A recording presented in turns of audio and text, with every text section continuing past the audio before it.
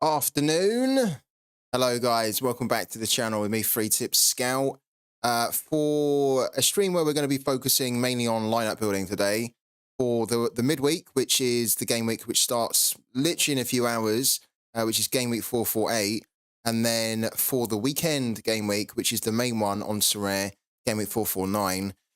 If you're new to the channel, then do say hello, because I love to meet new people here on the channel. We love to hear the perspective from new managers on Sorare, the things that you're enjoying, the things that you are not enjoying, and some of the challenges that you're facing, because we can maybe try and help you.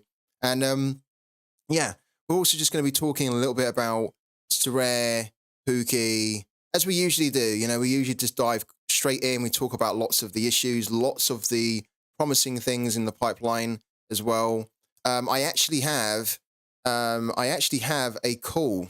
Yes, I have a call with Sorare later on today, straight after the stream. So I don't know really what we're going to be talking about. Have an idea, but if I can share anything from the call later on today, then I'll obviously let you guys know. I'm quite excited to see what they're going to talk to me about and reveal and discuss.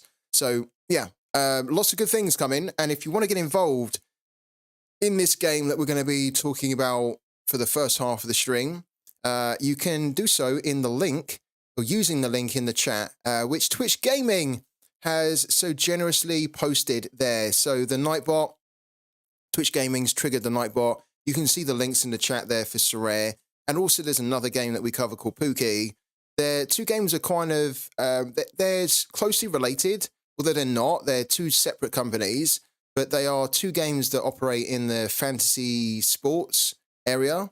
So Sorare, if you don't know, is a fantasy sports digital card game where you are collecting digital cards of your favorite athletes, sports athletes, because they have three sports in the game: football, basketball, and baseball.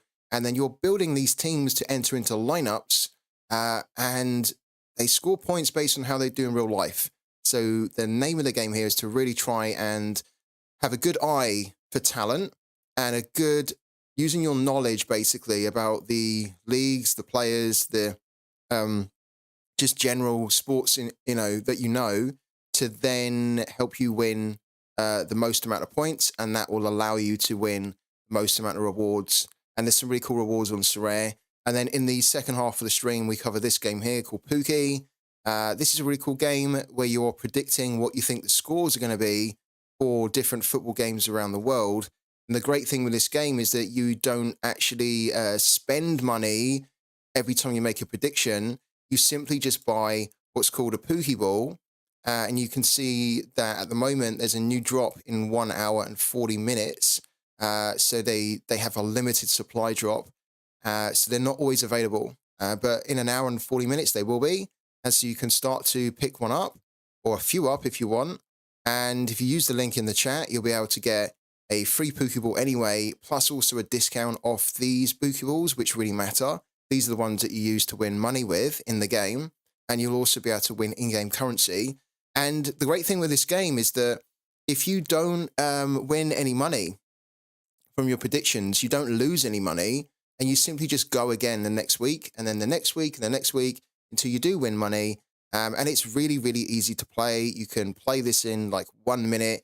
If you're really, really strapped for time and you don't need to have any knowledge at all about any of the leagues whatsoever, you can literally just put in whatever scores you want, and you can usually do quite well, because it's quite a generous game where you only need to finish in the top 50% of a leaderboard to win money. And finishing in the top 50% is relatively easy unless you get really, really unlucky. So do check this game out as well.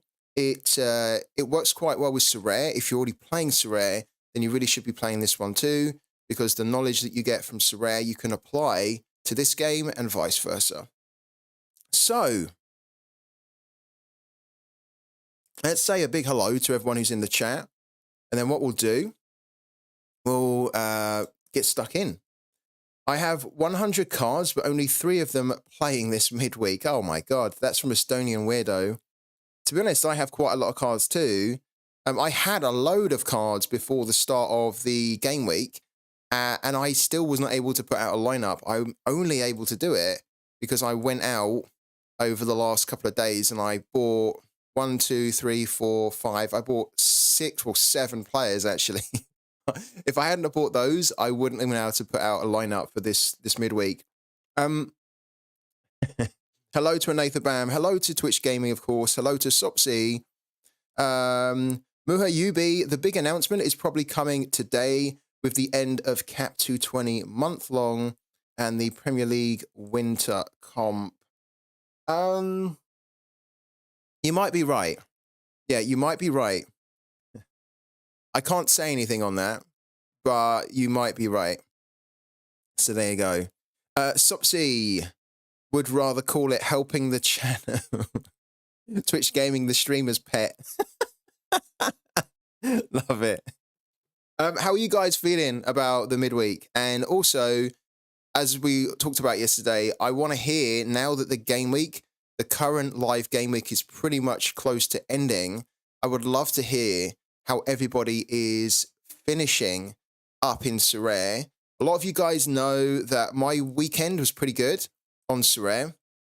We judge our game week based on whether we hit the rare threshold or not. So if we hit it and we don't win any cards, then that is a very good game week for us. If we hit the threshold and then we win cards as well, that's an amazing game week. If we don't hit the rare threshold and then we also get a couple of cards, then it's probably just an okay game week. So you can kind of see that we kind of pretty much pin a lot of our hopes on hitting the rare threshold, which is in Cap 240. And that's where we can win $50 every week, every game week, just from entering the players that we've got. And we were able to do it quite easily. We finished 74.86 points over the threshold target of 280 points. So we absolutely smashed it. And it could have been better as well, because Victor Edvardsen, who's been in really good form at the moment, he blanked in the last game, which was a game that I thought he might actually be able to score in, because Vitesse have not been that good this season. And you can see that he previously had scored a goal in every single game for the last 3. But then when we really needed him to continue that, he only played 70 minutes and he didn't score. So we fell a little bit short of hitting a card reward, because we were 6.8 points away from a tier 5 rare. That's a little bit disappointing, because I would have loved it if we could have just added to our rare collection. We've been spending a lot of time like refining our rare collection, trying to build it out, trying to future-proof it so that we're ready for all of this year now. And I pretty much just need one other rare player, which I'm keeping an eye on, and there's no auctions for him at the moment. So yeah, I'll be buying an extra rare player at some point. But other than that, kind of the aim now with the rare players we've got is to just be winning rare players. And then with the money that we then get, like this money here, the £40, we can then either just start to save it so that we can put it towards getting more of these blue super rare cards, because that's the next step. That's the next step for us, basically, to start to move up into super rare. Or we can just kind of take the money out of the game and just bank it if we fancy doing that as well. But with the rare cards, we really don't need to be buying any more at the moment, because we spent a lot of time reshaping the gallery, rebuilding it, bringing in some people, shifting out some people. I'm very, very happy with where my rare collection is now. So yeah, it's a shame that we couldn't add to it. But I'm also, when you play Cap 240, as a lot of you guys know, you're not really playing it for the cards. So the fact that we were even in contention to win a card reward was actually quite a nice little surprise, because it did keep once we hit the threshold like really early on, it kind of kept the excitement going in the game week that we could be on for a card as well. So it was a nice little thing to have, but we never expect it.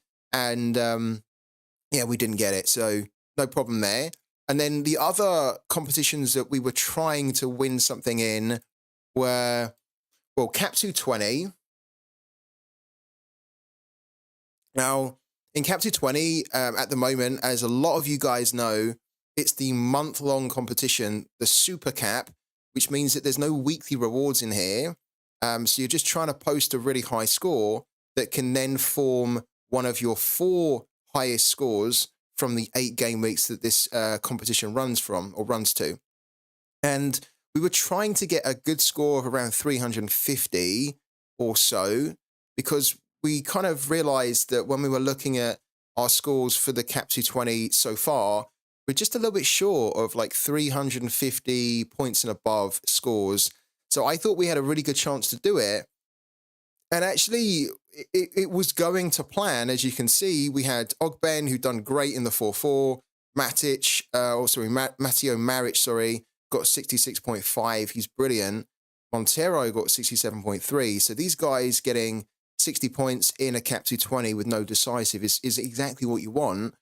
The issue here, of course, as you can see, is that our captain, Ivan Audette, had a negative decisive. He conceded a penalty. So he ended up being the worst player that we could have possibly captained.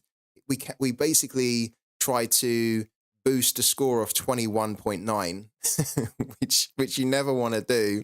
And so if we'd have put the captaincy on any one of these 3 here, we would have got over 300 points, which would have been good, though we still would have had a really bad score because of the Audette score there. And then Penna, I was a bit disappointed with, because I thought that this was a great opportunity for Penna to get a score of 60 points or more, to shut the opponent out. It's only Deportivo Alaves. They're not that strong, but Barcelona conceded. So there's a little bit of a shame, because I think what it now means is that we need to really get quite a good score from our Cap 220 in the midweek game week, which I'm going to show you guys in a second. We have a team for it. We need to hope that that team delivers a score of 350, which I don't think it can do, but you never know. If it does deliver a score like this in the midweek, then we should be fine, as in we should still be able to win, I think, a tier 3 limited. That's the plan anyway, to get a card award from the Cap 220. And it's the last game week. So this midweek game week, which starts in a few hours, is the last game week of the month long. So if you're like me and you're in contention, you're challenging for a reward, then you have to give it your all for this last game week, because there will not be another chance to secure that reward in this competition. Thank you to Sai Anton. Thank you for the sub, man. Welcome. Well, the 9 months, incredible. I really appreciate it. Here's a little heart for you, man. Thank you so much indeed. And yeah, thank you for all the support. I really appreciate it. What do we see? What do we got here? So I don't have any insider information, but I hear things. Yeah, I hear things, which gives me a good idea of some of the movements that are happening behind the scenes. Nothing for me, but my mate wins a tier 3 in Premier League semi-pro. I'm really happy for him, as he's playing free-to-play, 2 as me. So Twitch Gaming mentioned this on yesterday evening stream. He's got a mate that he introduced into the game who's playing largely free-to-play. And he's got himself a tier 3 in the semi-pro, which is brilliant, because it was a really high-scoring game week in the Premier League. So the fact that he got into the rewards there is good, and he got a good reward too, tier 3. Hello to Estonian Weirdo as well. And thank you also to Senup68. Oh, what a legend. Senup68, good to see you again, man. Thank you for the 13 months of sub support on the channel, which really helps me to keep the channel going and to do all the content and all the giveaways we do. Do I think that Pellegrino gets to San Jose in time to get a card in the game? This is a really good question. One of the reasons this is a good question is that yesterday I was on, let me bring it up. Yesterday I logged into Ultimate Champions yesterday. Let's just bring it up right now. I logged into Ultimate Champions, and I realized that I had, because I never have really a balance here of Una, which is the currency, right? The actual money. I never have an Una balance, and I logged in yesterday, and I had, what was it? I think it was like 800 or something. It was like 800 Una, and I was like, what? Where's that come from? Which the 800 was about $40 or something. So I was like, wow, like, what's happened there? And I had forgot that we had listed up Luke O'Neill, the epic card of Luke O'Neill last week, sorry. I just forgot that we listed him up, and he sold. Okay, he sold for $40, which is great. And so then I was like, okay, wow, I've got some money here. I could actually go out and start scouting for some more epics to add to the collection, right? Because we've got quite a nice selection of epics here to build from. So I started to do some scouting, and of course I saw Amel Pellegrino, who's really cheap, and I could afford to get him. But then I was like, oh, I do want to get him because he's so freaking good in Ultimate Champions. But there's almost no point in getting him because he's going to move to the MLS, and then it's not going to be covered on Ultimate Champions. So it was a torment because he's probably the best player in Ultimate Champions. And I have the money to be able to buy him. And I do really like him as a player. I've liked him for so long. Even before he joined Bodo, he used to play for a team called Christiansund, I think it was. And he was really good then as well. And I really want to have him in the collection, but it doesn't make sense to buy him. So to answer your question, yes, I do think that Pellegrino is where... Yeah, I think Pellegrino is going to go to San Jose. Yeah, I just think that I don't know what the holdup is, but I'm sure that they will entice him. I think he's actually interested in moving as well, and I think he will get a card in the game. Christiansund, that is where you live, is it? Oh, that's so cool, man. Like one of the things I really want to do, Senab, is, and it's like a life goal. One of the things I really want to do is I want to do like a road trip, a football road trip around Norway one season, where for the whole of the season, I'm basically going to watch Elite Syrian games at all the different stadiums around Norway. I would love to do that. I think it'd be so cool. And Kristiansand is one of the clubs and one of the places I want to go to big time. I actually... Before I really started to get into Elite Syrian, the logo of the Kristiansand club, I really loved it because it's like an owl, right? And it's really cool the way they've done it, and I just really like the way they played. They're not as, I don't know, I feel like they're not as strong as what they used to be, but obviously because they don't have Pellegrino. But yeah, I didn't know that was where you were, man. Didn't know. That's so cool. Wow. So. And I've heard it's a nice little place too. I also want to go to, really want to go to Tromsø. Of course, I want to go to Bodo as well.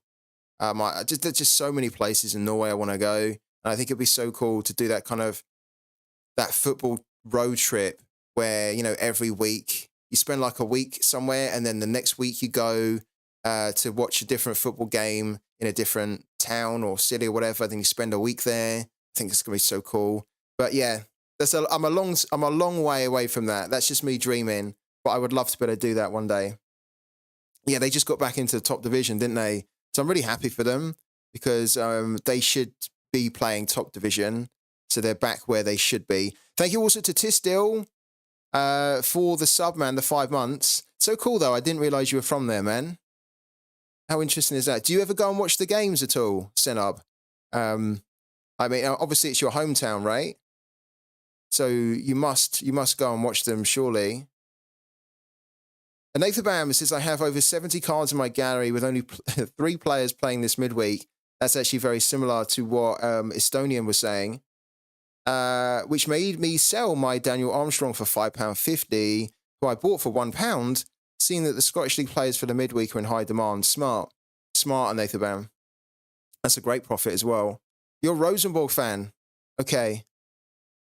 What's your thoughts about Rosenborg this season, Senab 68? Because obviously last season they were kind of horrible, and they're one of the biggest clubs, of course. If you guys don't know, Rosenborg are one of the biggest clubs in Norway, but they were really bad last season. They really underperformed. They played poor football defensively. They were really weak, And they didn't score enough goals, in my opinion, either. I can't even remember where they finished, actually, but they didn't, they had a really low finish. So just quickly bring them up. I'm sure Senab's going to be able to tell us before we have the time to bring it up. Here we go. Here we go. Hold on. 2023. Yeah, look. They finished 9th.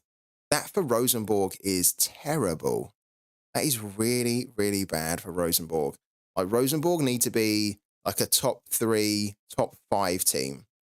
And if we're being honest about it, because they're such a big club, they really should be like challenging for the title every season. So it was just a nightmare disaster for them, really, to finish 9th, like mid-table. They get no European football. They let Sarpsborg finish above them. I mean, no disrespect to Sarpsborg, but oh, hello. Yeah, no disrespect to Sarpsborg, but Rosenborg should really not have been allowing that. So they had a disaster. They had an absolute disaster. So yeah, Senup68 reckons top 4, not top 2. Nelson, if he keeps fit, will be very good in the new system. Same with Henriksen. And we also need to say a huge thank you to Lee Matero. Lee Matero, man. Thank you so much for the incredible raid, bringing the party of 37 to the channel. That's incredible. So Lee Matero, I believe, in fact, I'm pretty sure he is from France. So bonjour. My French doesn't go any further than that. In fact, it does. It's bonjour and merci. There you go. Bonjour. Welcome to the channel. And merci. And that's about it. I'm much better in German. My French I haven't done in a long time. But welcome everyone from Lee Matero's channel. You're very welcome. Say hello if you can. We're just quickly talking about, well, we're talking about the Elite Syrian, but we are also talking about how things went for our game week as well. Speaking about Sarpsborg, you remember Victor Torp? I do, yeah. Just noticed that last week he moved to Coventry City. I spotted that too. Yeah, I'm glad you mentioned that. I actually quite like Victor Torp. It's a bit of a strange one, though, because I wasn't, like, it's not the most natural place I would have expected Victor Torp to move to Coventry. But fair enough. I think it's a pretty good acquisition from Coventry. Hello to Nico Milo. How was your stream, Lee Matero? And how are you feeling about the midweek? Because it is the last game week, for the Cap 220. So are you in the position to win a reward in the Cap 220? What are you hoping to be able to win from it, from this next game week? You always lined him up in UC. Yeah, I was the same. I thought it was super bizarre that he was at Coventry, but really good as well for him and for Coventry. The other teams that we were hoping to maybe get something from, so Cap 220, we just went through that. The other team we were hoping to get something from was our community under 23 team. So if you guys don't know, this is a team that you guys built. So I put about £100 into the game. We've had we've had one rebuild to this team. So this team is not worth £100 now. We built this team for roughly about £40. And whatever rewards it wins, we give out to the community. So if you don't have under 23 teams, you can always sleep well, sleep safe, knowing that you have an under 23 team playing for you every week. Now, we thought that this team could run into a bit of a difficulty because our goalkeeper was obviously going up against our outfielders, and it was a horrible fixture for them because, like, Rijeka are top of the table. They're really, really strong this season. Istra are not so strong, and they're very, very weak and very defensively poor away from home. And we saw that with the score from Majkick. So we were expecting Majkick to not do that good, but we thought that maybe we might still be able to score well if Tony Frook could hit a mad score. Tony Frook DNP'd. Tony Frook was like 95% to start on Play Sharper. I also checked on Tony Frook. He seemed fine. So I don't know what happened. I absolutely don't know what happened to Tony Frook. I haven't had a chance to see, but he was out of the squad. We captained him, and it obviously cost us. Now, if he'd have played and he'd have hit like a mad score of like 80 or something, we probably still would have been a little bit too far away. Because look, we were 99 points away from a tier 5. So we would have needed Tony Frook to get a really mad score. So we probably would have missed out on a card award even if he had played. But what happened to Tony Frook? Does anybody know in the chat what happened to Tony Frook? Because I have no idea, like, why he DNP'd. So if anybody knows, I'd be all ears. I'd love to hear. But we talked about this team. We were quite looking forward to seeing how the team would do.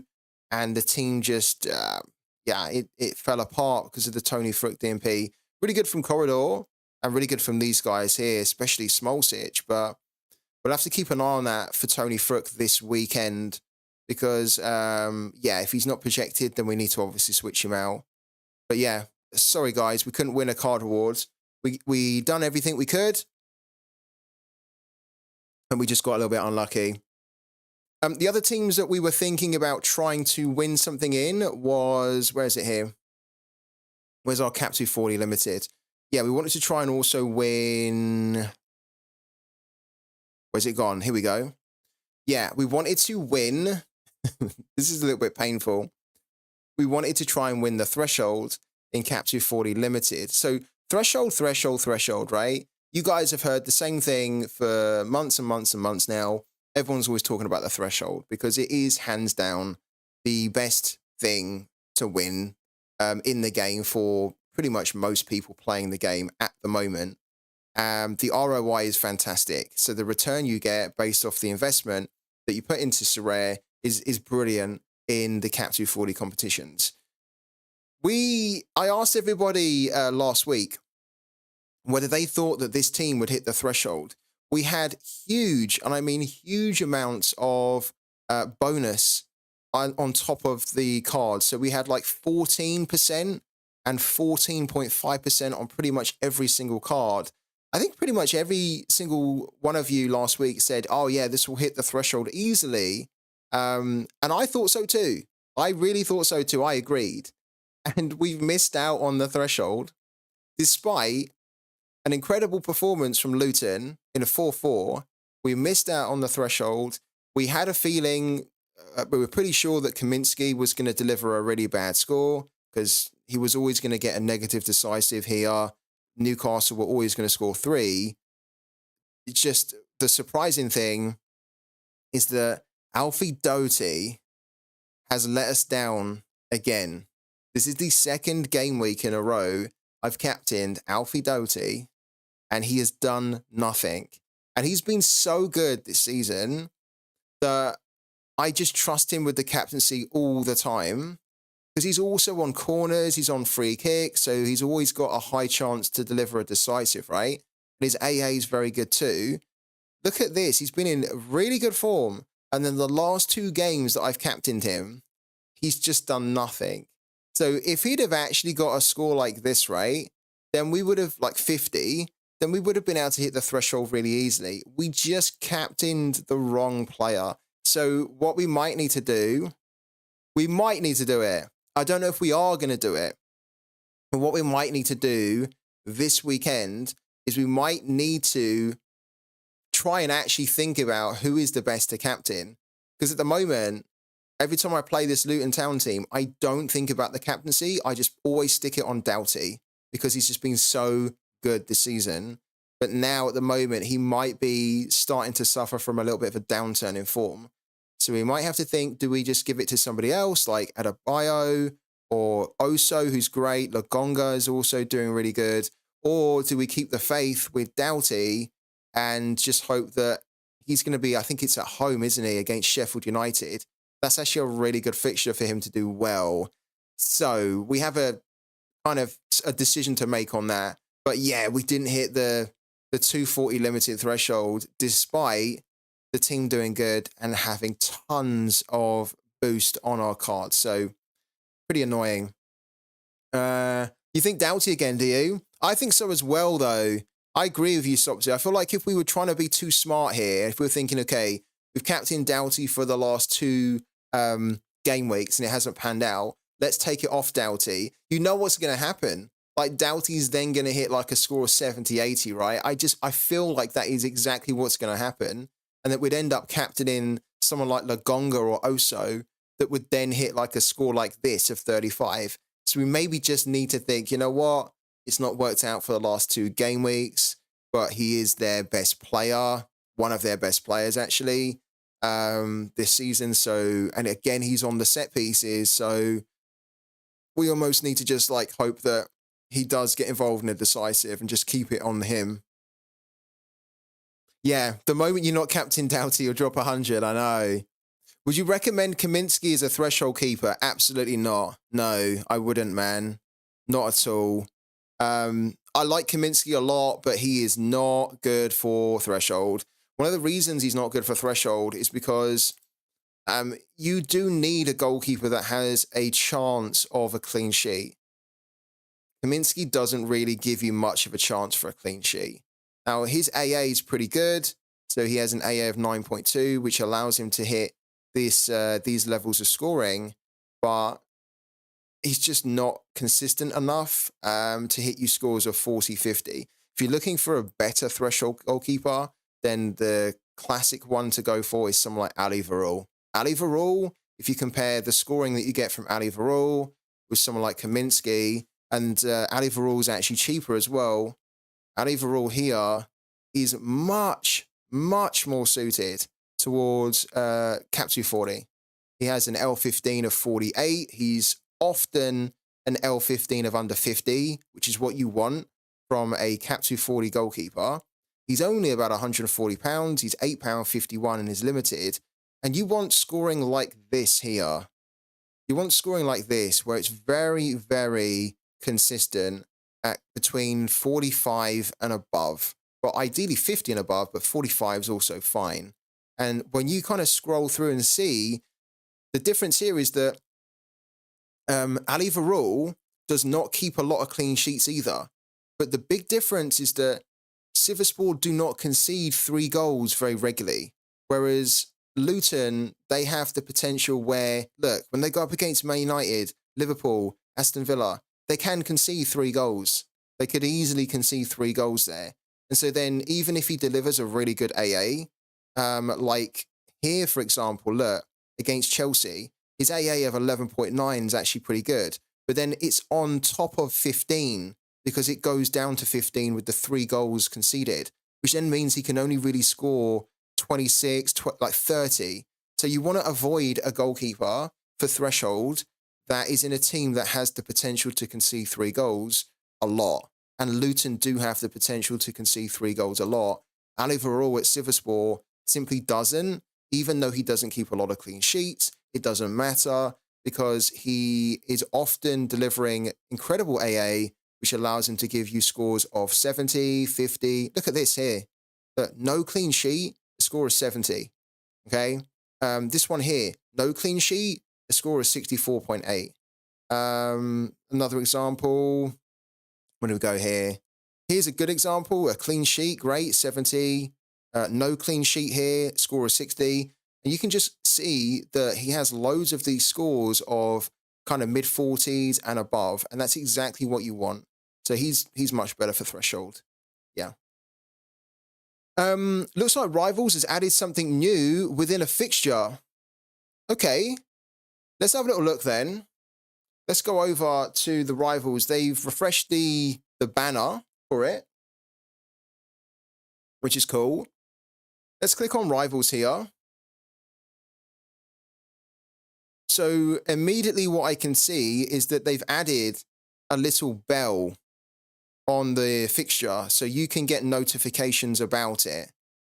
So we've clicked the bell and it brings up this pop-up box here And it says, never miss a beat. Download the app to get exclusive notifications around starting lineup announcements, friendly challenge requests, and live performance updates. Okay.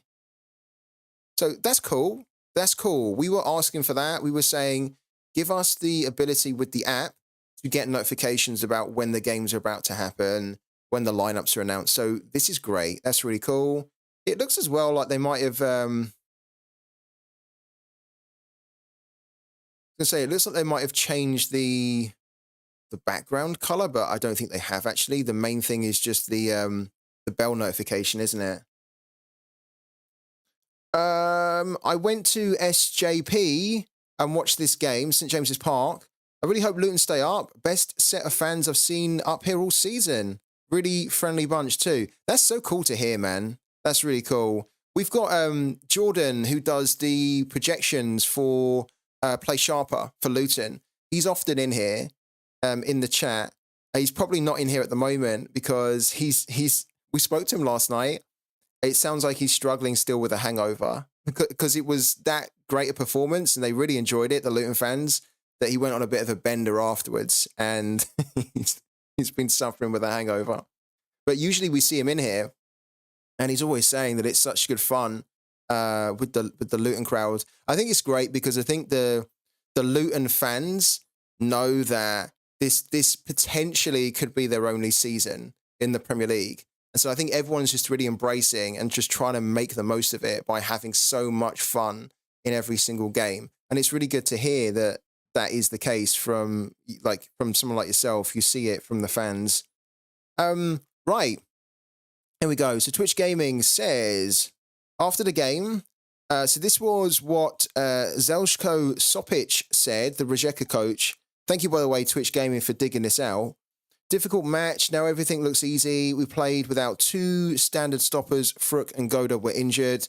Yankovic joined now, so we had two chemistry. We had more players, but they are young guys who want to prove themselves and get the applause of the audience. But in the following, we did not do everything properly. But it would be crazy to talk about bad things after 3-0. This is from Rijeka's homepage. Thank you.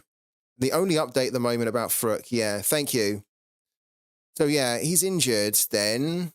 I'd love to know how injured he is. So I guess what we're going to have to do this week is we're going to have to, hopefully, this is where the Play Sharper experts can really show their value, is that we can tap into the local knowledge of the Play Sharper Croatian expert who's probably able to dig in more into the news and to the local media around like what's going on with Fruk. Maybe they even have connections to the club or whatnot. But what we'll do is we'll check for game week 449 when the Croatian lineups are being, projected. We can check to see whether there's any context which the expert is adding. If Fruk is missing, if he says Fruk's missing, he's injured, how serious is the injury, and he tells us how long he's going to be out for. So this sort of thing here is where Play Sharp is really valuable, is if one of your players is missing and they're out injured and you just simply can't find any information, then sometimes the experts here can give you that information, which you just can't get anywhere else. So thank you, Twitch Gaming. All right. So let's have a quick look at rivals as well. You guys know my opinion about rivals is that it needs a lot of work. It needs a lot of improvement. So yeah, I'm not really playing it too hard. What we are doing is we are playing one game. We're playing one game. Oh, hold on. Oh, shit. Hold on a minute. Hold on. Did I mess up? No, I didn't. Okay. Yeah, I thought I messed up. I was starting to freak out because I'm playing one game of Rivals every day just to try and hit this here to stay achievement, which, to be honest with you, isn't actually worth a hell of a lot, is it? The manager points you get from it are worth 2. It's just 2 manager points, right? It's barely worth it. But given that we're 25 of 30, we have to play another 5 days consecutively, and then we've done that. If it wasn't for that, then I wouldn't be playing Rivals. But what I am doing, I'm playing it once a day, and then because you obviously get 2 that generate naturally every 24 hours, if we play 1, then we bank 1. And so we're going to be trying to bank as many as we can until the game mode gets better, because then what will happen is that I think Sorare will eventually add some rank rewards into Rivals, and then I want to have a lot of tickets ready for that, so that then I can hit the leaderboard, the ranked leaderboard, really hard. I just don't want to be wasting arena tickets now when there's nothing really to win from them, you know? Like there's nothing really to gain from them. So for me, it's almost been a little bit of a realization, having played Rivals, you know, for a while now, that yeah, I'm just like, I'm not happy with it. I think a lot of people are also not like super happy with it at the moment, even though they want to be really happy with it. And so we're just gonna wait until Sorare improve it and make it so that when you are spending your arena tickets, you have a better chance of getting something out of them rather than just wasting arena tickets, which is kind of what we're doing. Um, every time I'm spending an arena ticket and we are getting reset back to 0, we are getting no return from those arena tickets at all. Um, and that's why I don't want to spend them anymore, because it feels like I'm throwing them away. So we're gonna stockpile them, and then when Sorare maybe add this daily missions or the ranked rewards, anything where we can use our arena tickets, where we're actually more guaranteed to get something, that's when we're going to start to use our arena tickets hard. But until then, we're going to be saving them up. So what we'll do 1 game here. It doesn't really matter. In fact, we don't even need to enter the arena anymore. That's the thing. We don't even need to spend our arena tickets. We just need to simply play a Rivals game. So we're going to be actually increasing our Rivals arena tickets by 2 every day. So if that was a bit confusing, let me show you what we're going to do. We're going to pick a game. It can be anyone. Let's pick the Motherwell game, right? We'll pick the Motherwell game. This is the next match. So we're going to do settler lineup. We're going to put in Liam Kelly there. We're going to put in Mugabe, maybe. Yeah, let's put Mugabe in for now. Then Blair Spittle, who's got an L15 of 55.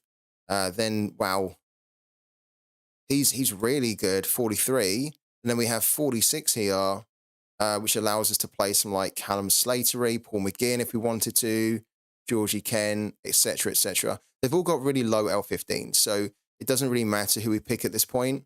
We will check it like an hour before the game kicks off. But for now, let's just put in Paul McGinn.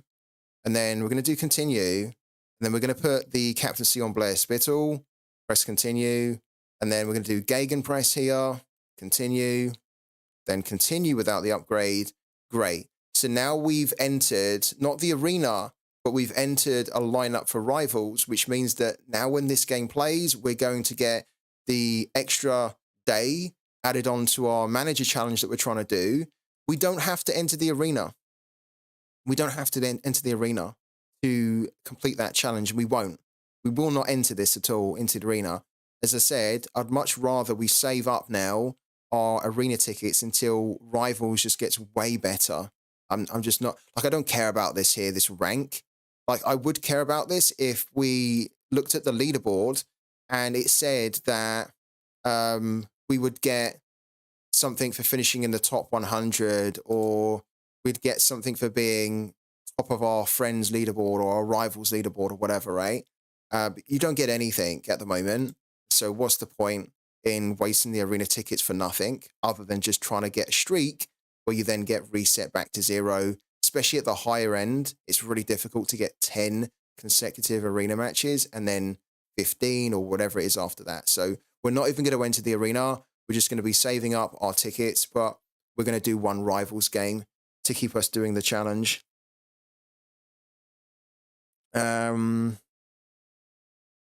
Nottingham Forest captain Joe Worrell has joined Turkish side Besiktas on loan. Oh, that's an interesting one. So yeah, if you want to challenge me on Rivals, then feel free to do so. I'll send a couple of challenges out as well.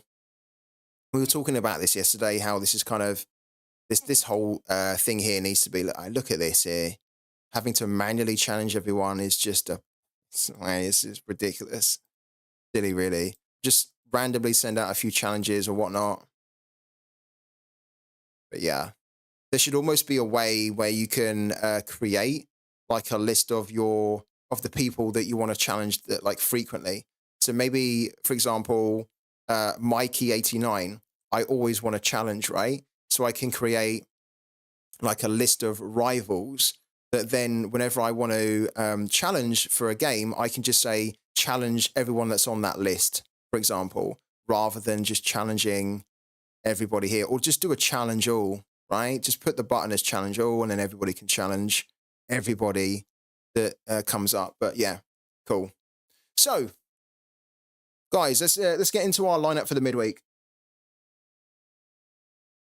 Let's get into it. So let's dive into pro. We've only got one realistic lineup for the midweek, and this is what we are thinking at the moment. Now, Twitch Gaming, you said that the press conference for Union Berlin is it now? When's the press conference for Union Berlin? Because we're waiting on that, aren't we? To figure out if we need to swap Frederick Renault or not.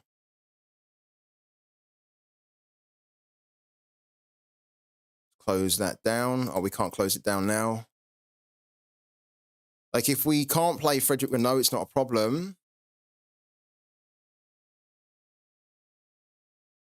Press conference is in half an hour. I'll update you as soon as I have news. You legend, man. You absolute legend. Thank you, Twitch Gaming. So if you guys are in the same boat as me, and you maybe got Frederick Renault in your 220 team as the goalkeeper, then Twitch Gaming is going to give us the lowdown in about half an hour or so. Once he's listened to and watched the press conference, we'll have an idea whether Frederick Renault is actually going to be fit enough to play, or whether they feel like he's going to miss this game and they're going to continue to play the backup. So for now, we leave Frederick in. We're going to play Robin. I brought Robin Knock in actually to pair up with our Union Berlin goalkeeper, so we have a bit of a stack going for the midweek. It's not a good stack. This is a little bit of a tricky game to call, and we were talking about it yesterday. This game could be high scoring, it could be low scoring, this game could be anything. It could be a win to Mainz, it could be a win to Union Berlin, it could be a draw. It's very, very difficult to call this game. So when you're building a defensive stack, you often want to try and do it for a team where you are convinced that they're going to win and that they're going to keep a clean sheet.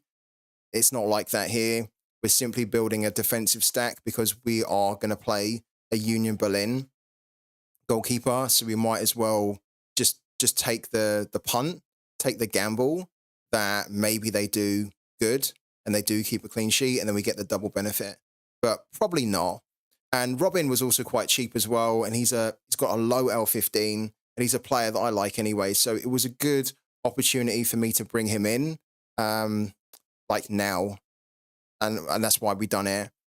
We've also got at the moment Max Gradle in as the midfielder.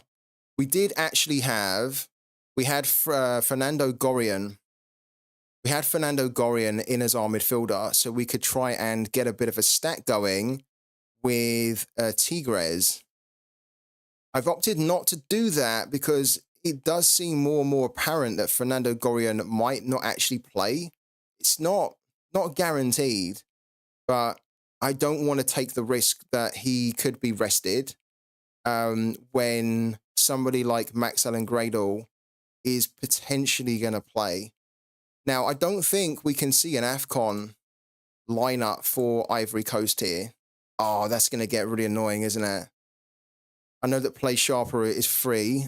Luckily, the ads aren't too long. Right, that's going to get really annoying if every time we open up a match, it pops up with that ad. We can't see the projected lineup, but what we'll do... Oh, hello. What we'll do is we will take a quick look now. Where's it gone? Yeah, Ivory Coast versus Congo.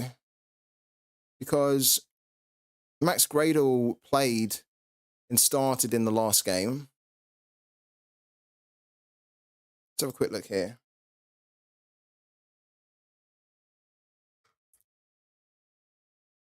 Hello to Beast as well.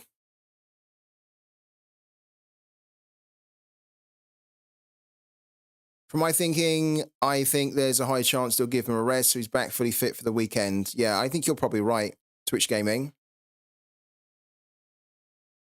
Yeah, they did. Yeah, I've spotted that they're promoting on the main page this here, a supporter pass, right?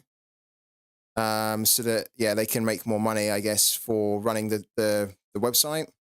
I haven't actually checked out the subscriptions or anything. But yeah, here you go. This is what Twitch Gaming's talking about here.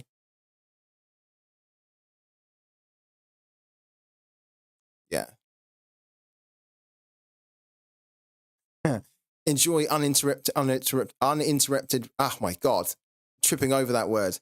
Enjoy uninterrupted. There we go. Browsing without any pesky ads cluttering your screen.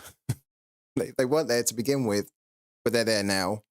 So yeah, if you do like Play Sharp and you want to support what they're doing, then you can do this. You can do so now by just buying a supporter pass. But if you don't want to, if you can't, maybe you can't afford to, then it's absolutely fine as well. You can still use the site. It just means that you're gonna see you're gonna have these ads which are gonna pop up a little bit more regularly as we were seeing.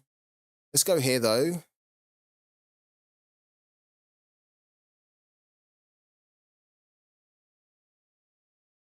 Okay.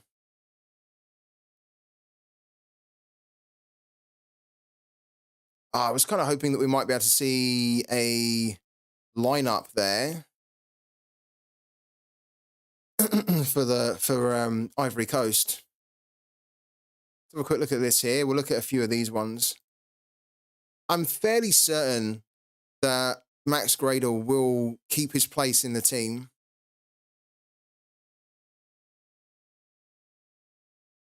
They're not projecting him here to be in the starting lineup, though. Max Gradle. Ad blocker is my best friend. You know it. You absolutely know it. Okay, so Sports Mole's not projecting them. What we might need to look at here is, yeah, something like this, actually.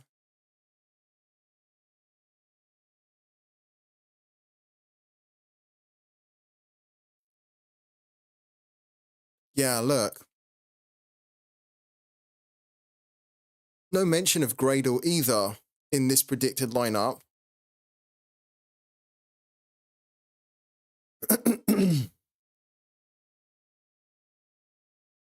Oh my God. Oh, that site was horrible.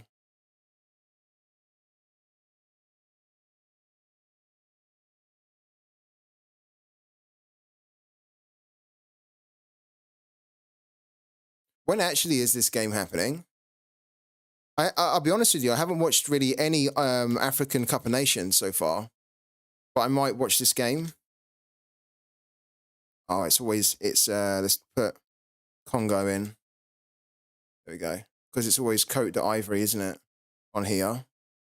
Here we go. It's a bit easier to find. It's happening tomorrow at 8, okay.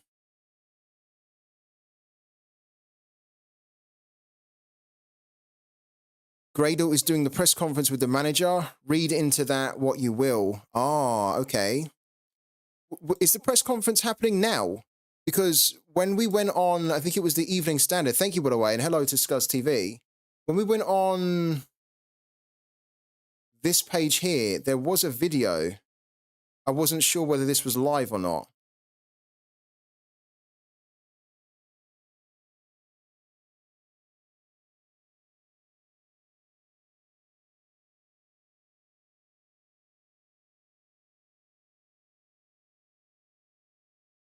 I mean, if Gradle's doing the press conference with the manager, then that for me says that he's probably going to start, because you just simply wouldn't do a press conference with a sub player, would you really?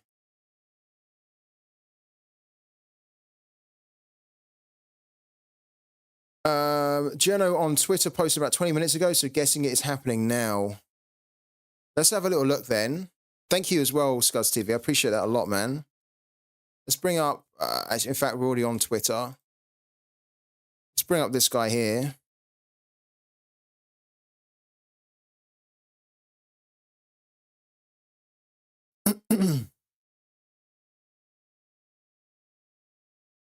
Yeah, so there's Max Gradle. Interesting. When we look at Max Gradle, he has started in the last 2 games, I think. Yeah, so the last 2 games for Ivory Coast, he started. He's only played about 60 minutes, 70 minutes. It's not a lot of time. He's not scored particularly good either. But again, we have to kind of almost think about trying to target a starter here. Like, our alternative was to go for Fernando Gorian or Demir Grilak. And with Demir Grilak, we're not really sure. We're not sure enough that he is going to start Grilak. I think this one is very 50-50 between Pico and Grilak. And then we were kind of hoping and expecting Gorian to play here. But the expert... oh, that's horrible. Let's switch the view, actually. When we switch the view, here we go. But the expert was saying in the comments here that he believes that there's going to be a rotation where Gorian is going to get rested. Where is it?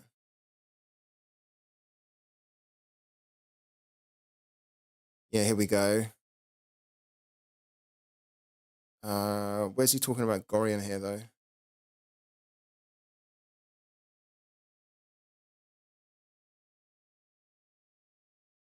Yeah, here we go. Gorian rested, and then he's kind of responded saying, yes, he's going to be rested.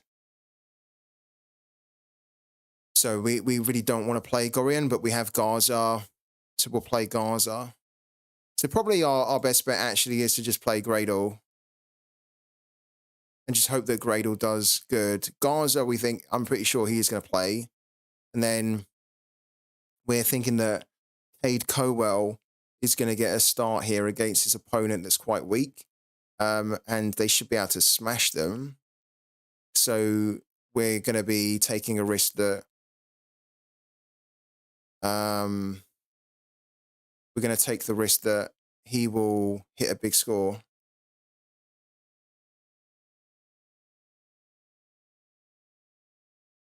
Game week 448. Yeah, there won't actually be any projection here on Play Sharper because Garda Lajara are not covered, as in they're not licensed, right? So we won't see anything here. But I think there's a pretty good chance, because we looked at it yesterday, that he will be starting. So I think that's probably the team that we do. If we do the suggest a lineup in Sorare data, we look at game week 448, and then we do cap 220. And if we suggest a lineup here, it picks the same team. It picks Gaza, Cade Cowell, Gradle, Knock. It puts Knock as the captain, which I do kind of get, to be honest with you, but we have 9.5% built up on Cade Cowell. It's quite a nice card to have with their good XP. And then he's going up against a team that, to be honest with you, Guadalajara should absolutely smash them, because they're really not a good team.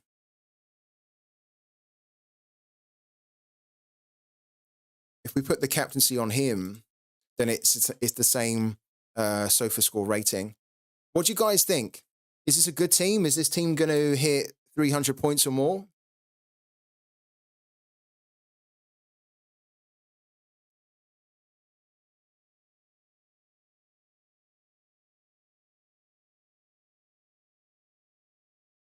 I mean, we kind of need a score of 300 points or more.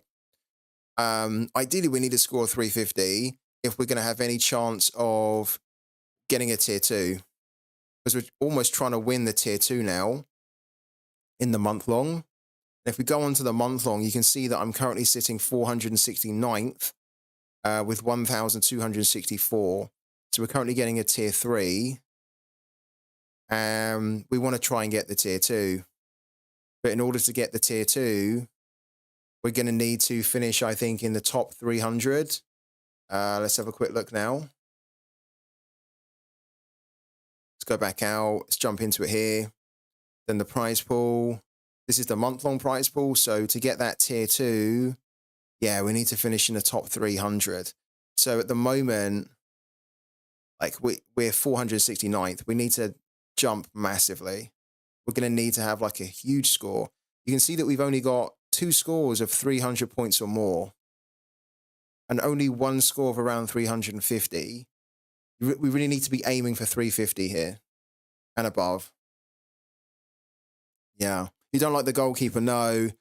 It's not the greatest fixture, is it, for the goalkeeper? Even if we don't play Renault, even if we play the backup, it's still not a great fixture.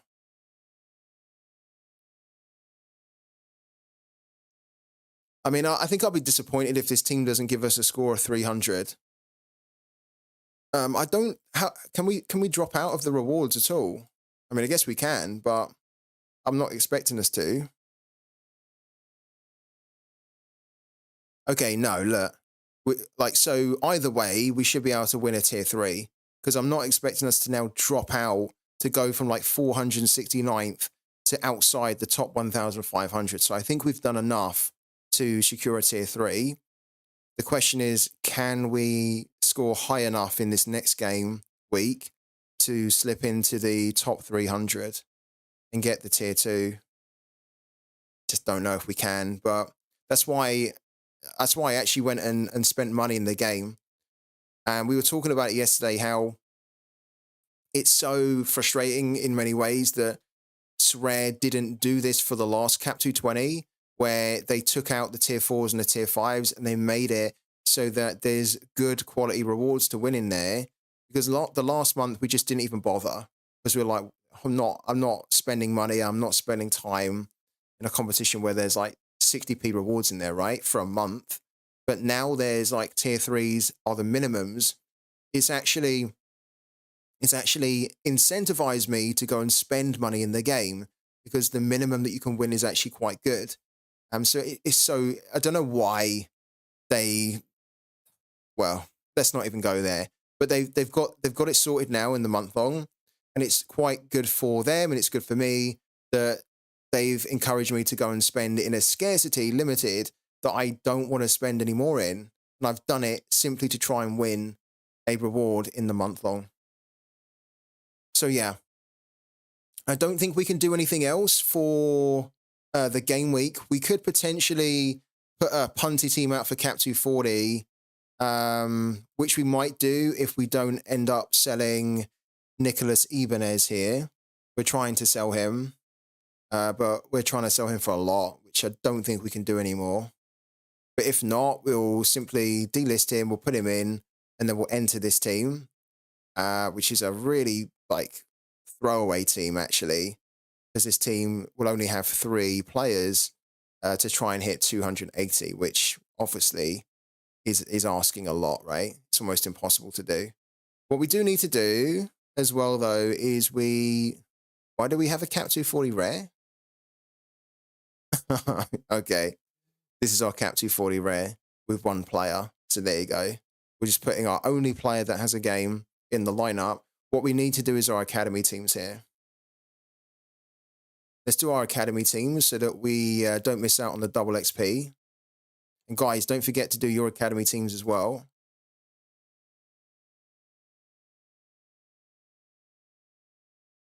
Teenage Hadib, who was released by Houston, is set to travel to Turkey to discuss a move with Konyaspor.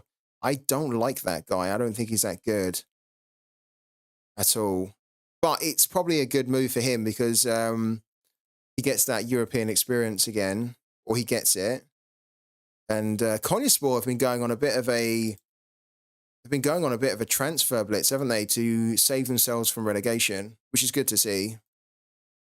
Sorare saw your streams and decided to remove tier 4s and tier 5s. Well, I hope that we played some part in it. Yeah, Nathabam. Whether they saw the streams or they saw my tweet, I hope that they saw the logic of our argument, and they also saw that a lot of people agreed with our logic, that they don't want to be competing for that shit of like tier 4s, tier 5s over a month. And it's just really surprising that like we had to tell them that. I think that was the surprising and disappointing thing. Because again, at the time, I kind of said, well, it worries me that we have to kind of tell them something which kind of seems a bit obvious, but they got there in the end. I just hope that we don't ever see stuff like that again. And actually, I don't think we will, because I'm pretty sure when they released a new announcement or the new update, they're going to be talking about the new reward structure and probably a new competition structure as well, which could be quite radical. And so then hopefully it will be a format where there's so much motivation and incentive for users to do well. And there's also a motivation to want to keep spending money in the game, to keep making your teams better. Because for a lot of managers, there technically really isn't that. Because they're just, they're happy just to kind of settle with their threshold teams. I'm a good example of that.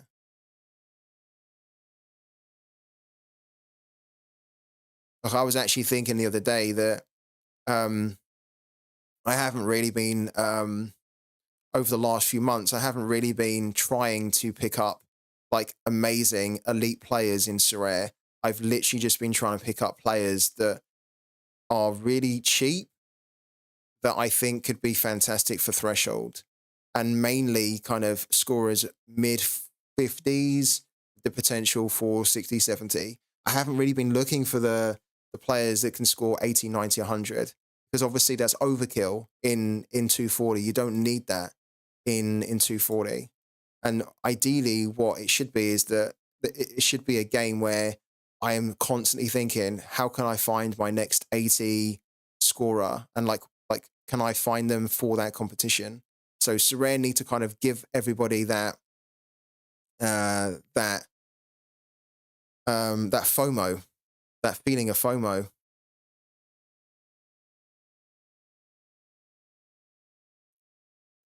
Is there an easy way to see where I am in the monthly leaderboard? Can't see a search function to check. Yeah, so Estonian Weirdo has told you there it's in the custom leagues. I'll show you now as well. It's a bit bizarre because when you look at it in pro, you can't really see it in pro. So if you go into the lineup lobby here, you click this one, and then you can see the prize pool, but then there's almost no way here to see like the leaderboard. They almost need to have another tab here. Like, so they've got match day, they've got month long, and they almost just need to have another tab for like leaderboard or whatever.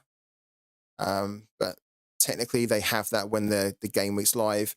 But if you want to go and check it, yeah, you go into the custom leagues here, and then you just click on whatever super cap you're in, and then you can see the prize pool, the details, and the leaderboard. Yeah.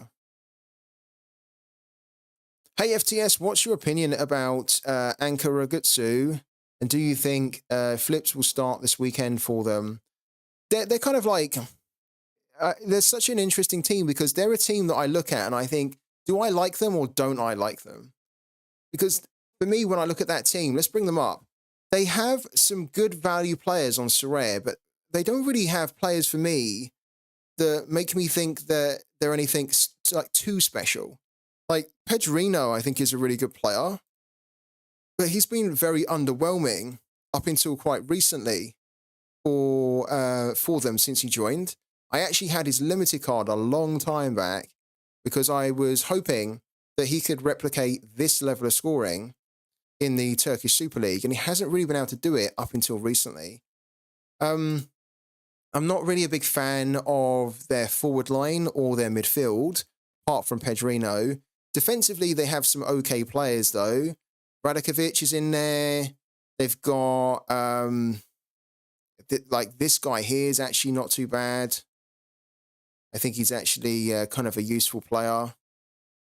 He has some good scores as well, but they almost remind me of like a Silver Sporting, where they're not really amazing, but there's a lot of players that you can pick up really cheap. They have really low L15s, and you can probably put a really good stack together with them, like as in a cheap stack that on its day, like here, could actually do really well for you. So yeah, and with regards to flips, yeah, he probably will, I think. Because I think that he will offer them a little bit what they're missing. But yeah, I think if you want to build a cheap team, you could probably build with these, but you wouldn't really be getting a lot of good scoring every game week. That's what I think with this team. Their last L40, look. If you look at the averages here, that's usually a good telltale sign of how effective that team is or not. What you really want to be seeing in the L40 in the averages here is everybody in the 50s and ideally everybody in the 60s and above. They've only got one player that's getting close to 60 over the last 40. Other than that, it's all quite underwhelming. It's all quite like mid 40s and below. Hello to Mike of Pompey. How you doing, man? How's things going for you, Mike, in the Super Cap 220? Because we were just talking about it. This is the last game week, of course, so we're going to try and go all in to see if we can win something. We're currently on for a tier 3, but we really want to try and sneak into the tier 2. We're currently 459th, or 467th, actually, on Sorare. We're slightly different on that here. Look, oh no, we're the same. Well, 469th there, 467th here. So yeah, we have a long way to go, but we're going to see if we can do it. What we'll also do as well is we will open up some of the free Tip Scout Fund coupons too. You haven't been entering it. How comes, man? How comes you haven't been entering it? Did you just didn't fancy it, or did you just prefer to try and target the weekly rewards instead? Yeah, I think we're in a good position because no matter what happens, we should get a tier 3. Like the prize pool runs up until the 1,500 place, so I think we've pretty much secured a tier 3. I don't want to jinx it, of course, but I can't imagine that we're going to drop like 1,000 places in the last game week. It's another reason actually why I went out and bought players a few days ago, because I really just wanted to make sure that we do get something now, that we don't fall at the final hurdle. And so even just putting the team out that we're going to put out should be enough to make sure we don't slip out of it. I prefer weekly rewards, but I've also just completely changed my gallery again. Wow, why have you changed your gallery again? That's brave as well. I think that's really brave, changing your gallery right before they're about to do a big announcement, which could absolutely undo all the changes that you've just done here.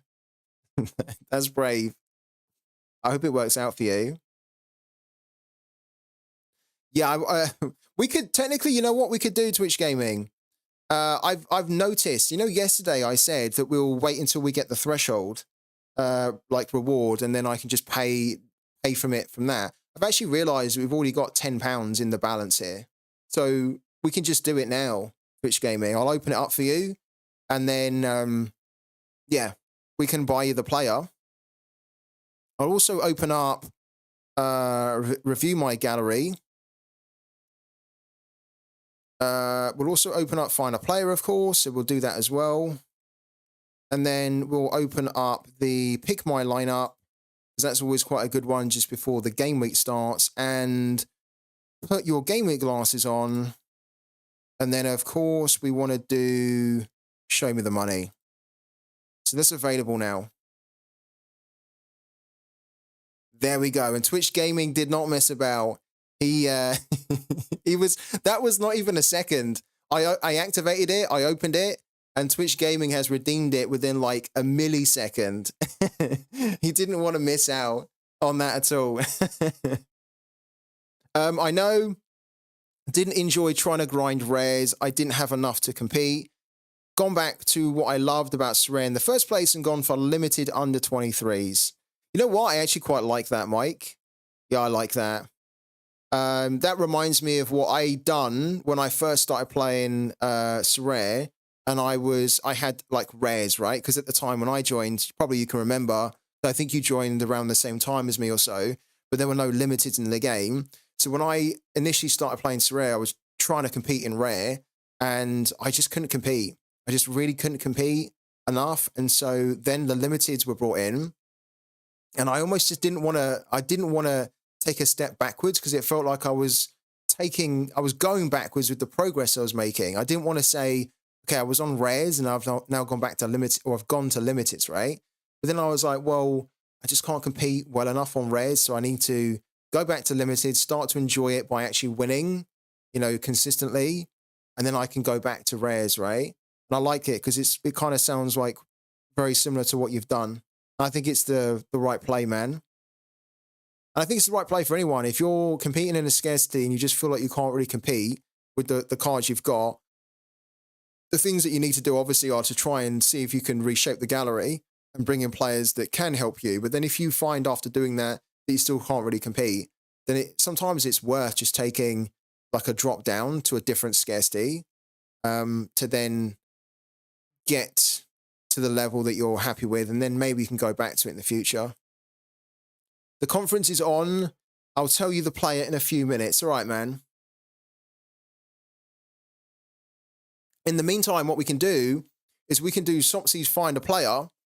So, Sopsy, tell us what you need, man, and we're going to go out there. He needs a rare forward, £35 for Europe. Okay. Here are a handful of players that we could go and get for you.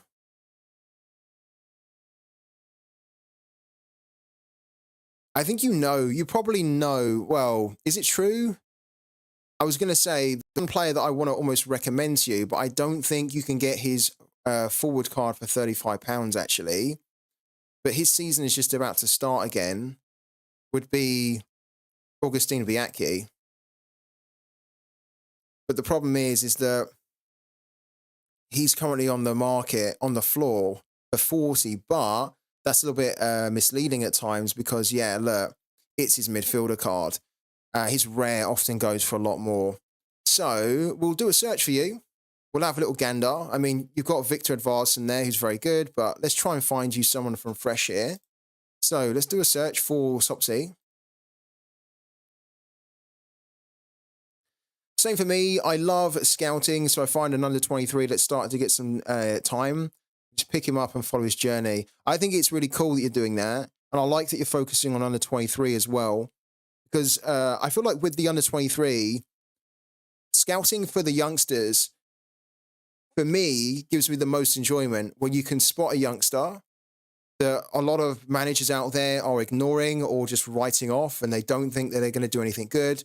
If you can spot a player who's just about to break through into a team, especially if they're young, that feels so satisfying. I feel like it's very difficult to match that level of satisfaction, like just natural satisfaction you get from, it almost feels like you're developing the under 23 player. But of course you're not, right?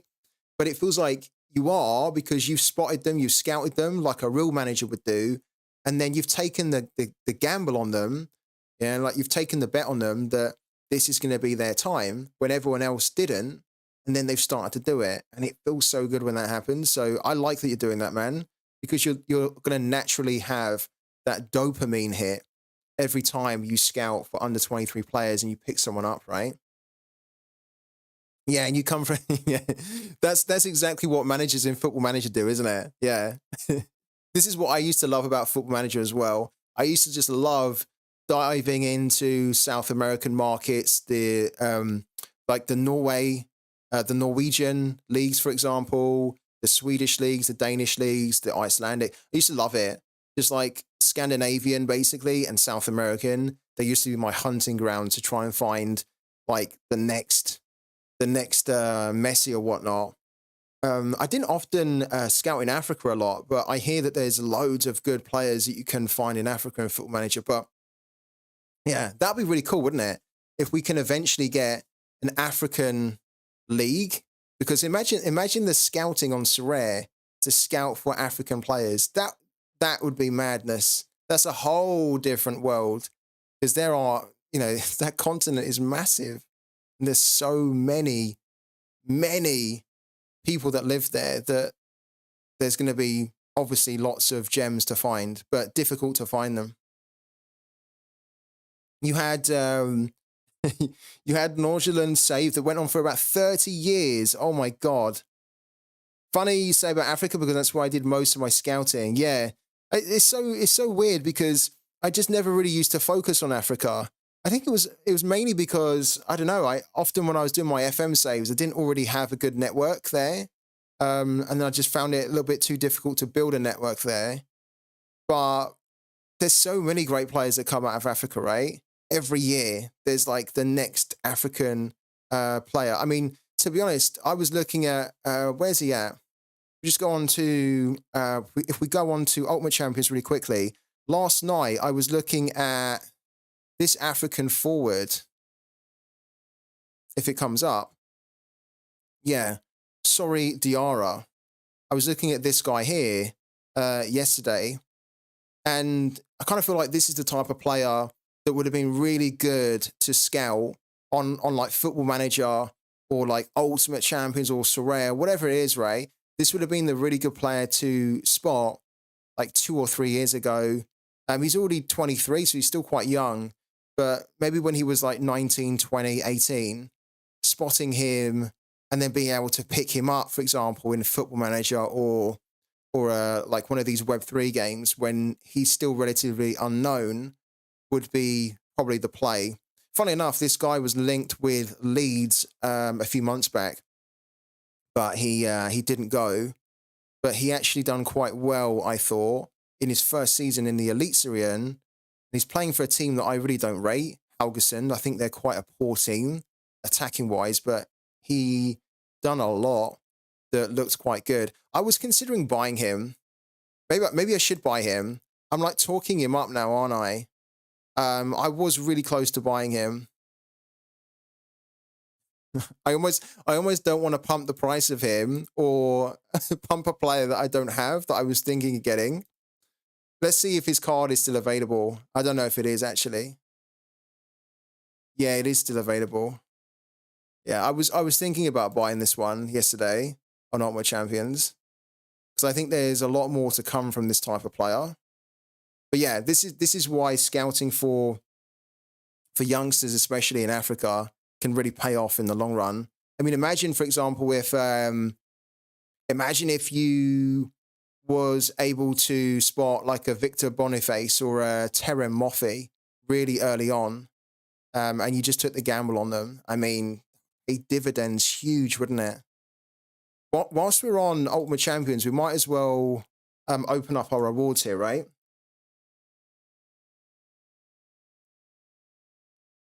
Let's see what we get. Again, if you guys want to play this game, if you're not already playing it, I'll leave the link in the chat so you can sign up and get some freebies to test it out. Let's open this pack here. So we get some of the in-game currency, which we can use to buy packs. And in those packs, we can actually get epic cards, which are the NFT cards. And most of my collection that I have, I've been able to win from these free-to-play packs, which is brilliant.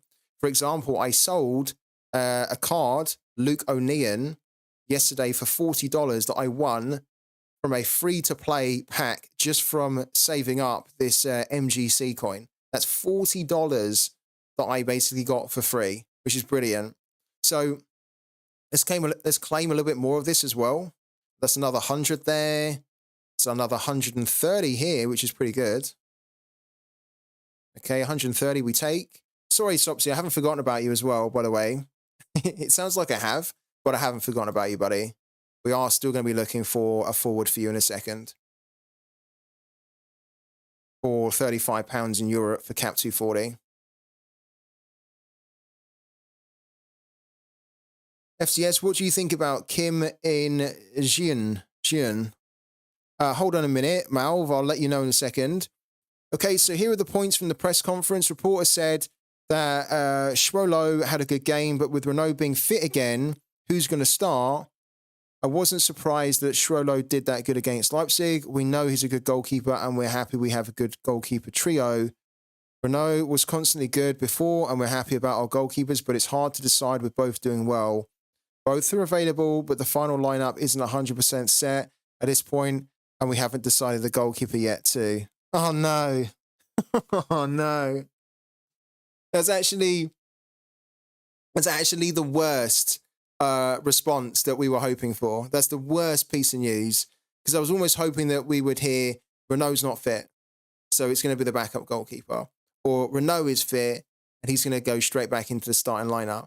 From the sounds of it, they don't really know, or they do know, but they're just playing their cards close to their chest. So it's a gamble, isn't it? It's a gamble. That's thank you, by the way, Twitch Gaming. I really appreciate it. Hello to Connor as well, man. Thanks for jumping in. Good to see you, man. How did you get on in the game week, Connor? Yeah, I really appreciate it, Twitch Gaming. I think everybody does. So if you are waiting to hear what to do with, let's say that you have the Union Berlin goalkeeper, which I do. Maybe you've got Frederick Renault in your lineup too. The press conference that Twitch Gaming has just listened to or watched actually doesn't give you any clearer an idea of what to do with Frederick Renault. So it's a gamble. You either keep him in and you hope that he plays, or you switch him out for Schwolo, and then you hope that Schwolo plays, because at the moment it doesn't sound like they have a clear idea. Maybe we need to switch him out. The reason I'm thinking maybe we need to switch him out, I mean, is he really fit again? Is he really fit? Like, did you get the impression that he is fit? Because he was ill, he had a cold, right? Not too long ago, he couldn't play on the weekend.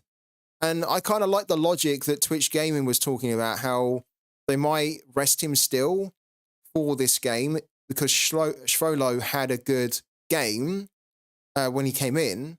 They might decide to give him another game in this midweek, so that then Frederick Renault has more time to fully get over his illness. Because you know what it's like when you get ill, especially with a cold. Like, you're still suffering a little bit from it, even though you can be functional and up and running, right? You can still feel a little bit the lurgy in you. So maybe they give him an extra few days or whatever by resting him in the midweek, and then he can return to the lineup again this weekend.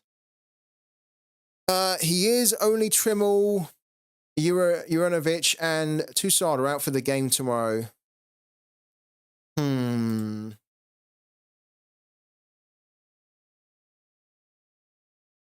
I mean, Bully News is projecting Renault to be back as well. I often trust Bully News quite heavily because they're very reliable. So maybe we leave it as is, and we keep... Well, they have Toussaint in there. Toussaint. Maybe this will be updated in like an hour or something. I mean, at the moment, it's like flip a coin, isn't it? I think we leave him in for now. We might revisit that in like an hour or something. Let's go back to Onward Champions. We don't have enough, unfortunately, to buy a pack. We want to try and get, I think it's 750 of the MGC. There we go. 750 will allow us to buy another jumbo pack. And if we buy the jumbo pack, we have a chance of getting some epic cards in here. And the epic cards are the NFTs that actually have value. And I need another one. I need at least another one, because we're on a collection score of 90. We need to try and get to 100. Because if you have 100 or more, then whenever Ultimate Champions releases like a new athlete, a new club, a new sport into the game, this is a really cool feature that they have in the game. If you have a collection score of 100, you basically have a chance of being airdropped cards just from having a score of 100 when they do these new releases. So, you know, like when Sorare say we're releasing, we're minting like a new league, or we're minting a new club, right? And everyone's like, wow, it's amazing. Imagine if Sorare said, we're minting this new club, and then just because you had a collection score of X amount, you then looked at your gallery and you had one of those players in your gallery. Pretty cool, right? Really cool. So I kind of want to get to 100 minimum, and we're close to, so we need to try and get another one, which I might go out and buy with the Una we've got, but that's something else entirely. For now, let's go back. Let's find the player for Sopsy, which we were doing, then we got a little bit distracted. So, forward. I'm actually quite curious myself to see what forwards we can find. Sopsy, we're looking for a rare, aren't we? We are looking for a rare forward for you, no? Just so I'm clear, we're not looking for a limited forward, right? Yeah, it's a rare forward. Sorry, yeah, I can see it again now. Rare forward, £35. Okay. So, let's put this value up to around 40 or so, like that. And then what we want is, we ideally want a forward, because this is mainly for Cap 240, what we ideally want is we need to try and find a forward that has either huge amounts of potential to score decisives regularly, or somebody with a really good AA. Now, ideally, we want a mix of the two, but that can often be quite tricky to find at the low end. We'll put the percentage of games played at 20% in the L40, 20% in the L15. We'll put the decisive score average here. So this is the filter where we're basically saying to the tool, how well does a forward score, like as in attacking returns? We're going to put that at 36 to begin with. And then what we're going to do is we're going to put a little bit of an AA on in the L15 of like 4 to begin with. And then we're going to just filter that. Let's do that for now. I was going to say, I'm not expecting that to give us loads of results, but I would like us to have a good starting point. 134 is a good starting point. Now, someone like Ogben is actually brilliant for Threshold. He's perfect for Threshold. His floor price is crazy high, but his average is actually pretty good at £30. So he'd be a great one to look at. Like, genuinely, so good actually, Sopsy, that I was even thinking about getting his rare. Because I've been really impressed with Ogben. Like, he had a little bit of a period here where he wasn't starting. But when he does start, and he usually starts now for Luton, look at the level of scoring that you get from this forward. Like, it's so good that it's brilliant to help you to hit the threshold. Then, of course, when he gives you a decisive, you're going to be able to hit into the 70, 80 range as well. So I think £30 for him is really good. You don't obviously want to be spending 73 when 3 days ago he went for 30 at auction. So one to consider, Sopsy, if you didn't already. He also gives you international utility because he plays for the Ireland national team. So Ogben's definitely one to look at. Who else have we got here at the top? We're sorting this by the L5, but actually we need to sort this by the L40, I think. It's a little bit better. Okay, Varini's in there. Mamadou Fowl. I think you mentioned Mamadou Fowl, didn't you, Sopsy? Was he a player that you were already looking at? Because if he is, and I think it's a good one, he's actually like, why is he so cheap? Why is he £17.94 compared to his average of £34.25?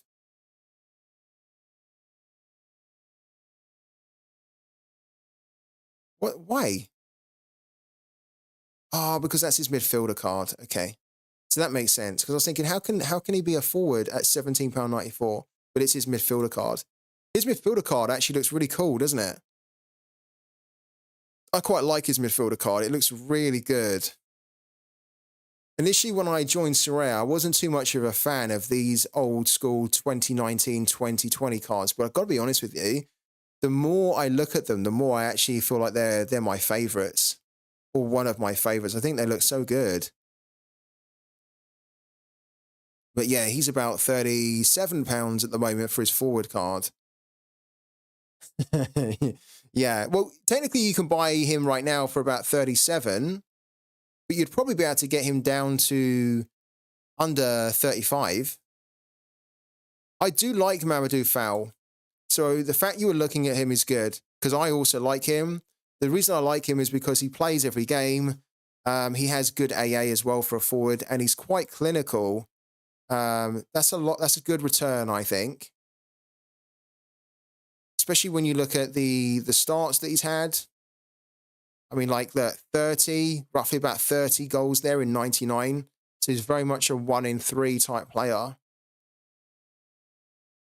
But the fact that he can hit into this mid-range as well is so important for the threshold. So, yeah, I like this player as an option for you. Holly C8 is very good. Artem Zoibar. He's such a legend, Zoibar. Anti-Airseg's in there. Airseg's not bad. I think what I want to do, though, is I want to find, like, say, Mitrovic, for example. Josip Mitrovic is under 23, and he's got great AA.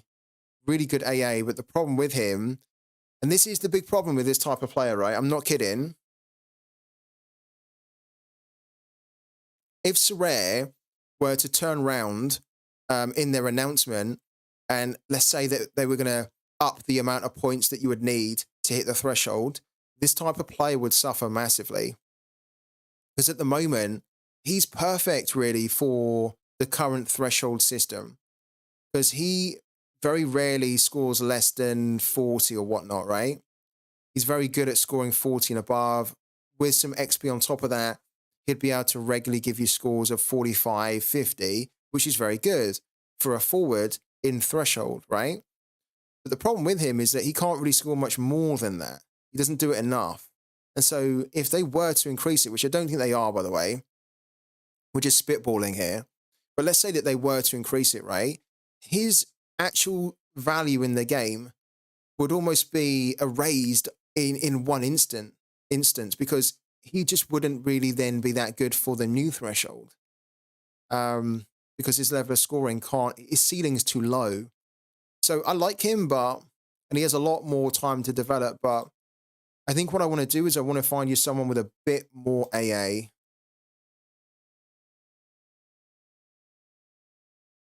Here we go. Who have we got here then? Okay, Roger Marty. Goller's in there. Imenta's in there. He's doing quite well at the moment, Imenta. He's £107 on his floor. Wow. That just tells you how good he's doing, doesn't it? He's doing a lot better now. And his price has massively shot up. What else we got? Pepe, Brian Flecker, no. A lot of these guys are no's, actually. João Figueiredo, yeah. So I have to mention João because I did actually have João myself, as you might remember, Sopsy, he was my main Cap 240 threshold player. Because of this fact that he can hit these really good scores of 15, 10 in his AA. Look, 10, 15, 10, 21, 34. And then, of course, when he scores a goal too, he's going to go up really high. So I like him for threshold. I think for £33, you could definitely look at him. You might even be able to get him for less than £20, less than 30, sorry. Who else is a good option? Ooh. Milan Duric could be quite a good option now that he's at Monza. When he was at Hellas Verona, he didn't really start enough. He was in and out of the team. Now he's at Monza. I'd expect him to start more. His AA is quite good. He's also not bad at scoring goals too. I like him. He's actually very cheap at £20, I think. So Milan Duric you could look at as well.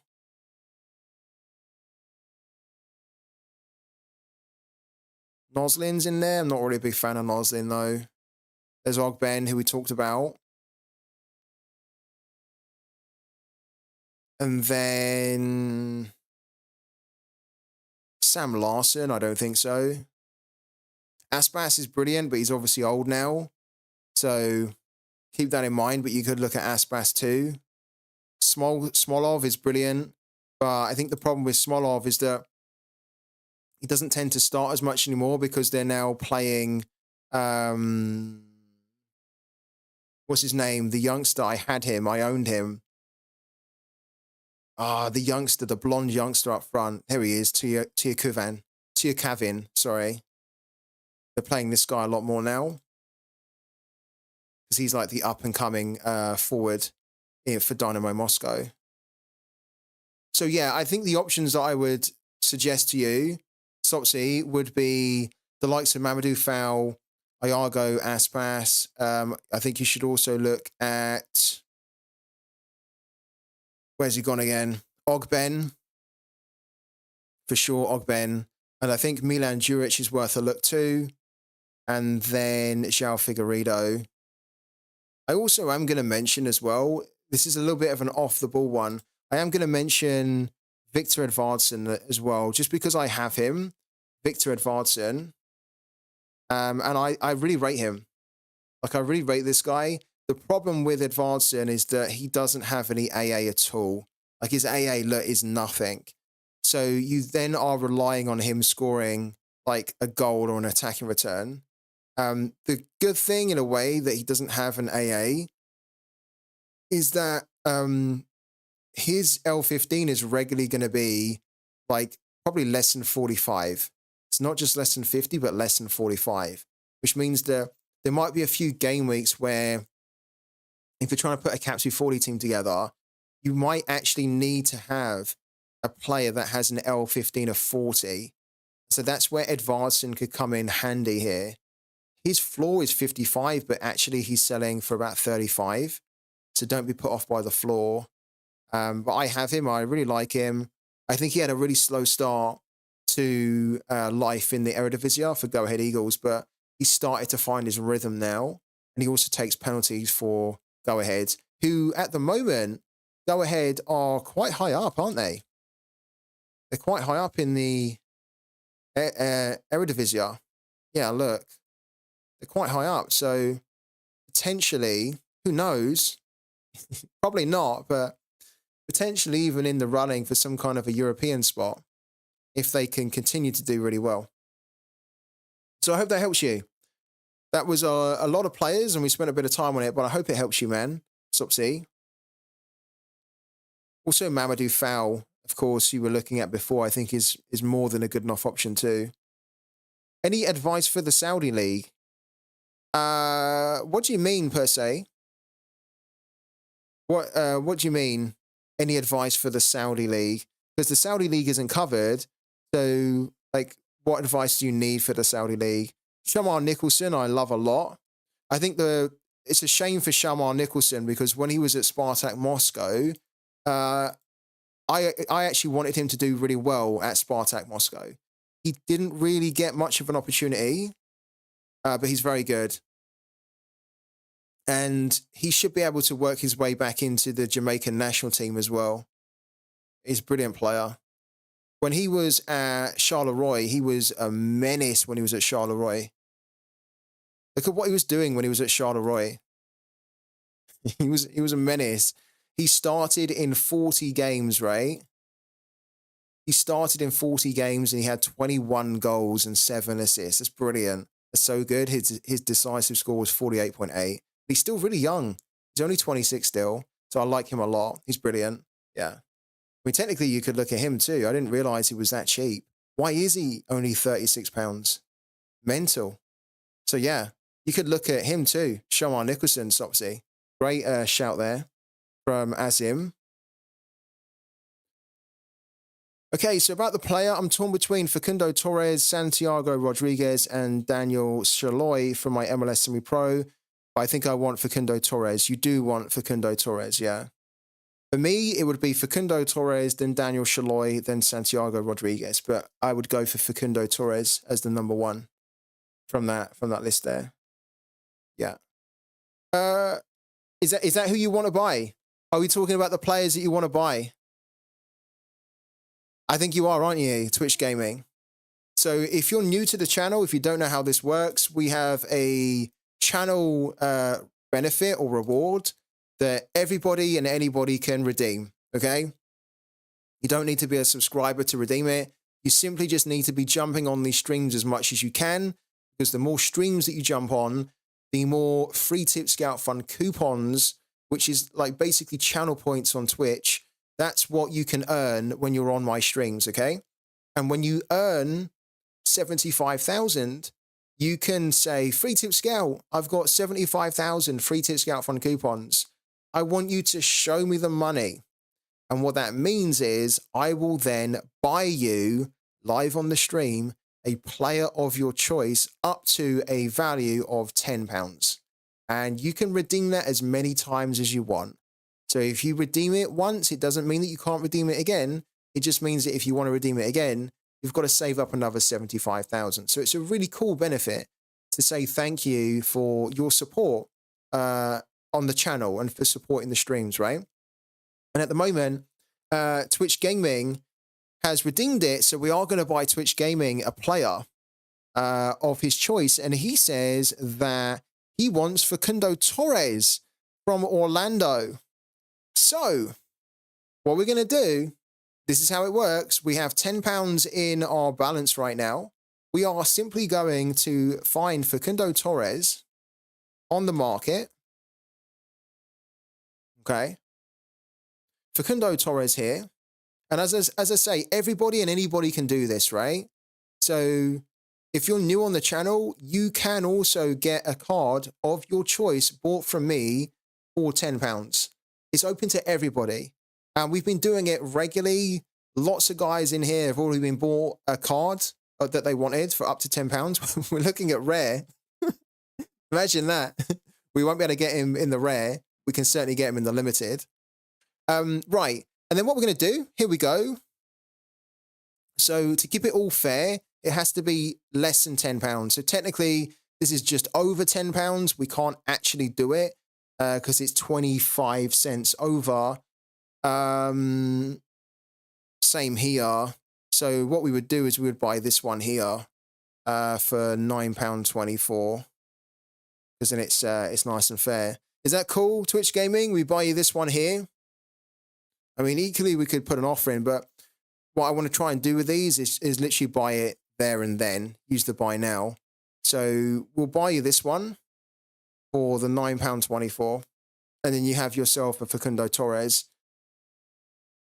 Actually, technically, this is probably the better one to get. The reason being, if you don't know, guys, is that in about a month's time, Sorare is going to release the new 2023-24 season cards for America, okay? Which means then that this 23-24 bonus is going to be removed, okay? And so then this won't actually be a 7.5. This will be like a 2.5.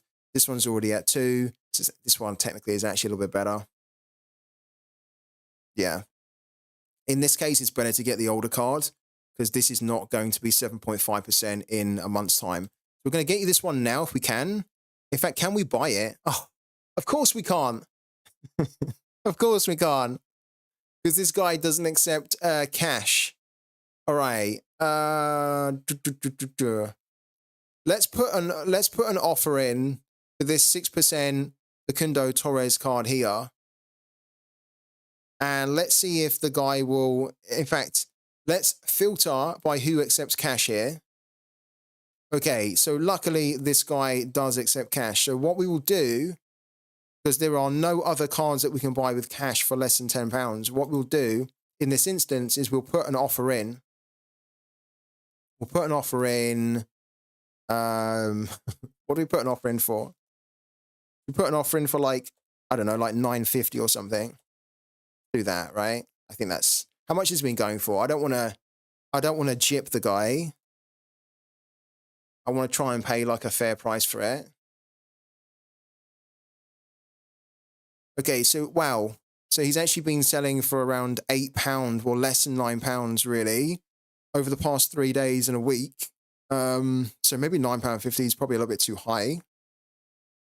But then 17 hours ago, he went for £9.71. Went for £9.45 here, went for £9. He's been a little bit up and down. He kind of varies between like £8 to £9 and then potentially the late £9. So why don't we do this instead? We'll make an offer for £9, right? And then if it doesn't get accepted, we can always just try and do it a bit differently. Hey FTS, it's a really nice thing you're doing. Hope you're well. Hello to J-Boy, man. Yeah, hey man, how's it going? I'll probably wait a bit until the one is running out and the guy might list again cheaper so he sells. Yeah, he might do. For the moment, let's put the offer out for this one. And then you're right, that other card has just finished its listing, right? So it's probably going to be relisted soon. But yeah, this would actually be a fantastic card to give you, Twitch Gaming, because this has already got a level 17 bonus. So keep in mind that you can only max out the cards to 20. 20 is the maximum level you can take them to. This is already at level 17. So this is a really, like, this guy won this card over a year ago, and he's just held on to it, and he's just been developing it. So this is actually the best card, in my opinion, to get. So it'd be great if we can get you this one. Because all the others are quite low in levels. Like this one here is level 7. This one is level 2. This one is level 3. This one's level 4 or level 14. That's actually not too bad. That's pretty good, actually. This one, of course, it's got no level at all. That one's level 7. But this one here at level 17 is incredible. And it has 17,636 XP on it. Wow. So it's on its way. Look, it's nearly halfway to being level 18.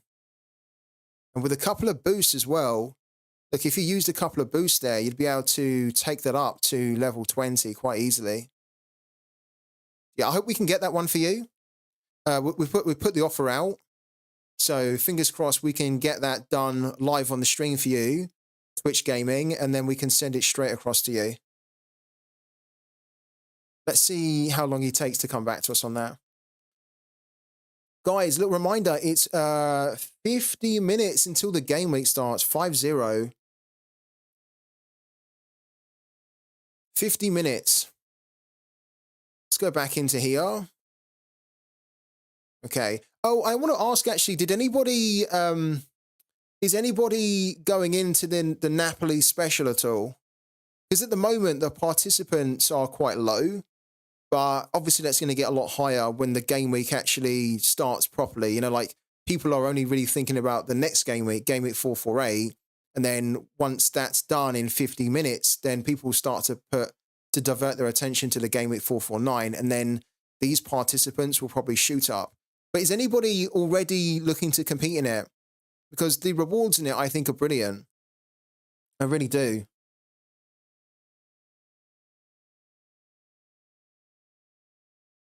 Sadly for me, I'm not, because I don't have any Napoli players at all. And if we went and bought them, it wouldn't really fit into our gallery. We would literally just be buying them to play in this weekly, like this, literally for this 1 week. And then we wouldn't really have much use for them outside of it. But yeah, I think if I did have Napoli players, I'd be really excited to take part in that. Yeah, can't afford to fly to Italy. That's the thing, yeah. If you do end up entering this, you almost have to enter it knowing that if you win, you're going to have to pay for the flights to get over to Italy if you're not based in Italy. I mean, if you're based close to Italy, then it's fine. You could get a train or a coach or whatever. But yeah, if you're in England, for example, you'd have to fly over there. And unfortunately, Sorare don't pay for the cost of the flight. So that's the one thing you have to pay for. I think you also have to pay for accommodation as well. But then you get the tickets and you get like the VIP experience that way. Napoli is so shit this season. Don't like to buy them either for 1 game week. Yeah. I think it was always going to be difficult, wasn't it, for them to try and better last season. It's almost like they peaked last season. And that always happens with a lot of teams where, especially if they've not won a title in a long time, they win it and then it's almost like the euphoria. Then afterwards, it's so difficult to try and reach that same high again, isn't it? But I agree. They've been a little bit all over the place this year. We just bring them up right now so you guys can see what we're talking about. Like, look at their form. They're so up and down.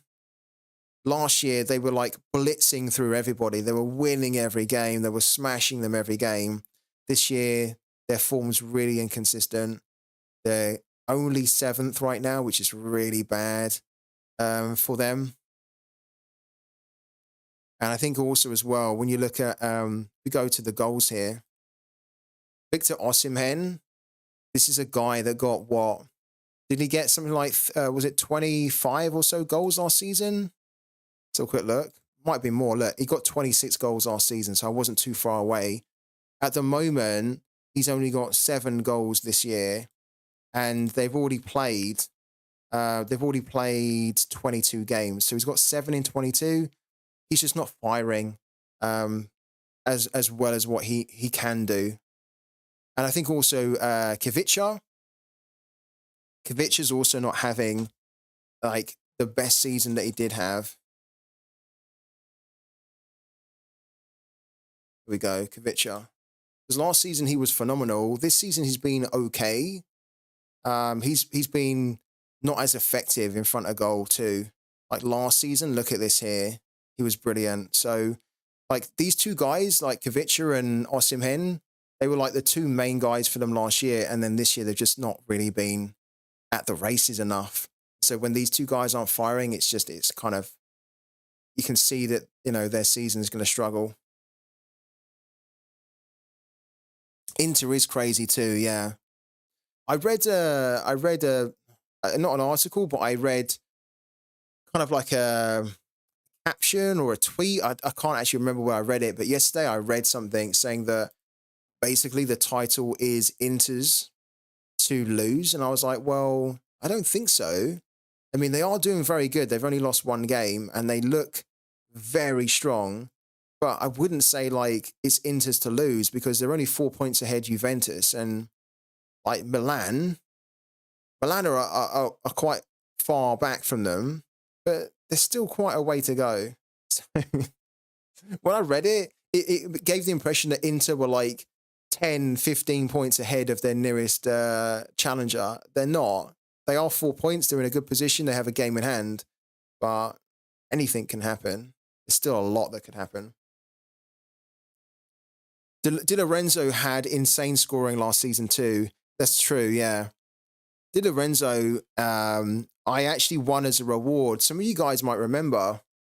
I won Di Lorenzo as a reward, and I was like buzzing with it because this was when, let me go into SO5 stats here, right? And then we go down until we find Di Lorenzo. Where's he gone? Here we go, look. I won Di Lorenzo all the way back in game week 320, which seems like a lifetime ago now. And I got him as, he was a tier 1, and I won him from finishing 55th in the Champion Europe with, look, 394 points, which today probably wouldn't even give you a tier 5 in Champion Europe. No, it would. But yeah, it was, you didn't need such a high amount of points back then to get such a reward. And when I won him, he was worth, at the time, he was worth about £60 or so. I can't remember how much I sold him for. There you go. I sold him for, yeah. I sold him for about, well, I sold him for £38. Yeah, I sold him for £38. That's actually not too bad, given that he's now £13. Somebody bought him for £102. He's now, so the guy that I sold him to then ended up selling him a few months later. Wow, what a great return that is. Look, so he bought him off me for £38 and then he sold him for £102 about 2 months later. That's good trading. That's really good trade-in. It's not so good for Diego Sorare, who now has a limited card that he bought for 102 that's probably never going to get back to that level again. But yeah, you're right, Connor. He was brilliant. He was brilliant. He is brilliant. He's still brilliant like this season, but he's just not been like with Kavicha and also with Victor. He's just not been the same consistent smashing it all the time. But still great player. Really good. Got to head off. Thanks for the stream. Thank you so much, Mike, for dropping in. I appreciate it a lot, man. So thank you, buddy, and we'll catch you on the next one. See you very soon. Okay, I'm just going to quickly step away myself for about 2 minutes, and then we'll be back. So a quick 2-minute break, guys. Don't go anywhere, because we have lots more to do. So I will see you in 2 minutes, guys.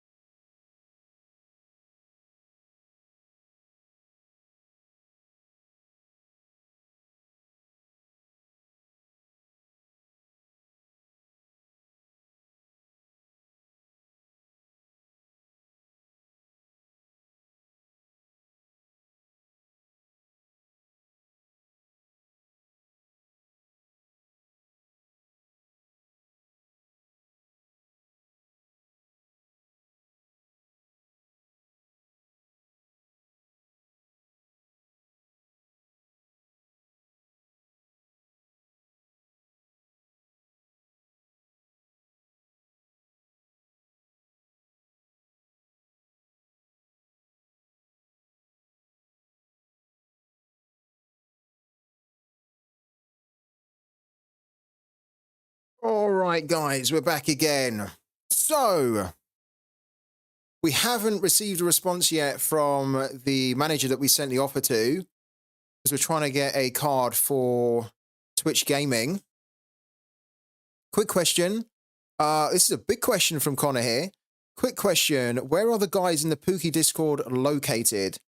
I opened a ticket yesterday and Nacho got back to me saying, when I'm back online tomorrow, I'll drop you a small amount to get you going. Don't want them to feel like I'm being a pain if I message again. Well, Nacho, I believe, is based in the UK. I think they're like, oh my God, talk about tripping over your words there. They are remote, but mainly based in the UK, I believe. Yeah. God, I've really tripped over my words there. Couldn't get it out. They're quite cool though, the guys from POOKY. I like that they're going to give you a small amount to get you going. I was getting tongue-tied there, wasn't I? That should be, I mean, that should be the standard though. That should be the sort of thing that, like, because they did do it before. So I don't know whether they've stopped doing it or whatnot, but I actually like that they're doing it for you. But they should really be doing it so that everybody who gets started gets a little bit of the Matic, so that then when they do claim their first rewards, they're able to create that transaction on the blockchain. I might have to speak to them about that. Exactly.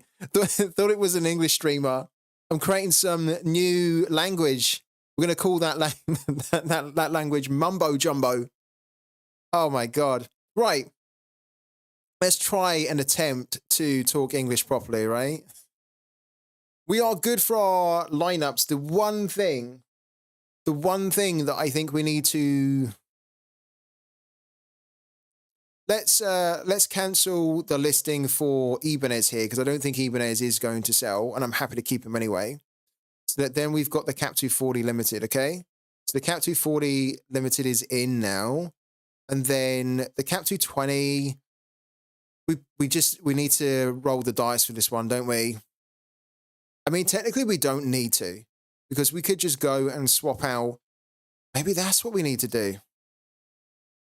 Maybe that's what we need to do. Maybe instead of taking the risk here with Frederic Renault, who we don't know for sure is definitely going to start, maybe what we need to do is swap in Takioka, the Vancouver goalkeeper. Well, we can try German too. I can translate. 9, exactly.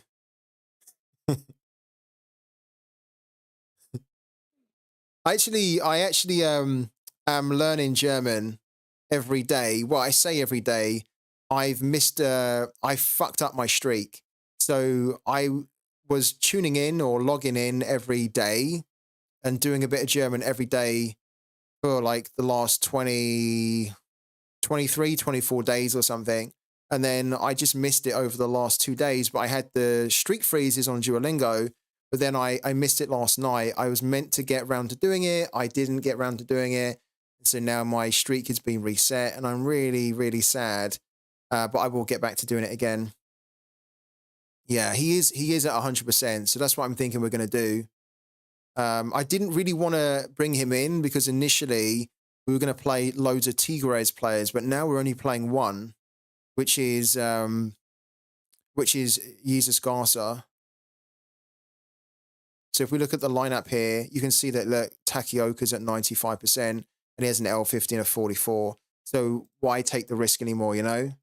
Like I brought in Robert Knock so that he could play alongside Frederic Renault, and I'd done that. I made that move before Frederic Renault got ill.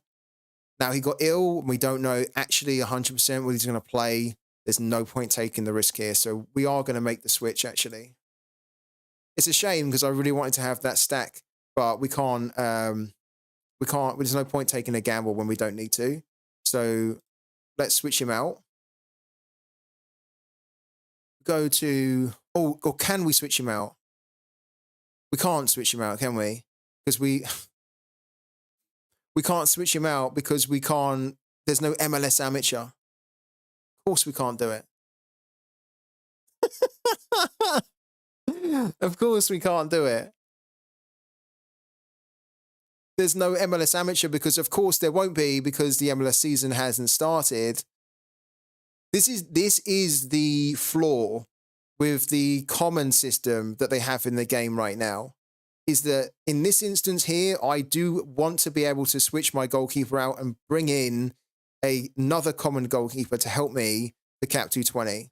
And we can do it because we have the cap to do it if we were to bring in Takioka. The problem is that we can't access the common cards for MLS players because the MLS amateur is not open because it only opens when there is an MLS game week. There isn't an MLS game week, so we can't access the cards. Oh dear. And this was the big drawback when they decided that they were going to change that. Basically, they were going to close off the amateurs. Damn, what a shame. What a shame. Okay, so we have to take the risk then. Well, we could do the Mines goalkeeper. That's true, isn't it, J-Boy? Could we? Could we? How much is Zentner in his L15? Yeah, he's 46, isn't he? You're right. I think at this point we have to do it now, don't we? Like, we can't take the risk on the goalkeeper that we don't know is going to play when we have a goalkeeper that is going to play. So yeah, good shout, man. We're going to do Zentner. A baby black rhino, one of the rarest mammals in the world and critically endangered, has been born in Doncaster. Some positive thoughts. That is probably the most random thing I think anyone is ever going to read. Like today, especially in this chat. Poor rhino. Of all places to be born, Connor says. Love it. That is so random. Where have you pulled that fact from, Sopsy? Where has that come from? We've heard it all now. Yeah, we've heard it all in the chat. I don't think it's ever going to top that. Baby black rhino. Love it. So yeah, there you go. If you're having a bad game week in Sorare, if your weekend was shocking, if life is getting you down, just think of that baby black rhino. A rare miracle for it to be born in the first place, but even more so that it was born in Doncaster. Why was it born in Doncaster? In what? Doncaster Zoo or something? Surely somebody's not just... surely someone's not just harboring black rhinos in their house. They've called up the police and they've called up the RSPCA and they said, I don't know what's happened here, but I just woke up and I went downstairs and for some reason there's a black rhino that's just in my living room. Can you come and pick it up, please? Love it. Oh, I love that. Thank you for, yeah, you definitely gave us a laugh, Sopsy. I love it. Yeah, brilliant, man. All right. Robin Zentner. We have to get Robin Zentner in now. So let's go and do it. Let's go and do it. Let's make the swap. Go down to the Bundesliga amateur swap. Yeah. We're going to swap out.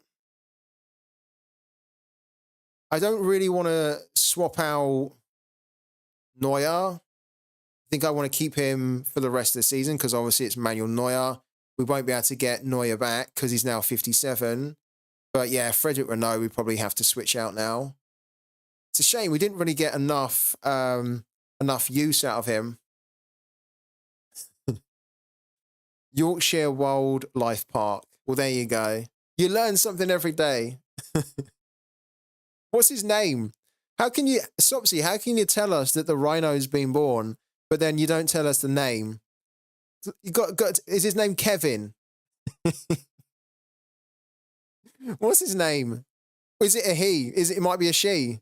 Who is it? What's the rhino's name? I feel like we have important context from the story that's missing there. Let's take Rhino out here. What's the next step? What the next step with the rhino? Where is he? Zentner. There you go. He scrolled all the way down and it naturally came up. Zentner. All right, so we're going to make this. Oh, we can't make this switch at the moment. We have to swap out another card. Oh, we can swap out Emil Forsberg now for sure. We don't need Emil Forsberg. He's not even in the league. And then let's just swap in, I don't know, who's a good 41 costing midfielder. The zoo has been in touch. 10,000 channel points and someone in the chat can name them. There you go. I'm actually quite curious now. Like, now that Sopsy's put that in the chat and it's in my mind about this black rhino, I'm not going to rest well until I know the name of this little baby rhino. I need to know. I need to know the full story. Shall I... Okay, who's kind of... who would be an interesting 40 costing type? Robin Hack's in there. He's not bad. Robin Hack at 40. Not that this really matters too much anymore because obviously we can't play with these cards, which is a shame. I almost feel like Sorare need to come up with a new game mode where everybody can play the commons and that they just avoid the past mistakes where it's a level playing field, that it's kind of a good free to play. I mean, what does everyone think they're going to do? Actually, it's probably good questions to the chat. What does everyone think they're going to do? Because they released the draft, the common draft amateurs, right?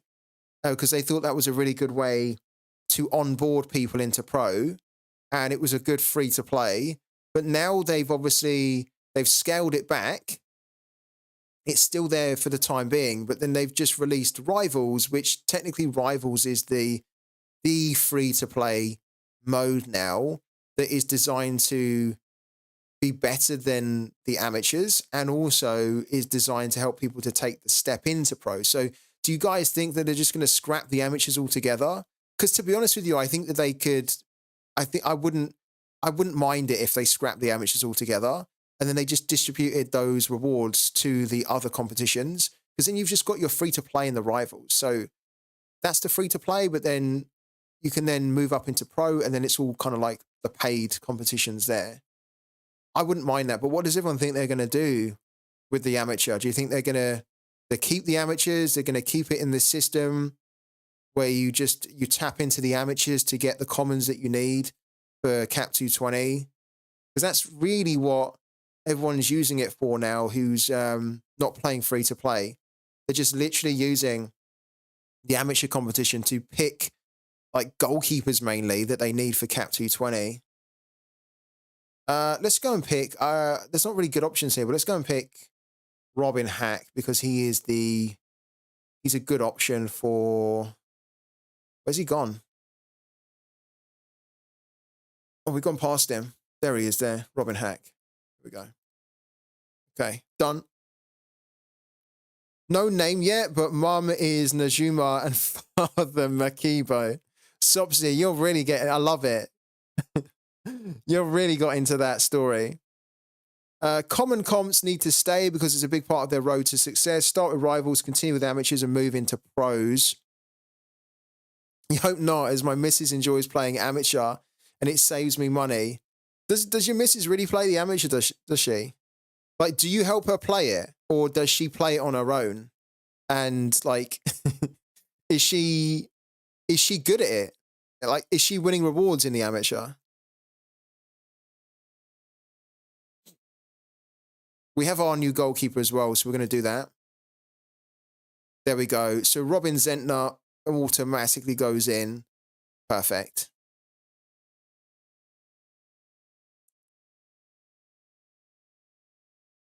Problem solved. Okay, so this is now our Cap 220 team. We didn't want to take the risk with Renault or the backup, Schwolo. They are the Union Berlin goalkeepers, and we just at the moment, even after the press conference, we have no idea who's going to play. I'd actually like to know whether the expert has updated it or not. Yeah, we do hope a 0-0 draw now, don't we? Yeah, you're right. That would be perfect if we get the 0-0 draw. Look at that. Look at that. The expert has since updated it. Look, he updated it over 20 minutes ago, nearly half an hour ago, actually. He's upped the percentage for Renault to 80%. And then Schwolo is at 10%. That's kind of bold. That's bold from him. Because the impression we got from Twitch Gaming is that it's not that cut and dry. It's not that clear that Renault is definitely going to play. Either way, I have no regrets. I'm pretty happy that we're targeting a goalkeeper that is the starter. We know he's going to start and actually has the home advantage as well. So maybe it's worked out for the better. But I think if I'd have seen that before I made the switch, I'll be honest with you, I wouldn't have kept Renault. Because I actually trust that what Twitch Gaming said in the chat about how the press conference was very unclear about who's going to play or not. So this is where play sharper. You've got to be careful with play sharper because you've got the expert who's now effectively saying it's a certainty that he's going to play. And from what we understand about the press conference, that is not the message that came out of the press conference. So you've always got to be careful when you're using these projections. You've got to try and use multiple sources and use your own intuition. No, she does it all herself. As for 8 years, I just spoke football. But yeah, she's got 87th in the Liga Semi-Pro. What is she, how many rewards has she won? And like, what does she do with the rewards as well? Is she selling them or is she kind of like keeping them? What conference has he seen? I trust you, Twitch Gaming. Don't worry. I trust you, man. When you said to me and you said to everyone in the chat that it just isn't clear, I was like, okay, cool. Like we have to do something with it. Obviously, we brought in Zenta now. So no regrets at all, man. I'm glad that you told us that.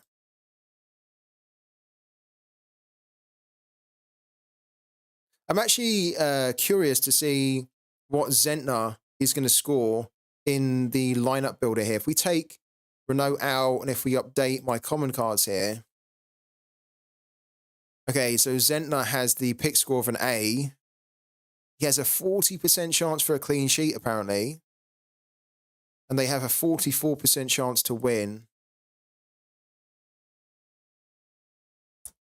I'd like to know a little bit more on the odds for the win. Because I think this is going to be a draw. Still 2.05 for Mines to win and then 3.4 for the draw. And then the under 2.5 is 1.61. And then the both teams to score is very close. It's 1.91 or it's 1.8. So that basically says they don't really know which way it's going to go. Interesting. Mine's going to win 1-0. Berlin away is horrible. I take a 1-0 too. Yeah. Ideally, we want the 0-0 so we can get the 10-point clean sheet bonus from Robin Knock too. Oh.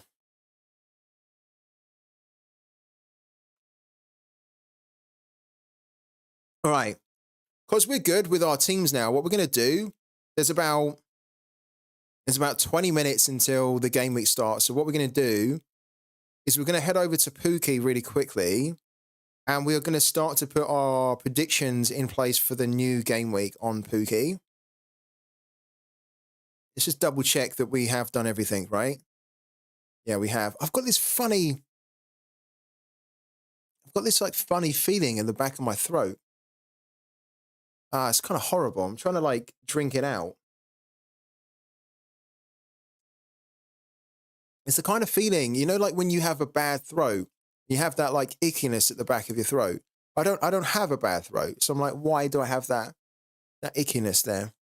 Kind of like a little bit uncomfortable. Try and talk it out. She keeps some, sells some, and trades to improve her limited, and I think maybe 7 to 8 rewards since October. Wow, she's smashing it, man. You should get her on the stream. She can spill her secrets to the whole chat, not just about Sorare, but also about you. All right, let's go over to Pooky really quickly. So this is really going to be quite easy for us, I think. Let's refresh the page here. Reload. Okay. So it's a new week. We have new games. We have new energy.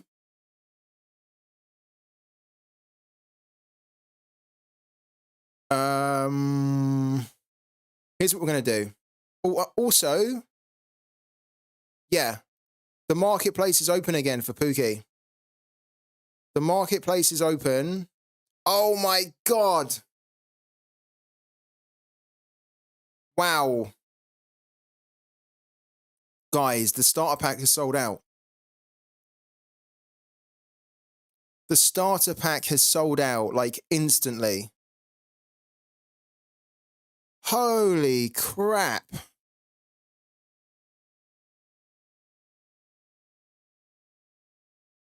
I was actually hoping that we could open a starter pack because we need a few stickers to give out for Beat the Base this week.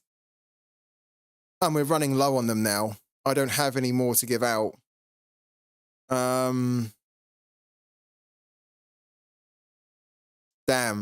Did anybody get a starter pack from Pooky today? It's sold out. Like every week, this sells out, but I didn't realize that it sells out that quickly. Like it feels like this is just gone because they haven't even been live for that long with the drop, I think, and this is already gone.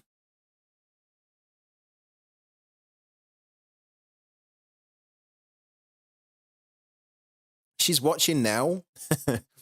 And she said, Badeji from Genoa is the key to success. She's done really well with him. Love it. Hello to your girlfriend as well. And love to hear that she's found the magic formula to, to success. Let us know how she gets on this midweek. Well, if she does do the midweek, let us know. If not, then let us know how she gets on this weekend. I hope she can keep doing great and maybe even get a podium as well. That'd be amazing. Oh, how annoying is this that we,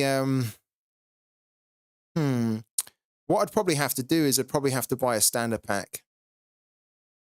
We don't have the money to buy a standard pack, so I would have to take I'd have to put some money into the game.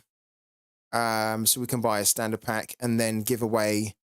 Yeah, it's probably worth me doing it anyway, because then we get 4 stickers, which will mean that we've got enough stickers for the month, right? To beat the base. Okay, cool. So guys, keep in mind, if you want to play this game this weekend, I'm not kidding you, shit is selling out. Stickers are selling out. The Pooky balls will probably end up selling out as well at some point. Get involved before you miss out. What we're going to do for the moment is we are going to... we didn't win any money, so our strategy didn't really pay off this week. This is the first week in a long time that we've not won any money on Pooky. So it's kind of cool. It's not because we want to try and win money, but it's also quite nice when you're not winning all the time, because it's just a good reminder that, yeah, you can't win all the time, and it's actually kind of a good thing. It keeps you nice and sharp, right? So it makes us more hungry, I think, for the next game week now to try and win something. So let's claim these rewards.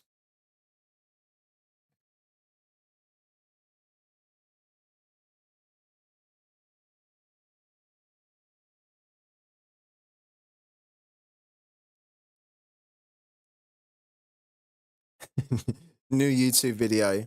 Newborn Black Rhino cost me the starter pack on Pooky.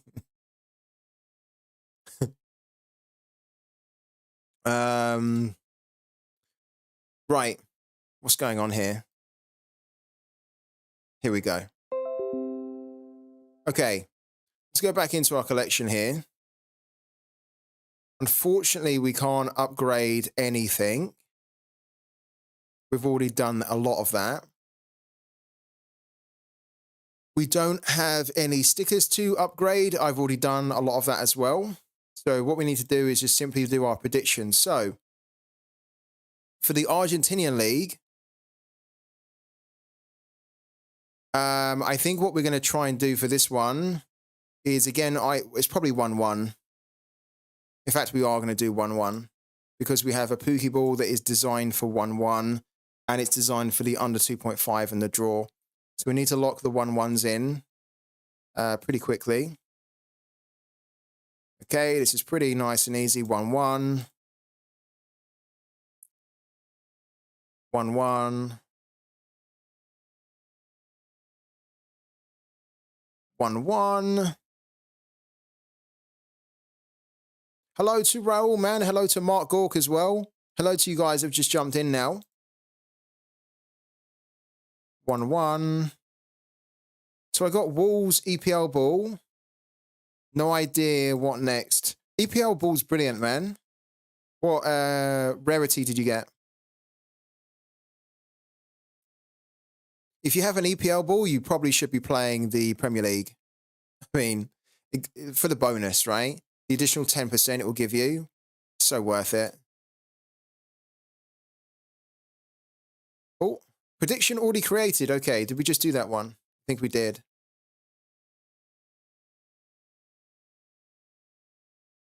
Okay, so we're doing the ball draw strategy here.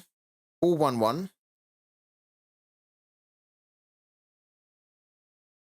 And we get additional points as well if it is 1-1, which is why we're going to do it. Look, an additional 6.44. It's a really good sticker, that 1-1. Okay, let's keep it going. Let's refresh the page here. Okay, so we need to do all of these as well, exactly the same. 1-1. There we go. We already created it. What's going on here? We're doing our predictions so quick that Pookie can't even keep up with us here. It looks like. All right, so look, we've done that one, but it's not updating. It will in a minute. Here we go. It can't keep up with us. 1-1. Okay, let's keep going. See, look, we've just done that one. Do this one as well. 1-1. Okay. And then do this one. 1-1. Perfect. Okay. So we've got our 1-1s going in the Argentinian League. Nice and easy. Again, takes little time to do. You don't need any... oh, what the hell's going on here? Did it do it? Yeah, it did. There we go. So we've put 1-1 in for every single game in the Argentinian League this week. It's a very good score to put in, actually, for the Argentinian League. Most of the time, their games are a draw. They're under 2.5 draws. And we have a Pookie ball that will give us a boost to 1-1. So it works for this type of league. What we're also going to do, we're going to do the German League again. We had a bit of a shocker in the German League, but we have a German League ball. So we're going to do the German League. And okay, so the Mainz Union Berlin one is in here now. And then what we've been doing is 3-3. And so what we're going to continue to do is 3-3 in this one. So we're going to pick our German League ball here, this one. And funny enough, this is a Mainz ball, so we get even more bonus here. We get the German League and we get Mainz. And then we're going to do 3-3. Like that. Perfect. And then we do exactly the same for every other game here. 3-3. Like that. Then this one is also going to be 3-3. Like that. This would be incredible, wouldn't it, if we get an exact score of 3-3? Like, this will feel like we won the lottery. 3-3. especially if we get it right with this one. Look, Augsburg Leipzig 3-3 is 900 points. I mean, that's ridiculous, isn't it? Let's do this one as well, 3-3. Okay. And then we do 3-3. There we go. Cool. All right. We have 40 points left over. So we've done all our predictions. I think what we want to do, we do want to save at least 10 points, I think, to update our predictions as we get closer and closer to the game starting. The reason we want to do that is because, for example, this prediction here for the Mainz Berlin would give us 807 points today. But if we predicted it tomorrow, the odds are always changing. So it might be that the odds actually go up, which then means that tomorrow we could get even more points if we predicted it tomorrow, so we can update it.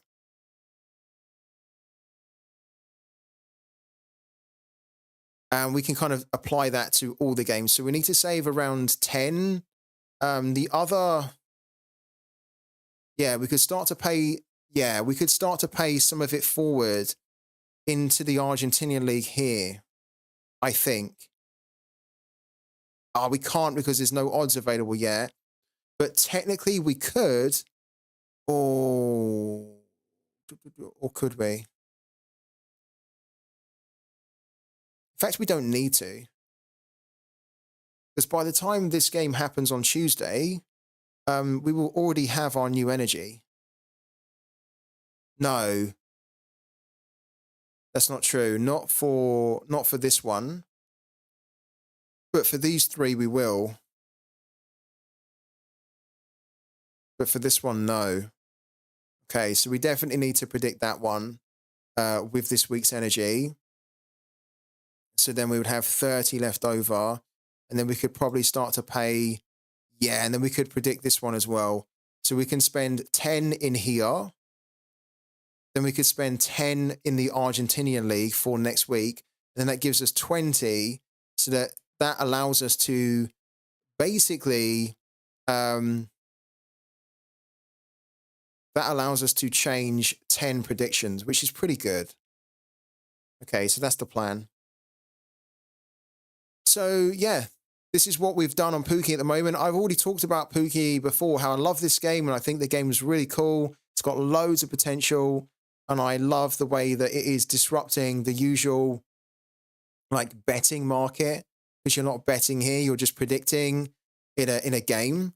The one thing I really want to see on POOKY is I do want to see another type of game mode, because there's only one game mode, and it's just this one here.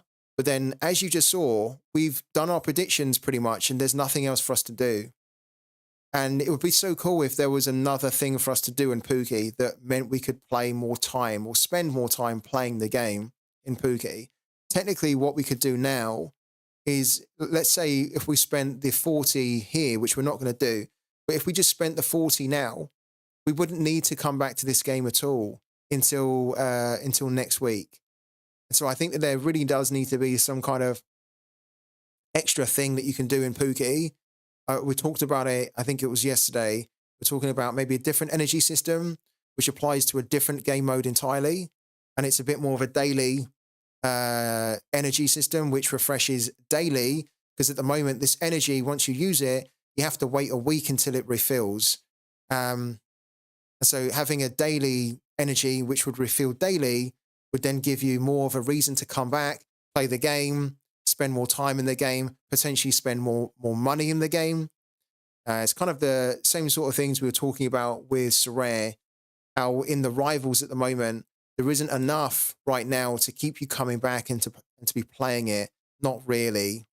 And this is a daily mode, but they need to be having more things to incentivize managers to play it daily, to keep coming back, to play more games, to feel like it's worth their time. At the moment, it's kind of a little bit like it is kind of fun to play, but there's also not a huge amount that you can get out of it from playing it. And that's kind of the thing that they need to try and fix today. Or they need to try and fix this week. I say today, it'd be great if they could fix it today. But if they could fix it this week, that'd be great. Okay. So we have a plan for this as well, that we'll put 10 in there. We'll put 10 in the German League, and then we can update 20 if we need to. No, sorry, 10. We can update then 10 predictions once the game week kicks off. What's everybody doing on POOKY this week? So the game week is 64. There are 7 match days. Where is everybody playing POOKY, and what's the strategy for POOKY for you guys this week?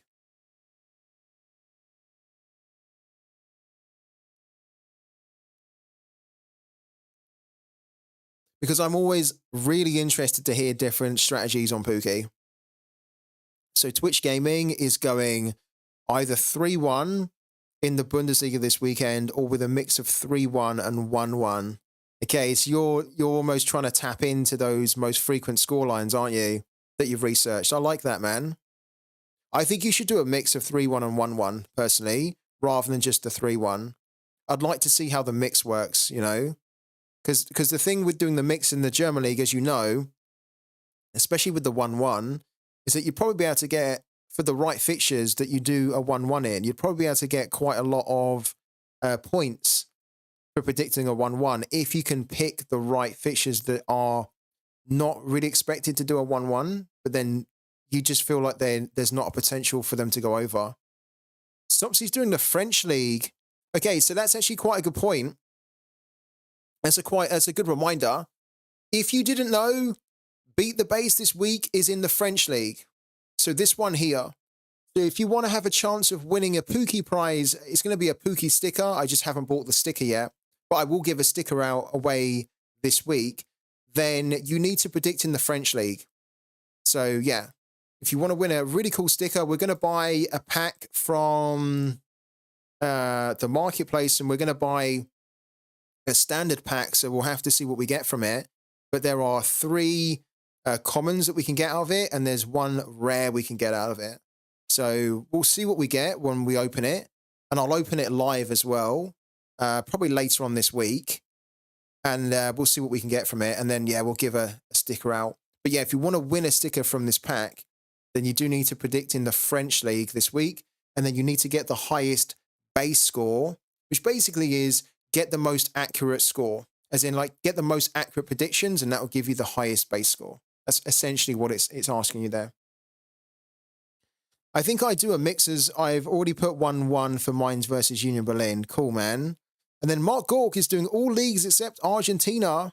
All 2-1s. Wow. So Mark, where did you finish in the French League in the end? You came second, no? Am I remembering that correctly? That you finished second in the French League? Yeah, you did. And did you do all 2-1 last week as well, or this week? If you guys don't know, Mark Gork does really well on POOKY, and I like the strategy that Mark Gork has, because he keeps it very simple. He keeps it very like kind of what we do, where most of the time he just does the same score, and it pays off for him amazing, because he has these really powerful POOKY balls. He has a couple of uniques. He has some epics. He's got some not uniques. He's got a couple of legendaries. Sorry. And epics. He's got some really powerful POOKY balls, which you guys can also get too if you want, because they're available to buy right here. You don't just need to have a common. If you do have like an epic or a legendary, then if you do a strategy like the same score, then you can actually end up getting podiums with it, because the boost that you get from these POOKY balls is insanely high. So you don't even need to be very accurate with them. You just need to be in the ballpark. And if you're in the ballpark, then these boosts will just boost you right up the leaderboard. It is, yeah, it's a bit of a weird one though, isn't it, Mark? Because like, I don't think that the second place should get the same as the first place personally. But when you finish second and you get the same as first, and it's great, but I think the first should get more, no? I think that's the way it should be. First gets more than second, second gets more than third, and then kind of, you know, it's then tiered after that. But yeah, when you finish second, you get the same as first. It works well for you. How is it going? This is from FPL Thinker. Bought a sticker pack, got a Wolfsburg and a Getafe sticker. Oh, I bet you like that Wolfsburg sticker because you cover a lot and you follow the Bundesliga a lot, don't you? Yeah. Yeah, I've seen that too, Mark. Yeah. I've seen it too because I think I even had a game week where I was on to win, I think it was third place, right? And the third place was exactly the same as the second place. The first place was a little bit more, but not significantly more. And I remember looking at the leaderboard and I was thinking, I don't really get why I'm getting nearly the same as the first place, but I'm not going to complain because we're third. But yeah, it's kind of slightly dynamic in that sense, isn't it? But I really do think that the first should always just get more. Hello to Ligma. And you have a Bundesliga rare ball too. So what's the plan then, FBL Thinker? Stick the Wolfsburg sticker on the Bundesliga rare. And then what's the strategy for the Bundesliga this weekend then? Because you tend to do research, don't you, into the games. So I think I could be wrong here, but don't you tend to like do proper predictions, like kind of what we used to do on the channel a few months back? It's also the new game week in Sorare. So we're going to dive over to Sorare in a minute as well. But guys, just don't forget, if you want to get involved in POOKY this weekend, if you want to have a chance of winning money just from predicting on football scores, and you want to do it so that you're not losing money, because you don't lose money with this game when you are making predictions. This is the key point to this game. It's not like you're saying, I think Arsenal Man City is going to be 2-1. So you then put money down and it's not 2-1 and you lose the money. That's not this type of game. That's what you can do in normal betting. This isn't a betting game. This is a prediction game. So you simply just buy a Pookie ball. Once you've bought it, you then own it forever, right? The same as what you do with the Sorare cards. Like you own the Sorare cards forever as long as you keep them. They have real world value. You can trade them. You can sell them for cash if you want to. So maybe you buy a Pookie ball. You kind of like you play enough games that you can win the cash back to cover the cost of your Pookie ball. And then you think, you know what, I'm going to sell that Pookie ball now. You can do that too if you want to. But once you've bought the Pookie ball, you own it forever. And it gives you lifetime access to play the pro mode on Pookie, which is these leagues here. And in these leagues, there is a prize pool every week of 7,300 Matic, which is about, don't know how much that is actually. Is it £5,500 or something? Have a quick look now, actually. Matic to GBP. It's a nice, healthy prize pool, though, every week. Let's type it in. 7,300. Is that right? Why is it saying P Matic here? Yeah, 4,600 based on today's rate of conversion. So just shy of 5,000. But it's a nice, healthy amount that you can tap into. And it's really generous and quite easy to tap into because you only need to finish in the top 50%. So if there's like 5,000 people competing in the Argentinian league, you don't need to finish in the top 100, or you don't need to finish in the top like 50 or something. If there's 5,000 in there, you only need to finish in the top 2,500. It's kind of very, very generous. And I don't think that will always be the case in Pookie. I think that eventually it might be the top 30% or the top 20%. But for now, and how it has been, it's the top 50%. So whilst it's a top 50%, whilst it's really cheap to pick up a Pookie ball, because look, they start from $23. That's all you need. You just need a common to start playing it. And believe me, when I say this, you can earn back the whole total cost of the common Pookie ball within a month, 2 months. Really, you can. It's that good in the game. So get involved. And if you want to get involved today, then don't forget you can use the link in the chat. The link massively supports the channel. So if you enjoy everything I do here, then please do use that link. because it just keeps the channel going. It allows me to do giveaways that we're doing on POOKY and Sorare. It allows me to keep doing the content all you guys love. And then also you get some freebies out of it as well, where you'll be able to get a discount off your first purchase in the game. So if you want to pick up a common, that link in the chat will give you a 5% discount. You also get a POOKY ball to start playing. You get one of these actually to start playing it from the free to play. And in the free to play, you can actually win a common POOKY ball, and the common POOKY balls are worth money. So that'd be quite cool as well. You can basically win a common POOKY ball from just free to play if you want to, if you get really lucky. Plus, you also get loads of in-game currency as well with that link. So yeah, use it. If you do use it, let me know.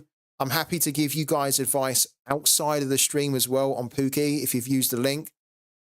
And then also, I'd just be very curious to hear what ball you get, because if you get a Premier League ball, I'd probably have to ban you from the stream. Because if you don't know, it's a bit of a running joke.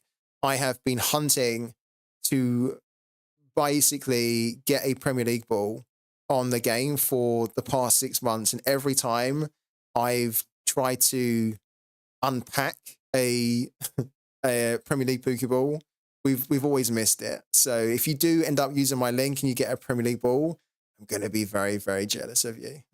Very, very jealous.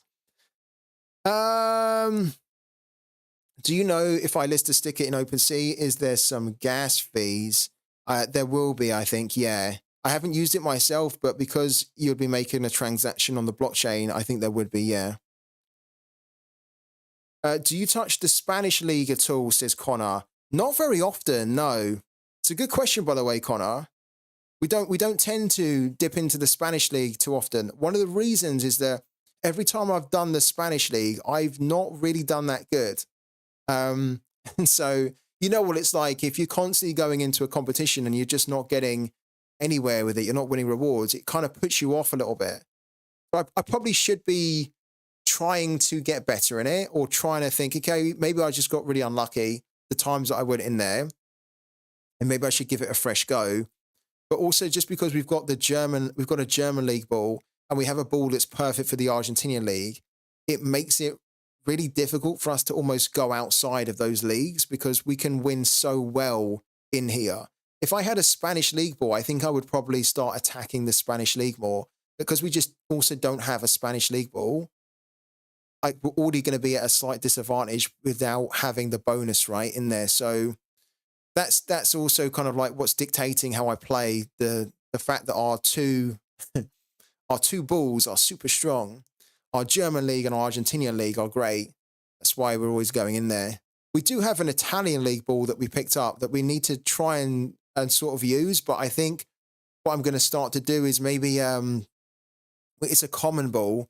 I need to try and use that ball, but I find with the amount of energy that we've got, which is only 240, I find that once we've done the German league and the Argentinian league, we don't have enough realistically to do another league.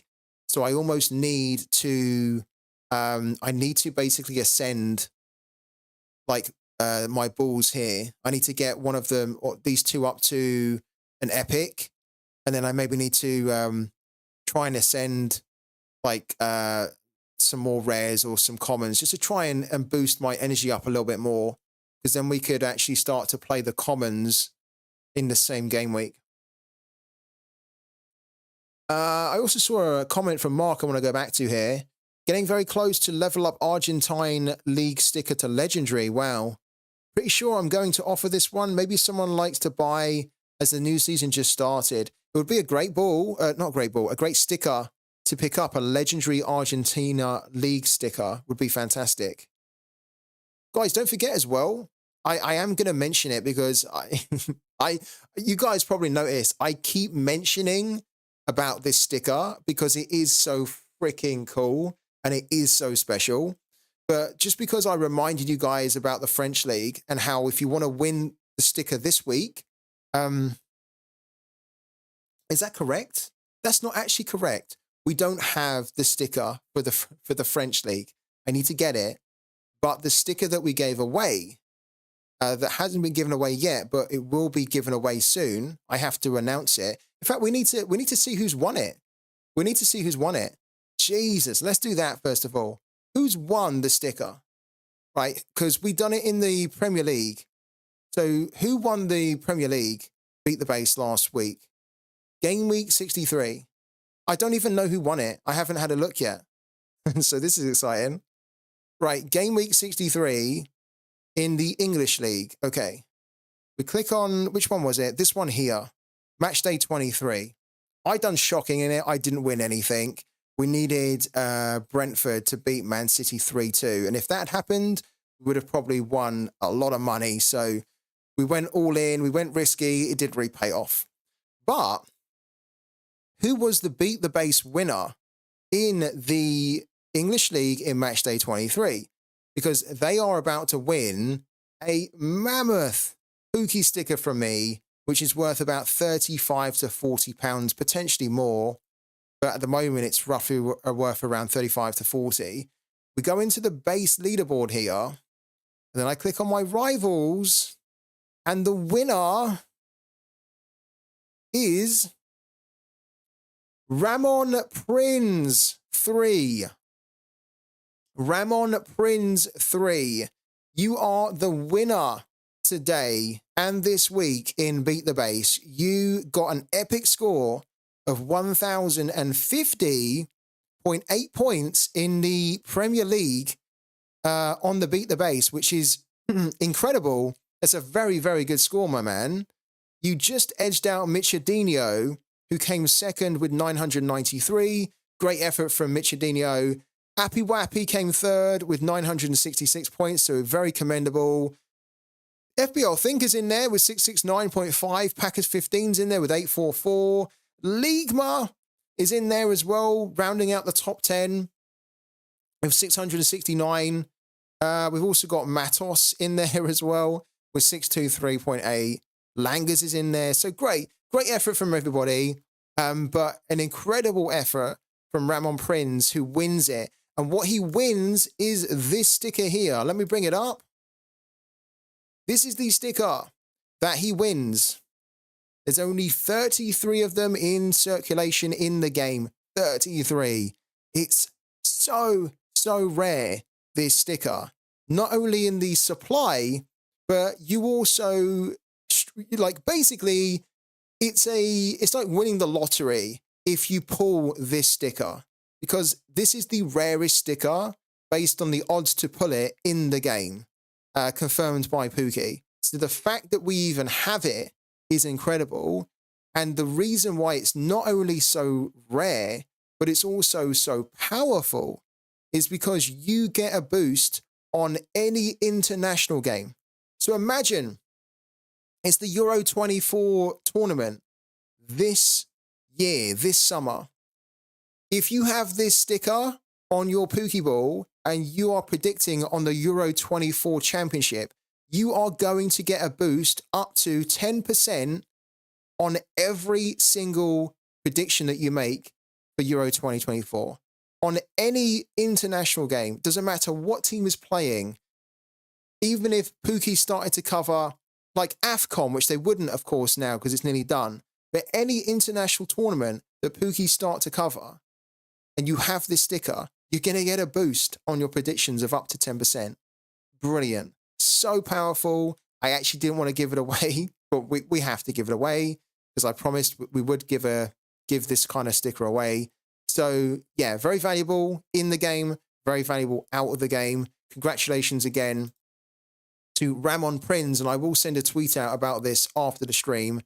So that, yeah, if you've missed it, Ramon Prinz, maybe you're not here, I will make sure that you hear about it on Twitter. So incredible. So guys, this is the types of stickers that we're giving away.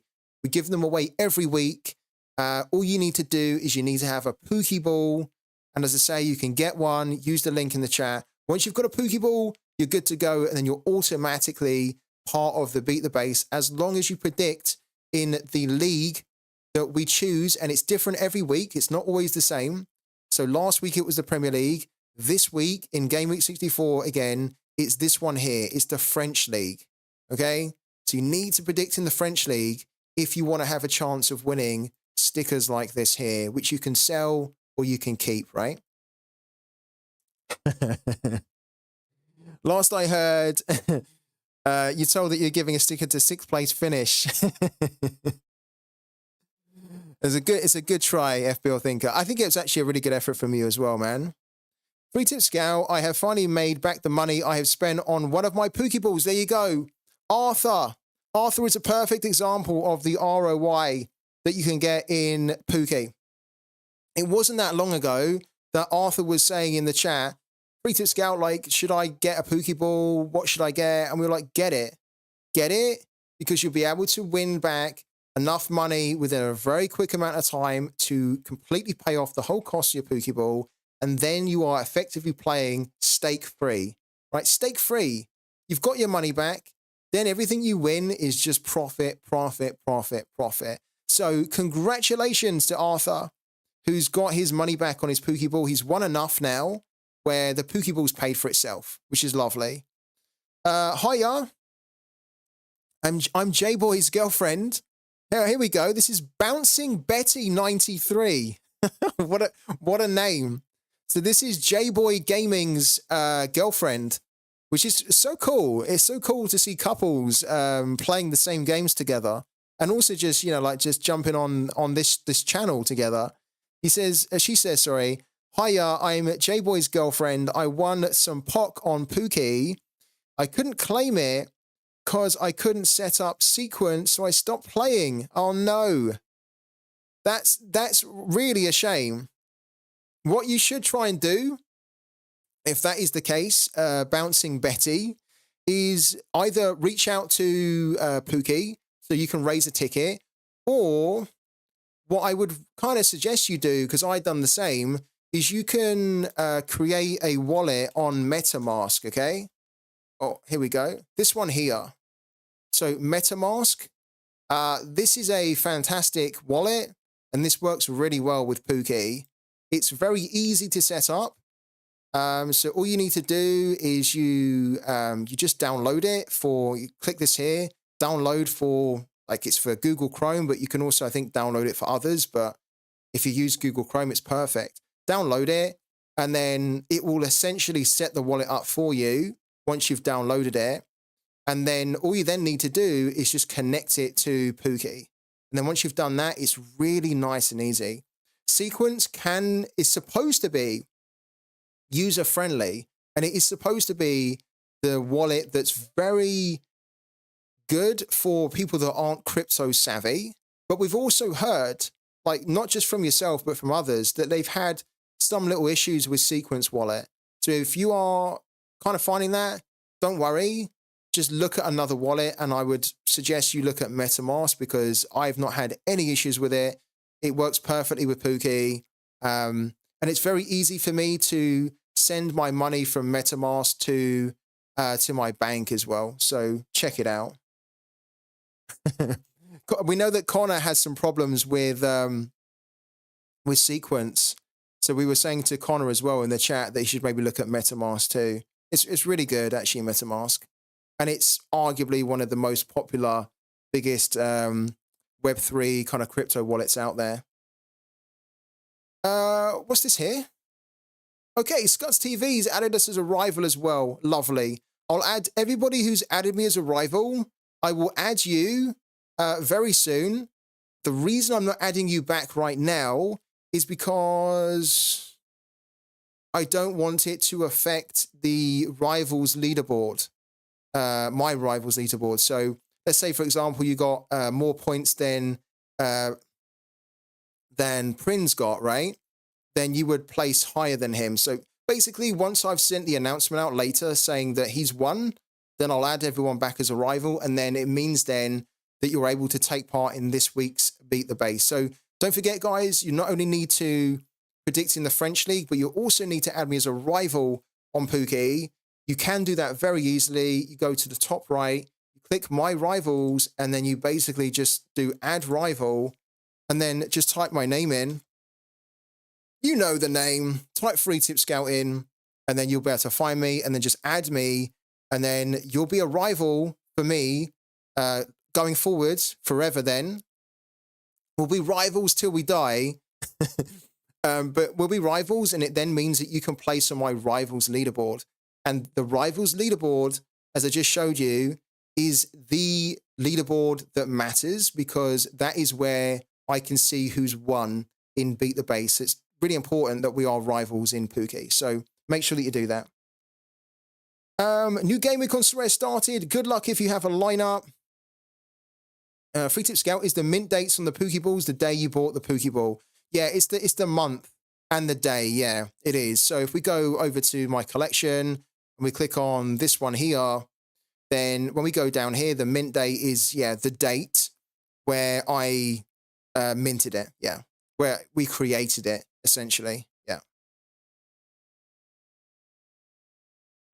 To connect my by MetaMask to POOKY, do I have to disconnect my sequence wallet? You do, yeah, you do.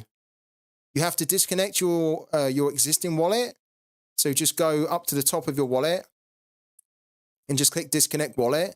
And then what you need to then do is then just log in, but using another wallet. Okay. Use your MetaMask wallet or whatever other wallet you want to use. Okay, thank you so much. I will try that because I was getting a few results right, and we game together all the time. Fortnite, COD, FM, even a bit of FIFA. We really enjoy it, and COD is where I got my name from. Where's J-Boy Gaming? J-Boy Gaming, put a ring on her finger. Put a ring on her finger. It sounds like you've got a keeper there. It sounds like you got a very cool girlfriend there, man. You should be marrying her.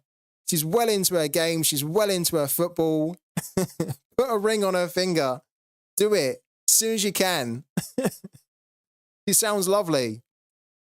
She sounds very cool.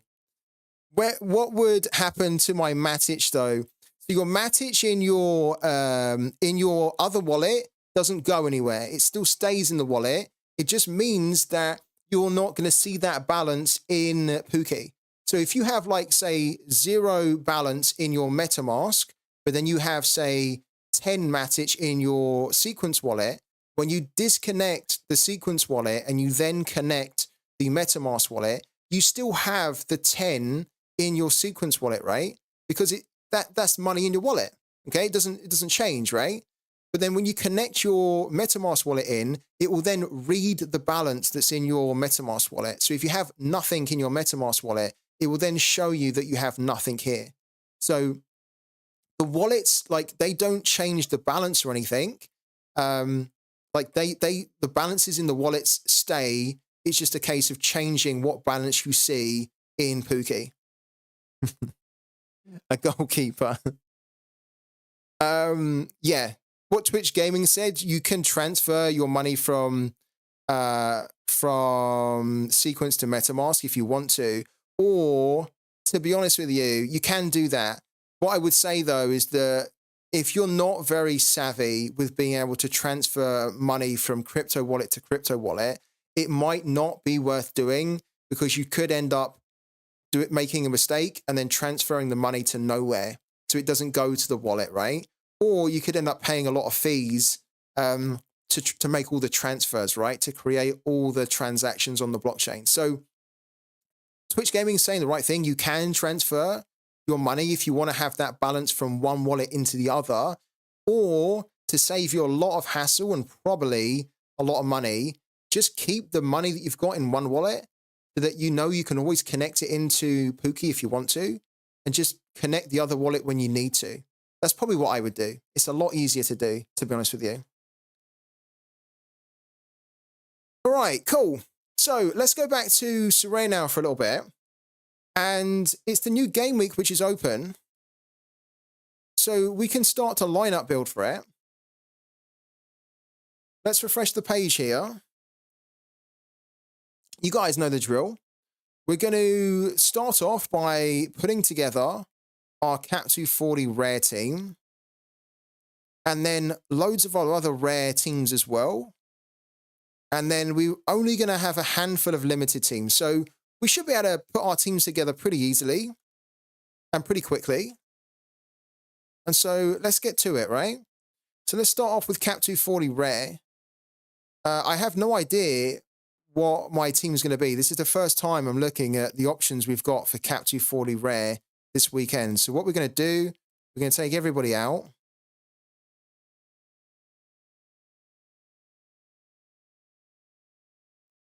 Free tip scout, what you're doing, UC? I recently got enough MGC to open a gold pack. Got Alfie May Mythic. What? And Jesus Epic. Oh my God. Or Jesus, should I say? Jesus. Not Jesus. Jesus. Gabriel Jesus. Oh, Jesus. Wow. Wow. That's incredible. I'm actually doing okay on UC. I made a sale yesterday, FBL, where I sold my Luco Neon for $40. So then I went out and bought a rare, or an epic, sorry, of Emil Smith Rowe for like $9, which I think was really cheap. And then I'm going to start to do some scouting on that probably tonight or tomorrow, where I'm going to try and pick up some more players for on UC. So the building is about to start. But how incredible is that to get the Alfie May Mythic and an epic Jesus, man? Really good. I want to start building the collection so I can start to put together some good teams in UC. Because at the moment, as you know, I'm not really playing it properly. I'm just doing the free to play. But I think it would be really cool if I could start to put like some proper lineups together soon.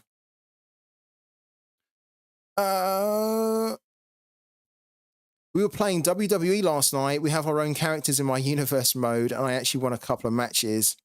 You should honestly now say to your boyfriend, J-Boy, that Free Tip Scout recommends, because you know my recommendations are usually very good. They're not usually, they're always good, right? You should say to your boyfriend, J-Boy, that Free Tip Scout recommends that you marry me. So there you go, J-Boy Gaming. I'm not putting you under any pressure or anything at all, right?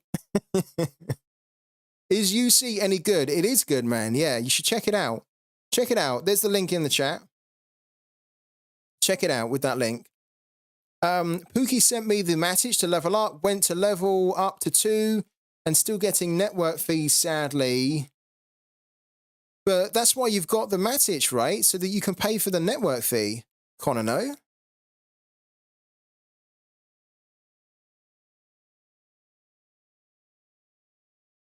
That's why, I tell you what, actually, FBL, just whilst we're talking about UC, I tell you what, I haven't looked at the marketplace on UC in months, really.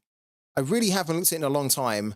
And I was looking at it yesterday, and I was so impressed with, like, players and the values of cards. And I know you guys have been mentioning it to me, like, on and off on various different streams, saying the market's in a much better position now. But when it's one thing to hear it and it's another thing to see it. And when I was looking at the cards on the marketplace, right, I saw some cards that I used to own that I basically sold for like nothing. And I saw some cards that I remember, some players that I remember you could pick up on UC's marketplace for like $1, $2. Those cards are now like $20, $30. The change is monumental. Like the market swing so much healthier on UC. So all the changes they made around burning cards and like managing the supply better, how they do the auctions, how you can get the cards from packs, they've done a great job there. Because I was genuinely looking at it yesterday and I was like, oh wow, I've not really looked at it in a long time. And now I'm seeing it. I'm like, this is actually kind of making Sorare look a bit bad, because they've really sorted their market out. Like they've got a really good balance between supply, demand. The prices seem a lot healthier. I mean, I could be wrong, but from when I was looking at it last night, I was very impressed, actually. The fact that I remember seeing, you know, a card that I had that was like $2 or something, and it was like now $30. I was like, wow. And they were all 30. And I started to look at how much they've been selling for, because maybe I thought, okay, it's listed at $30, but maybe it's not selling for $30, right? No, like the card had actually been selling for $30 quite consistently. So the changes they've made Brilliant. Really good. So if you're kind of a little bit sick and tired of prices just constantly crashing on you in Sorare, it's probably another reason to check out UC, because the market there seems like the change they've made just seem very, very smart, really worked out. And if they can do it, then Sorare definitely should be able to do it, right? So, and that's what we're waiting for, isn't it? That's what we're all waiting for in the next update. It's like, well, UC have been able to fix their market. This market on Sorare, let's be honest, has been broken for a long time. What is the fix that you are proposing? And that's what we're all waiting for, isn't it? So let's see. Lang, who comes in the chat a lot, just told me to level up the Pokeball more than once in one go to save Matic fees. Yeah, absolutely. You should do it all in one go, because every time you make a transaction on POOKY, you're going to pay a fee.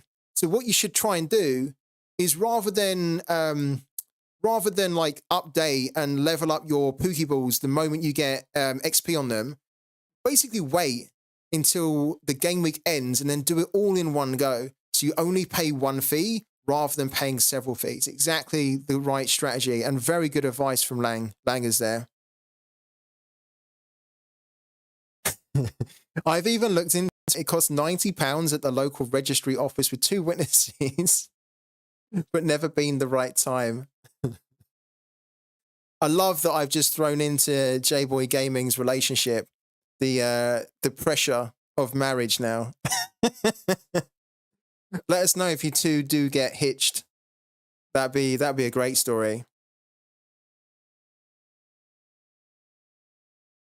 That'd be a really good story. All right. So let's crack on with the lineup building. Jakub Slovic as our goalie. Home game against Ankaragutsu, sorry. Hervey Kofi, home game against Anderlecht. I do not like the Anderlecht one from Hervey Kofi. Hervey Kofi, oh my God. I've only just spotted that Jakub Slovic has an L15 of 60. Oh my God. Deary me. Deary me. I've just spotted it now, Connor. I didn't even notice it before because I was just assuming that Slovic was like a 50 or something. Slovic's an L15 of 60. Which means that we can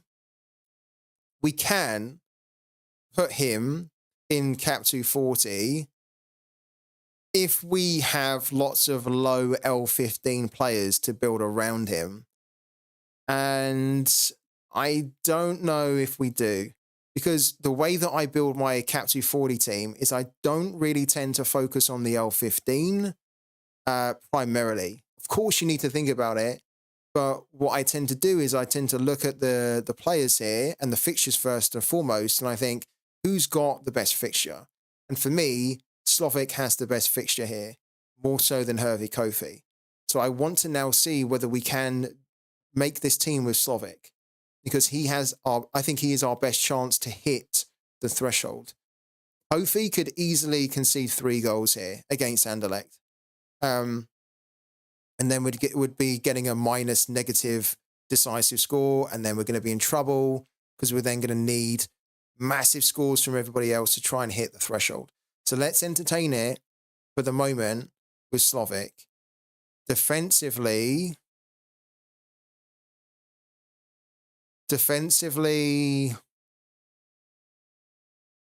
we have Ahmed Agoos, who I brought in recently so that we could pair him up with Jakub Slovic. So you guys might have noticed it actually, that a few days ago, I bought the rare card of, like 3 days ago, I bought Ahmed Agoos. Now, he didn't play for the last 2 games, and I think he's struggling with fitness, right? I don't think he's fit to play. He might be fit for this weekend, but I basically brought him in so that we have a defensive stack now, because we had Ali Varol, we had Samba Camara, right? Then we traded out Samba Camara and we traded out Ali Varol. So I kind of like to have a bit of a defensive stack, a cheap defensive stack, and Ahmed Agoos for £13 gives us that ability to have the stack there. actually is the lowest cost defender that we would realistically play here. Everybody else is getting really high. Look, Bokat's 49, Heiss is 49, Cossio's 50, Morales is 50. Pappy's 51, Smolcic is too high now, the cap 240. If we put Oguz in there, then we have Zalahi, who's just far too high now, 59. We've got Zapar. Zapar didn't play the last game, but he's got a very good game at home against Slaven. He has an L15 of 49.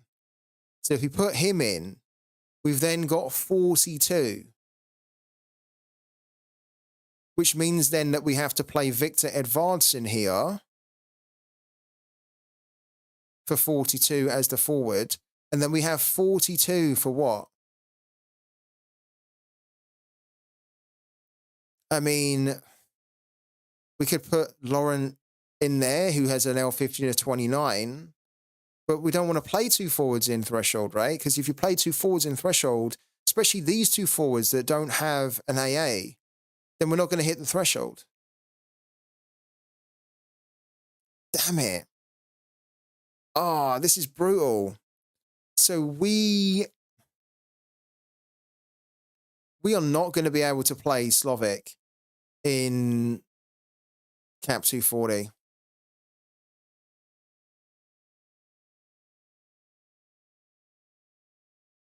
Oh, that's a rough one. That's a rough one because I mean, it's great that we have another goalkeeper, right? So we're not totally screwed, which is why it's good to have more than one goalkeeper if you can, because now we can just easily put a much more balanced team together with Hervey Kofi. It just means that we're going to need probably a really big overperformance from our guys that are going to be playing the outfielder positions, because I don't think Hervey Kofi is going to score that good against Anderlecht.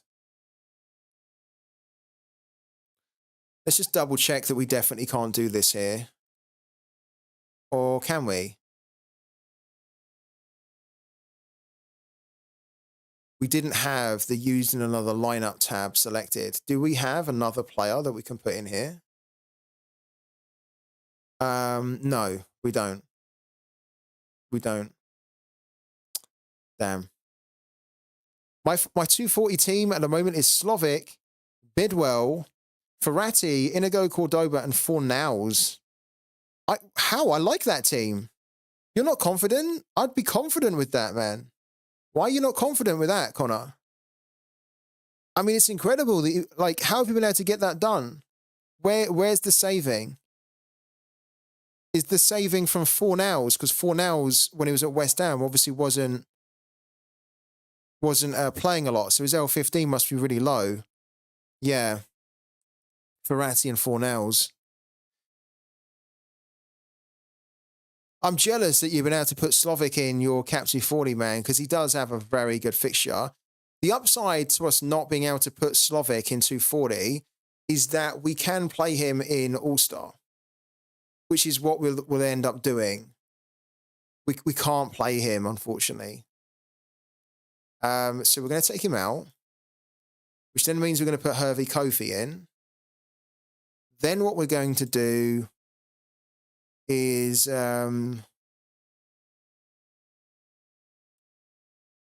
going to be our forward?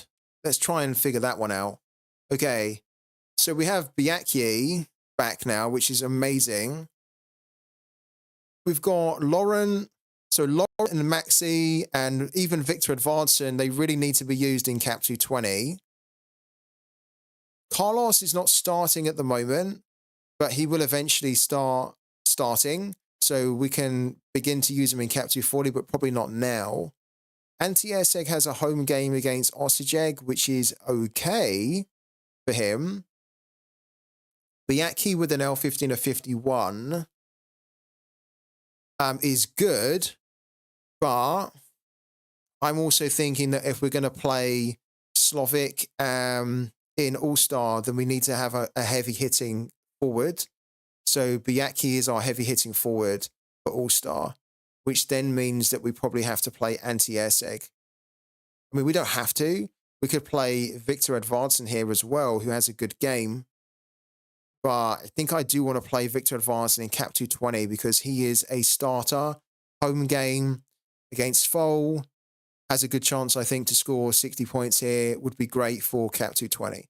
So for the moment, I think we put anti-airseg in there. Who's our midfielder? Okay, because what I'm thinking is that Salahi and Smolcic will probably have to be played in All-Star. Because we do need to play them, and they're too high. They're too high to play in Cap 240 and 220. We have Kadri. We've got Grigic. Grigic was dropped to the bench in the last game, so I think I want to call it with him. Will's 99. Thank you so much as well, man. Thank you so much for the sub. Really appreciate it. We would probably play Kadri here. Then we have 93 for the remaining two positions. So then as a defender, we could play Philip Heiser. We could play Alexis Kosio. We could play Bokat, but I don't really want to play Bokat because he's up against Kadri. And also Bokat came off injured. So he might be out anyway. Let's just assume that he is out, right?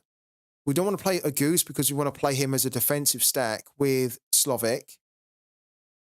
And we can't really play these guys here because they're not starting. So it's kind of like Heiser or Morales. And I think we're going to do Morales. Well, you could do Kosio as well, because you guys know that Morales is quite a steady kind of scorer.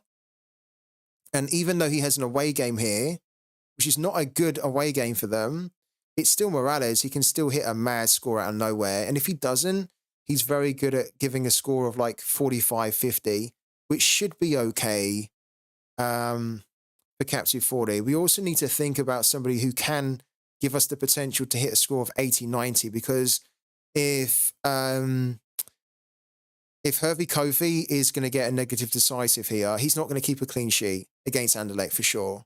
He's just not going to do it. So we have to think that if he gets the negative decisive, we can still get potentially a big score because we have a big heavy hitter and Morales is that. So let's put Morales in for 50. Then that gives us 43. Now I think we're still going to struggle here to find a player for 43 because we just don't have one apart from Edvardsen. Which means then what? If we took Morales out and we went for someone like, well, even if we went for someone like Heiser, we still don't have someone at 44. Yeah, like we literally, oh my God. We literally need somebody. We don't have anyone between 42 and 46 at all. There's a big gap there. We have no players at 43, no players at 44, 45, 46. There's a little bit of a problem. I mean, the alternative is that we don't play Victor, we don't play anti-airsec, we play Victor Edvardsen here. And then that frees up a lot more points so that we can then, that's maybe what we need to do. So if we play Victor Edvardsen here, then we have 99 to distribute. Then we could, if we want to, we could play Leonardo Morales there. And then we have 49, which then allows us to play Philip Heiser or Michael or Mihail Zapa or even Airseg or, you know, whoever. This is literally the way we have to do it, isn't it? I think we would play Heiser for the moment. I'd actually want to play Zapa, but let's do Zapa. But then if Zapa is not fit to play, if he's not projected to play, we can switch him out with Philip Heiser. That's actually not bad, this team. We put the captaincy on Morales as well.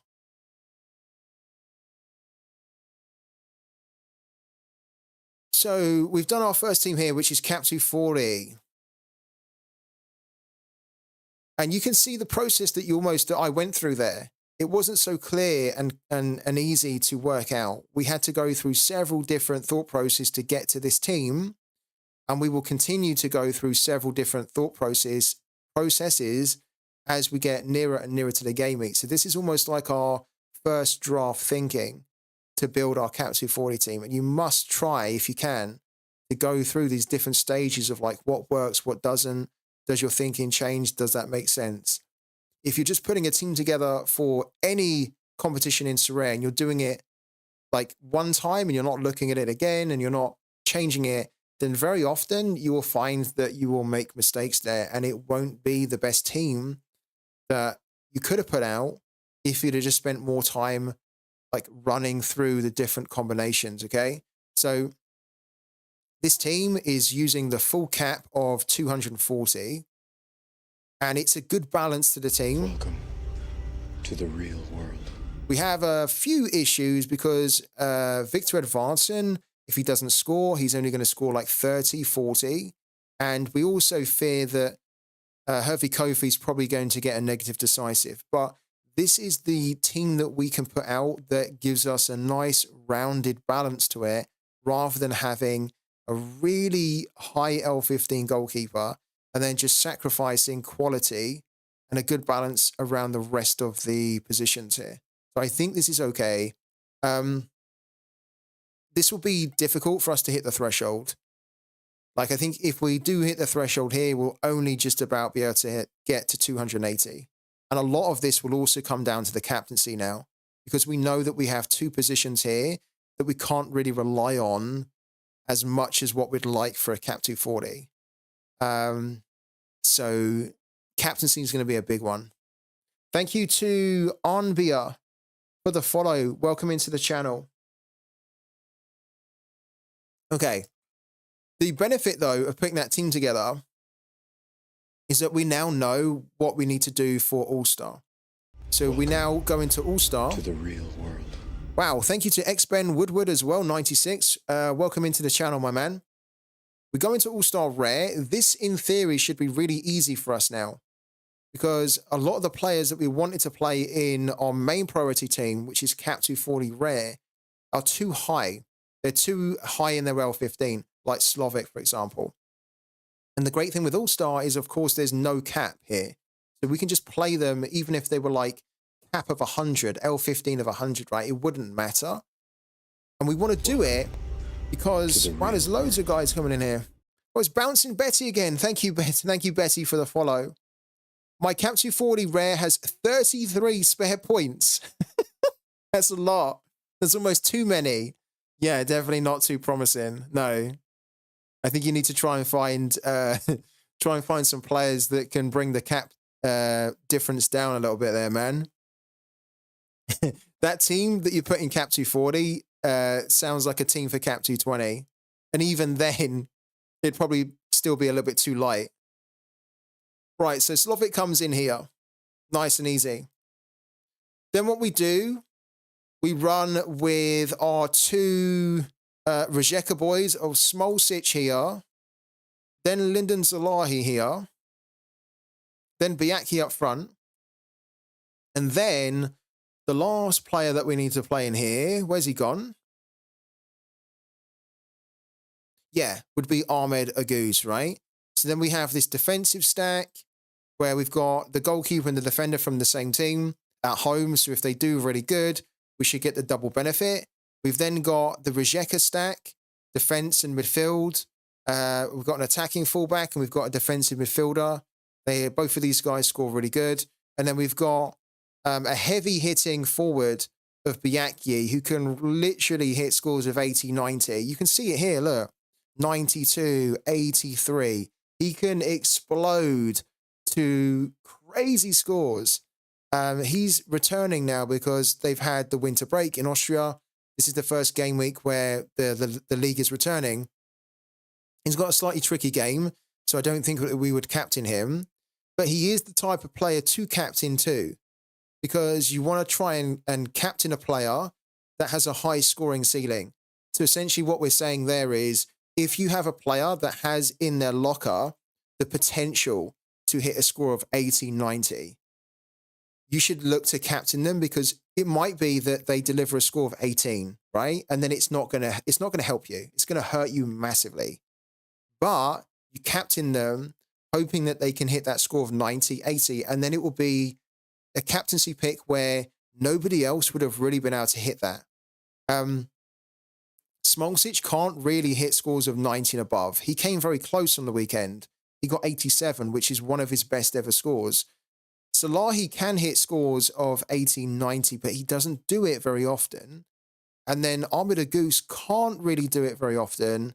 I think he can only really hit a score of between 80, maybe 90, but again, not very often. This guy here, Biaki, can actually hit these really high-end scores quite often. So if we look at Biaki here, you can see, look, 83, 92, 79, 100, 78. Take it back a little bit further. Here we go, 87, 77. So his high end is very good. It also means that he's a risky pick because he can also hit you like this, like a 26 or an 18. So yeah, we hope that he can hit like a mad score. He's coming back. It's the first game of the season. He should be nice and fit and fresh and raring to go. I think at home he's done quite well too, no? Oh, at home he's been a little bit underwhelming, actually. He's actually done better away from home, look. He's hit a lot of his big scores away from home. That's kind of interesting. So maybe we don't captain him, even though he's got that really good high end, because he's playing at home, and historically, he doesn't really do that great at home. Okay, that's a good one to know. So for now, why don't we put the captaincy on Smolcic for now? We press confirm.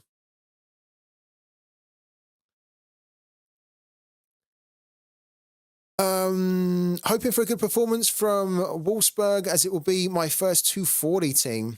Who do you have in your team, Malv?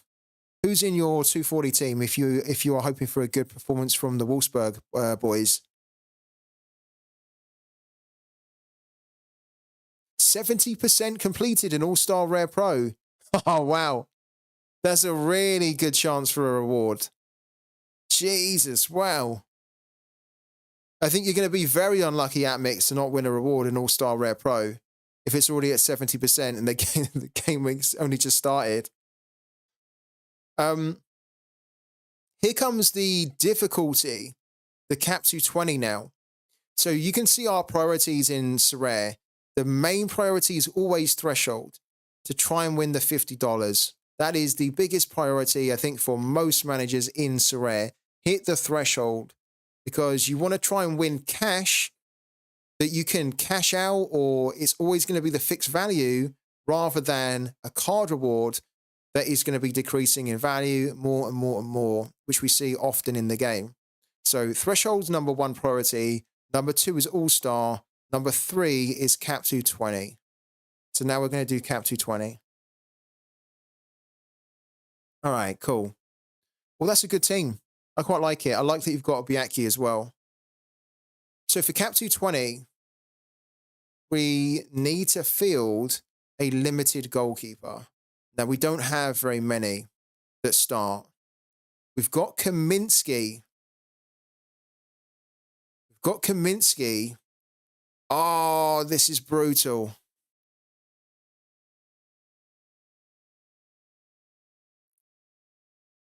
This is brutal because technically the rare is much more important to me than the limited. So what I want to do here, because he's an L15 of 39, what I want to do, he has a home game against Sheffield United. I want to play Kaminsky as the limited goalkeeper in our cap 220 rare. But you guys know why I can't do that, because we have the Luton Town collection. So we want to play them all together. And probably we want to play Luton Town the way they're playing. We probably want to play Luton Town in All-Star because they're playing so well. They're going up against Sheffield United at home. It's really difficult for teams to go to Luton Town, like Kenilworth Road, and beat them. We've seen that this season, and they've always been like that. And they could actually deliver an amazing performance that would then be, as a stack, that could then be a game week winning stack this weekend. So we don't want to break up the stack. But then we have a bit of an issue then. We have quite a big issue. Because then our other goalkeeper that we can use is then Tascaran.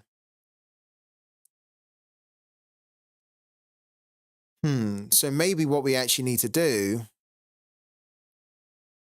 I don't really want to do it, but maybe what we actually do need to do, when we win the threshold rewards, when we get our rewards later tonight, which will be about £40, we might need to go out and buy a really cheap limited goalkeeper with a low L15. Because look, I can play Tascaran in here, but Tascaran's away to Fenerbahce. We might as well not even enter a rare team if we're going to throw Tascaran in here. Do you know what I mean? Like, he's going to hit a negative decisive. Fenerbahce are going to score 3 goals against him. So we're going to have a score of 15 from him in a cap 220 that you like. He costs 43. You can't have someone that costs 43 that's probably going to deliver you a score of 15, right? Has to be the other way around. You have to be a cost of 43 that then delivers you like 60. So, yeah, and if you're wondering why we're not talking about Lovro Magic, we can't use him because he's part of our community under 23 team. So we actually need to use some of our threshold winnings from today. Maybe that's what we do tonight. We scout for a really good low L15 goalkeeper. What do we need, actually? Let's figure out the team, and then we can figure out what type of goalkeeper we need. Luton will destroy Sheffield. We hope so, but you never know with Luton. This could be the game that actually they trip up on because they raise their game with the big boys, but maybe not against the big boy. You let your guard down a little bit. Okay, so we were thinking about doing anti-airsig in here.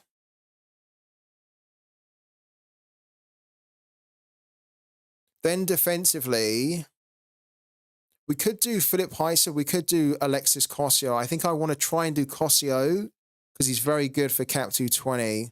And Philip Heiser, we don't really want to play him when he's playing away from home because he doesn't do as good. So we could try to do Cossio here. And then in the midfield, oh dear.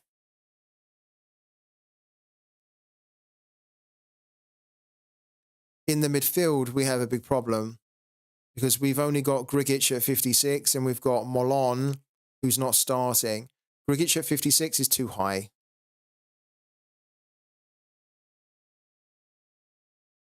And then look. Then we could put Lauren in here. And then we would have 37. That's not great, but that's probably what we're working with here.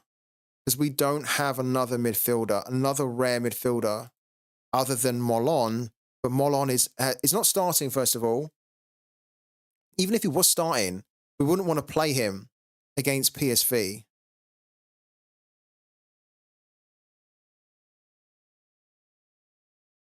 I mean, technically, the alternative here is that we would need to take Zaper.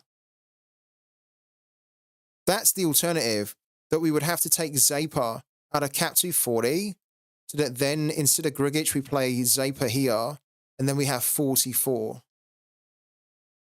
for a goalkeeper. But then if we do that, we then have to put Heiser. Can we do that? I don't even think we can do that because we're not.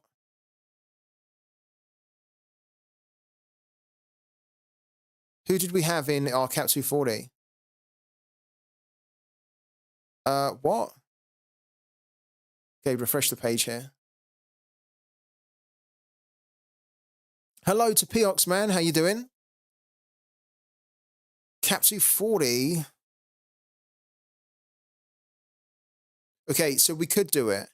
We could do it where we put as the extra, we put Kadri here, and then as the extra here, we put Philip Heiser.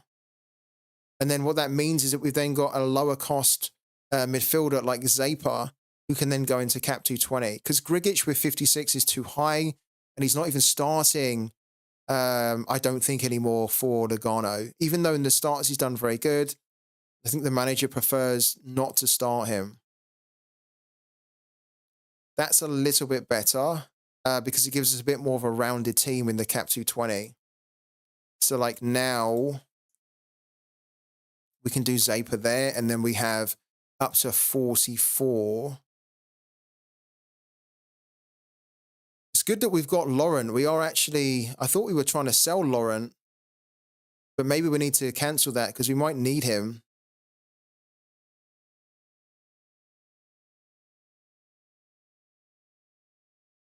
No, we're not trying to sell him anymore. We might actually need him for this game week now because he's one of the few players that we've got that's starting that has a low L15. Okay. Yeah, so then we put a placeholder in here. We can do that now as a placeholder.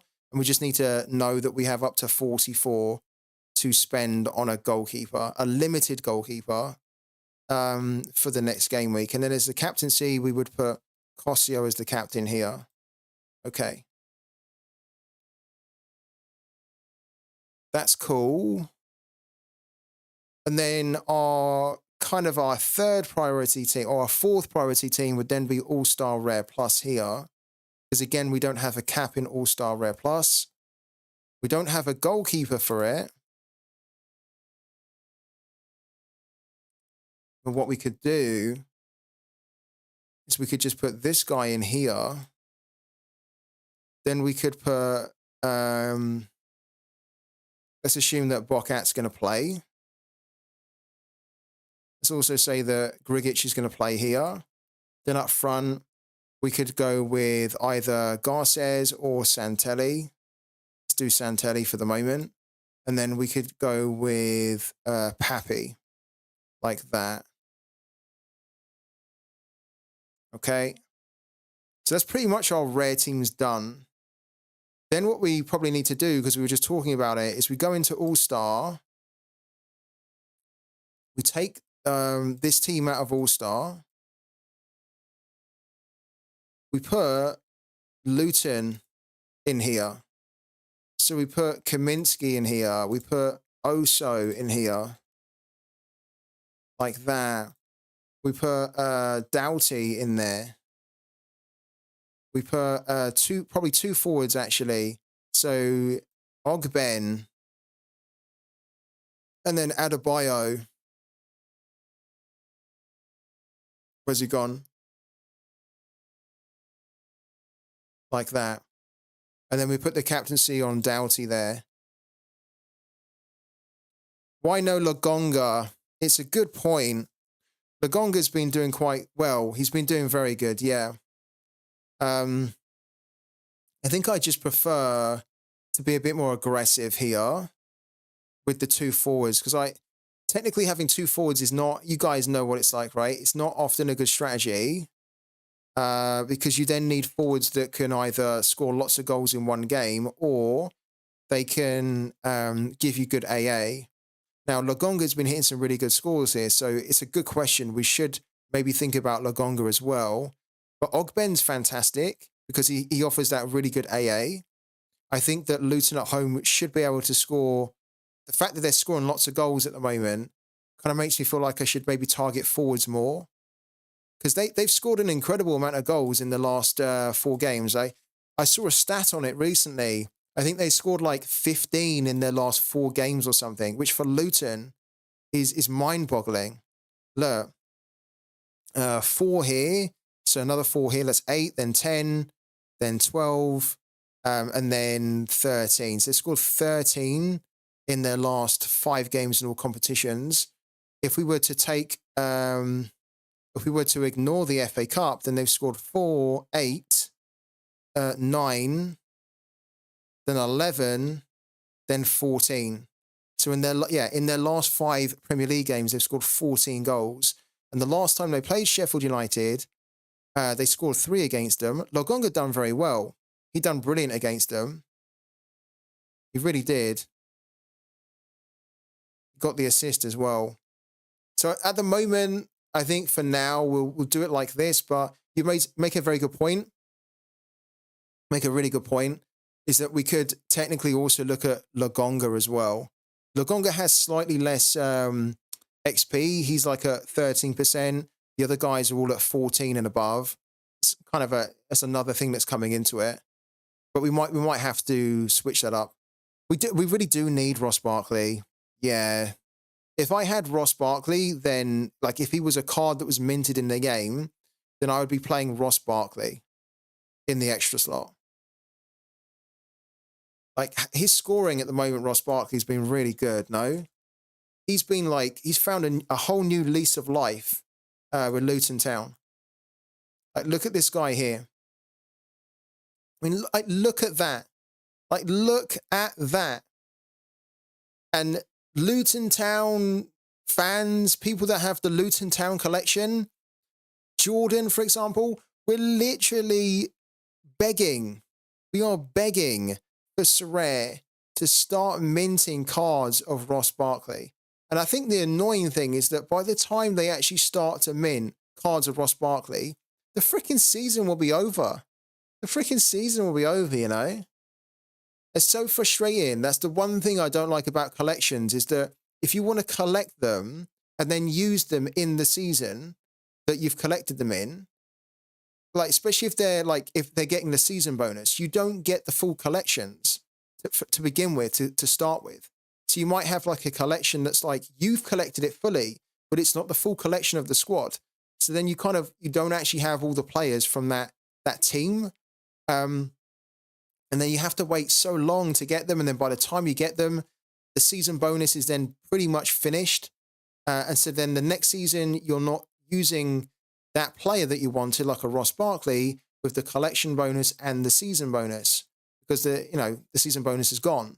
So this is the one frustration with the collection bonus that I found anyway, because I don't do a lot of collections, that I almost wanted a lot more players available from the get-go, from the start of the season. There's no Andros Townsend, there's no Ross Barkley, there's no Tom Loikia. These are pretty, key players for the team. But yeah, like if we had Ross Barkley, I mean, this is a great moment for Sorare to start minting cards of Ross Barkley, because when he's doing scoring like that, his L5 is really good. It means then that people are going to be paying a lot more for scoring when a player's scoring like this right now. So if they were smart, they would start to mint cards of Ross Barkley now, because that's how they're going to be able to get a premium on his price. They will push his price up. They'll be able to sell him for a lot more. But we just never know. We never know when they're going to mint them. I thought the new faces were supposed to be like every week. No, didn't Sorare say that they were going to be doing like new faces every week?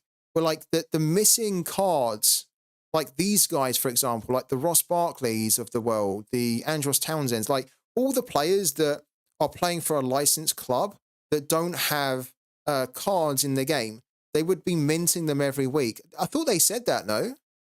But I don't see it. I don't see them promoting that there's new faces now that you can go and get these players that were missing.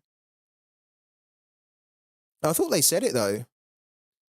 I don't get why they don't mint them, but at the same time, they keep minting last season MLS cards, although the new season cards kick off in 2 weeks. Well, we all know why they're doing that though, don't we?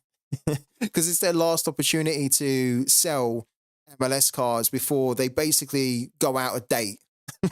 It's like a supermarket, isn't it? You've got like these bananas that are going out of date like tomorrow, and you're going to get a new delivery of bananas tomorrow.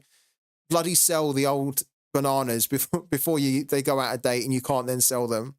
So we know why they're doing that, but I actually understand your point. It is a little bit frustrating when they are minting those cards and then they're not minting Ross Barkley. And I think the other frustration as well is that there's no clear defined schedule as to when managers can expect like the missing cards to be minted. So it's not like Sorare have said every first week of every month, we're going to for that every day for the first week of every month. So the first week of March, right? The first week of March, every day for that first week, we will mint every day like missing faces, right? The players that should be in the game that aren't in the game. And we'll only do it for that week, and then that's it. And then the next month, you then know when to expect the new faces, right? There's no schedule. There's no defined schedule as to when we can expect these players. And that, for me, is the only thing that they need to do. You just basically need to say, we know that there are missing players and that you guys, want to collect them, or thinking, when can we collect them? This is the schedule when you can expect them. And it's very consistent. Like every month, you know exactly when it's happening, rather than what we are right now, where we're like, when can I get my hands on a Ross Barkley? Like, when can I get my hands on Andros Townsend? Like, don't even have an idea if it's going to be today, this week, next week, 2 months' time. And this is the frustrating thing, is that Sorare just almost need to, on stuff like this, just communicate and work out a schedule so that they can then start to mint the cards and people know when to expect them. Because if I know that this is happening, say, for 1 week every month, then I know that if I'm missing a Ross Barkley, I can just start to save up to wait for when they potentially mint the Ross Barkley, right? And then everyone else can save up. And then what that actually does is that potentially then pushes the price up for Ross Barkley, because people have more money that they've saved up to spend on the Ross Barkley. So maybe if I've saved up like £50 for him, right? And he's not £50. Let's say he's going to be like £20, right? But then other people have saved up a lot for this Ross Barkley. You can get into a bit of a tit for tat bidding war, where then he goes for way more because people have saved up more in preparation. So they push the price up and they have the money to spend at that time. But if you kind of just do it very randomly, then people don't necessarily have the money to do it. And also it's just very frustrating to try and plan and to kind of play the game when you have no idea when this stuff is happening in the game, which hopefully we're going to get that kind of thing in the new announcement that we're all waiting for as well. Do you have any decent rewards tonight from the MIDWEEK? I nearly said the MIDWEEK. What's going on with my speaking today? I haven't been drinking. Maybe I should have been drinking. It'd probably flow a lot more naturally. From the weekend, I won the threshold, $50, Neil, rare. I believe you're on to win a podium, aren't you? You've won it, haven't you, Neil? Please tell us, because I think we were speaking, weren't we, on Twitter? So I think Neil has hit a mental, and I mean, like, so mental that we're going to bring it up on the screen, because he did reach out to me over the weekend. Neil, let's bring up your team, right? This is you, isn't it? Neil 1989.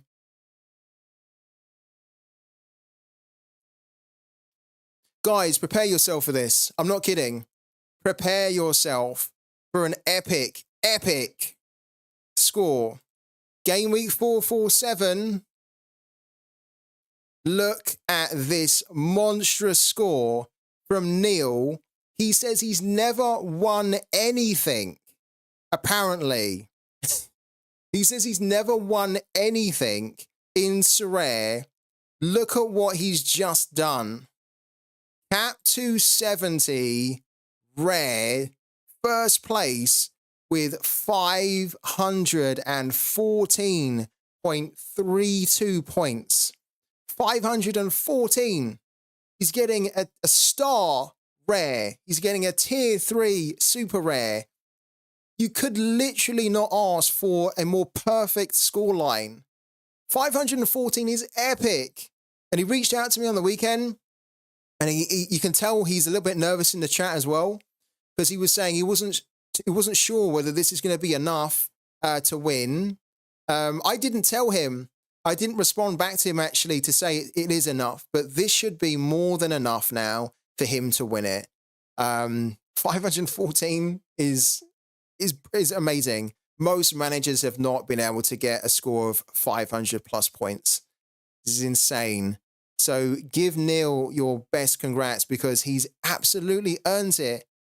He's really earned it. This is so good. Look, he's 16.47 points ahead of second place here. You've done it, Neil. You've done it. I don't think you need to sweat, my man. I think you've done it. It's also incredible because he hit the rare threshold too. He hit the limited threshold. So it was a brilliant game week for him. But how good is that? You know, like he's got 5 rewards won. So I think he's been winning before, but maybe just didn't realize. And then he's actually had a victory as well. So you have won before, Neil.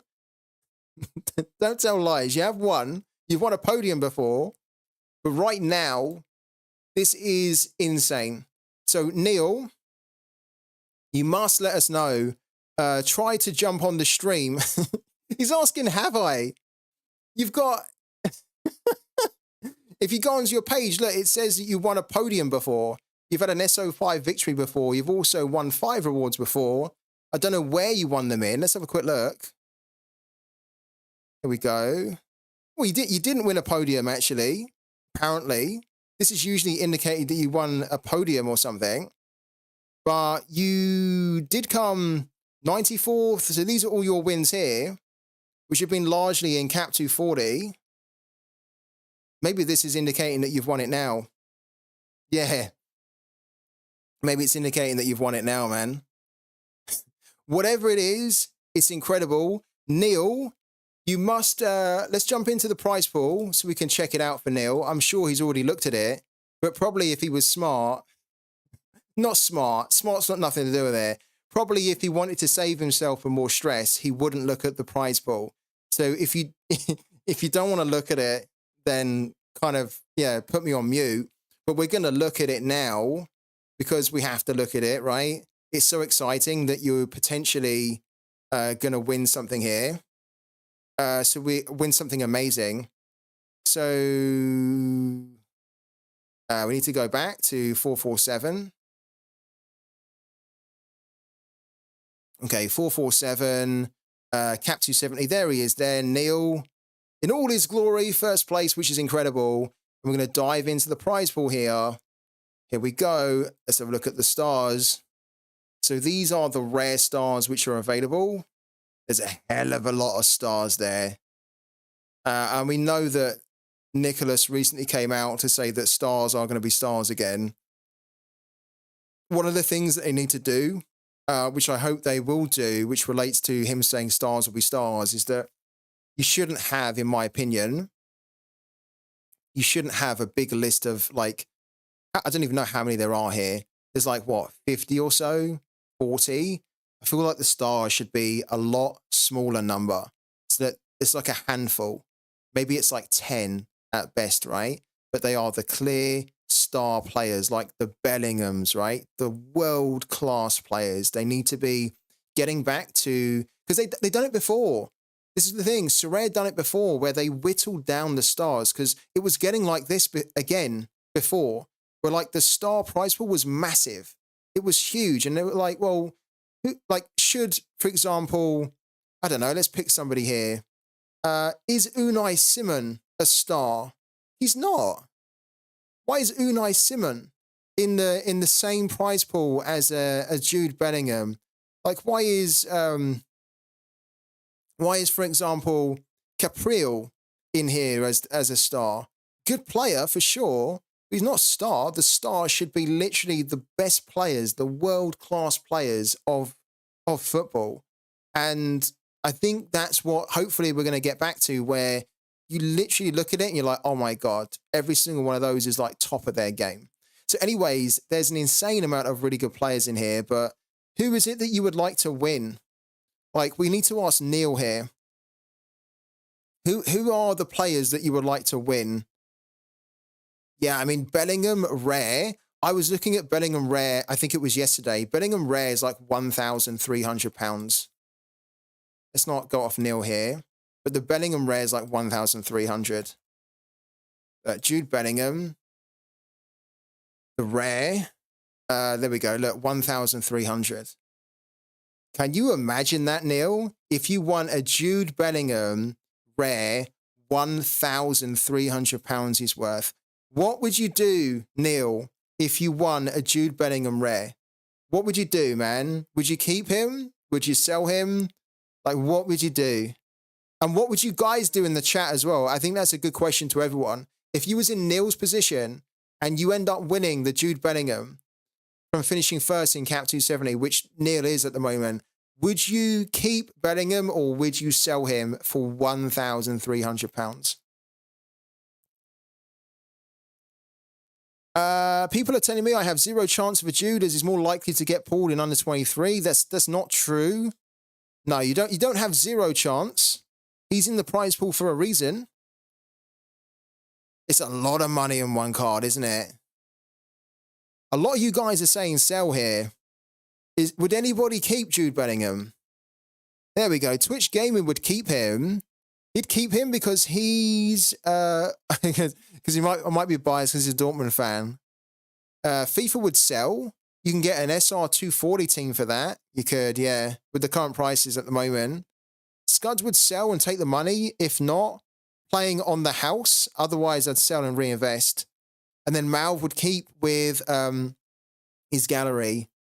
I'm a little bit torn with this one because I think like there's a part of me that would want to keep Bellingham because he's like he's the wonder kid, right? He's so good. He has all this utility that you can use, international games, midweek games, under 23. His scoring is outrageous. He gives you goals, assists. His AA is phenomenal.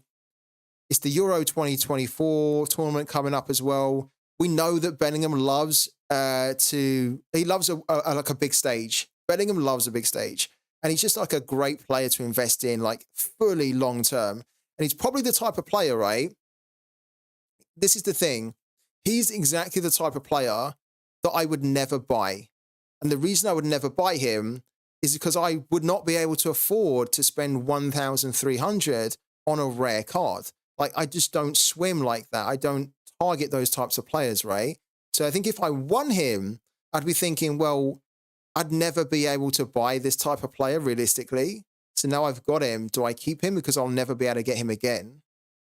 But there's also a really big part of me that would say it's £1,300 for a rare card. That's a lot. That is a lot. Now, here's the other thing, right? Here's the other thing. And hear me out here, Neil. Hear me out, okay? Whoever you win, whether you win Bellingham or Kane or whatever, right? Whoever you win, if I was in your position, now you can do what you want, right?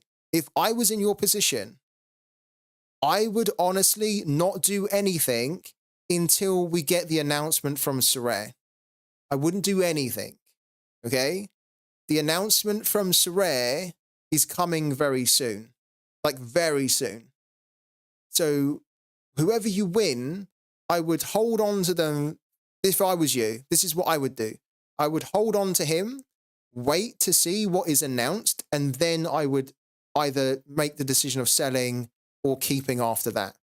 Because Sorare could announce things which let's be honest, guys, they're going to announce things in the next update, which is going to be seismic. It's going to be very, very big. It's going to cause shockwaves.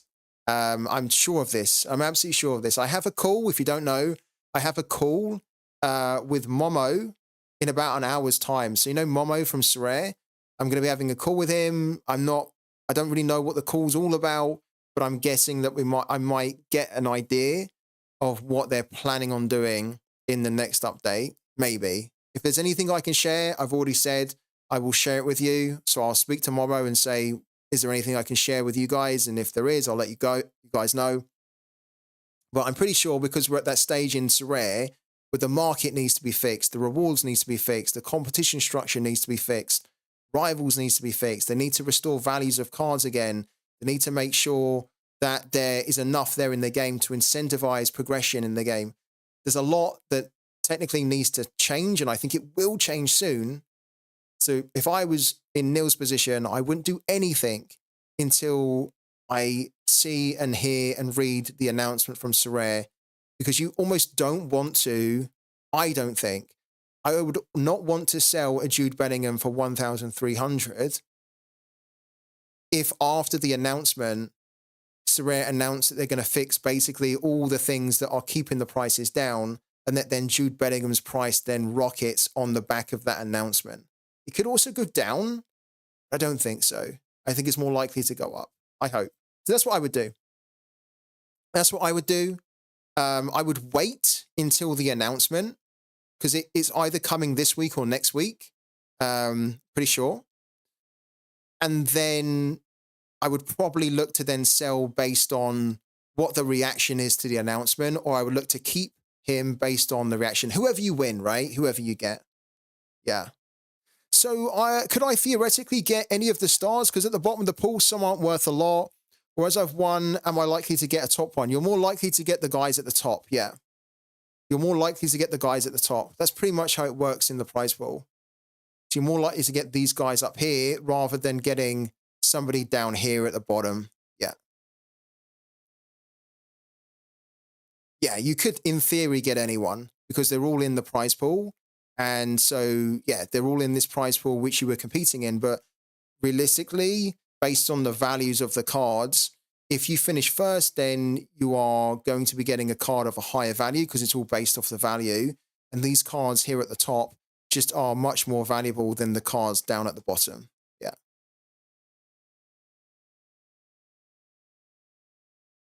I hope he is phoning to make you a Sorare partner because you don't half put a lot of hours into Sorare. Thank you, Bouncing Betty. I appreciate it. Well, I do put a lot in, and it's very, very nice to hear it's appreciated. Yeah. Neil, can you do me a favor? Can you do me a favor, Neil? When you open your reward later on today, can you either jump into our evening stream and then let us all know what you got? Or if you can't make the evening stream, can you at least drop a tweet out there and tag me in on it? Because this is such an amazing story that you've been able to win with 514 points, which is so epic that I would also love to retweet it out to everyone because I'd love to share the success and show people what is possible because those types of stories, those types of game weeks which you've had are the types of game weeks which everybody dreams of. Let's bring it back up here. These are the types of game weeks which everybody dreams of. And this is the reason why most people want to try and play Sorare because they want to try and win big, as in like super big. And we all dream of having a game week like that. So I think it'll be really inspiring to show that story to everybody that, you know, he's a guy that hasn't won very many, but he's then just won big when it's really counted. So yeah, please let me know, man, if you can. All right. We have half an hour or so left of the stream. Let's try and do some more lineup building if we can. So we just got to building our Luton Town team for All-Star. Let's confirm that. Okay. Let's confirm that. Let's do the under 23 team. Okay. This is a team that everybody can get involved in, right? To build. So this is our community team, which means that if it wins a reward, we give it out to one of you guys in the community. I don't keep any of the rewards at all here. We don't have many options with the goalkeeper. So our goalkeeper is Lovro. But now we have Christoph Lang back and we have Killian Corridor. These two guys are under 23 players. Tony Frook injured. So what I'm thinking here, and look, this is your team, so you guys can completely tell me if I'm wrong or not. What I'm thinking is that we should assume that Tony Frook is still going to be out injured. Didn't Yankovic come off injured as well? I thought Yankovic came off injured too. we could be in trouble here. Niko Yankovic, I thought he came off injured. Oh, I could be wrong. I hope I'm wrong. Yeah, look. Oh, shit. So Niko Yankovic scored a penalty, and then 3 minutes later, he came out injured. Are super rares harder to sell? Yes, they are. They are harder to sell because there's less people that want them, so there's less demand. There's less people competing in it. Okay, we're in a bit of a bind, so let's just assume then that Frook is still going to be out injured. Let's also assume that Yankovic only just picked up a knock. I know it's a big assumption. Defensively, we can play Smolcic or we can play Kosanu. But Kosanu's not really playing for the national team, right? So we probably would need to play Smolcic here. And then up front, we could play Killian Corridor again. And then technically we could play Christoph Lang. That's what I'm thinking for our under-23 team, guys. Or do you think that we need to play Tony Frook and then just one forward? So either Corridor or Lang up front, and then Tony Frook in there with Yankovic if Tony Frook's fit to play. What does everyone think we should do?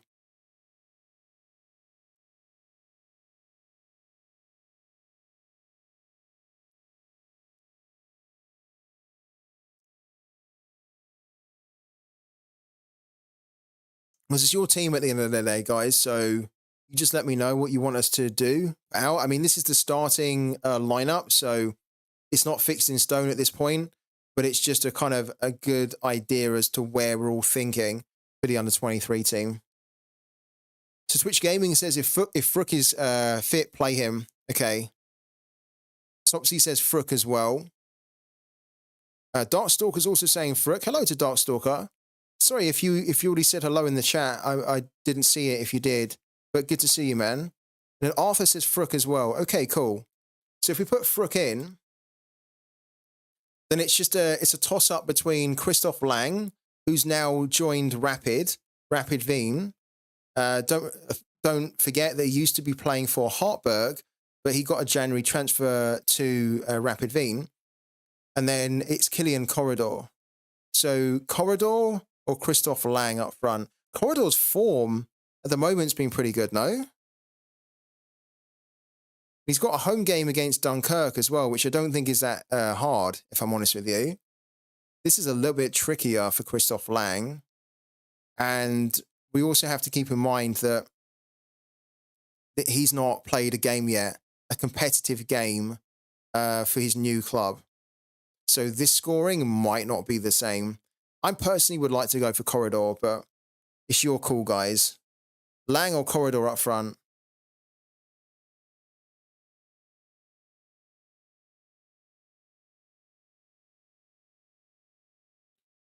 Do we keep it on? I'm not seeing much objection to Corridor, so I reckon we keep it on Corridor. And then we can always change it later on, can't we? I really want us to try and win a reward in our under-23 team.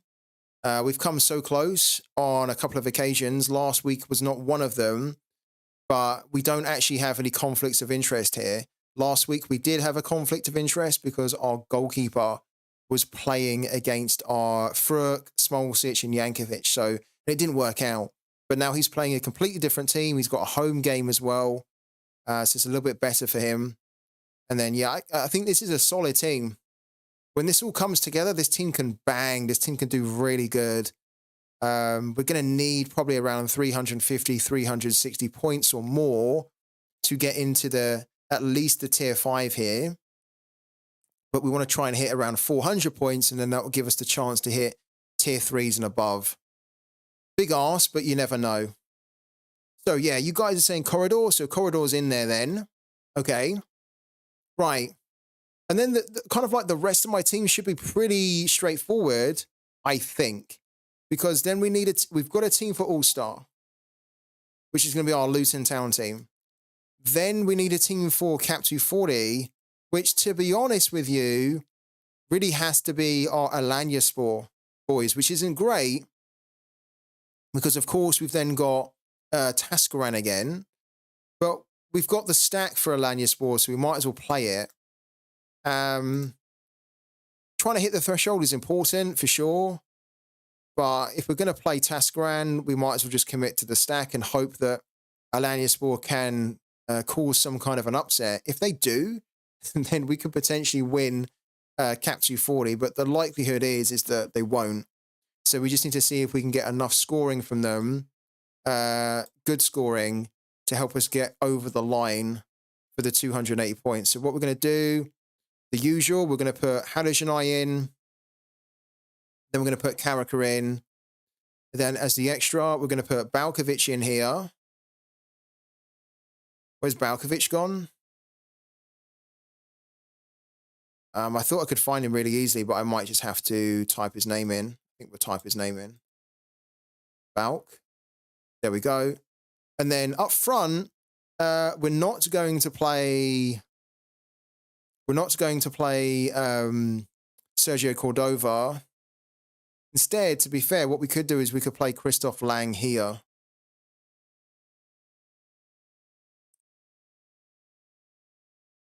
Yeah, we could play, because Christoph Lang has the highest L15 of 55. We've got 58 to spend. I don't think I want to play Christoph Lang in 220. In fact, we wouldn't probably be able to play him in 220. We could play him in Challenger Europe, but then technically not, because we don't have a Challenger Europe goalkeeper. So probably if we're going to get another goalkeeper, we might need to get a Challenger one, because then we could put out also a team in Challenger Europe. But at this point too, I'd almost like to get an America goalkeeper, because then we've got one for the season, right? So for now, let's put Christoph Lang in there.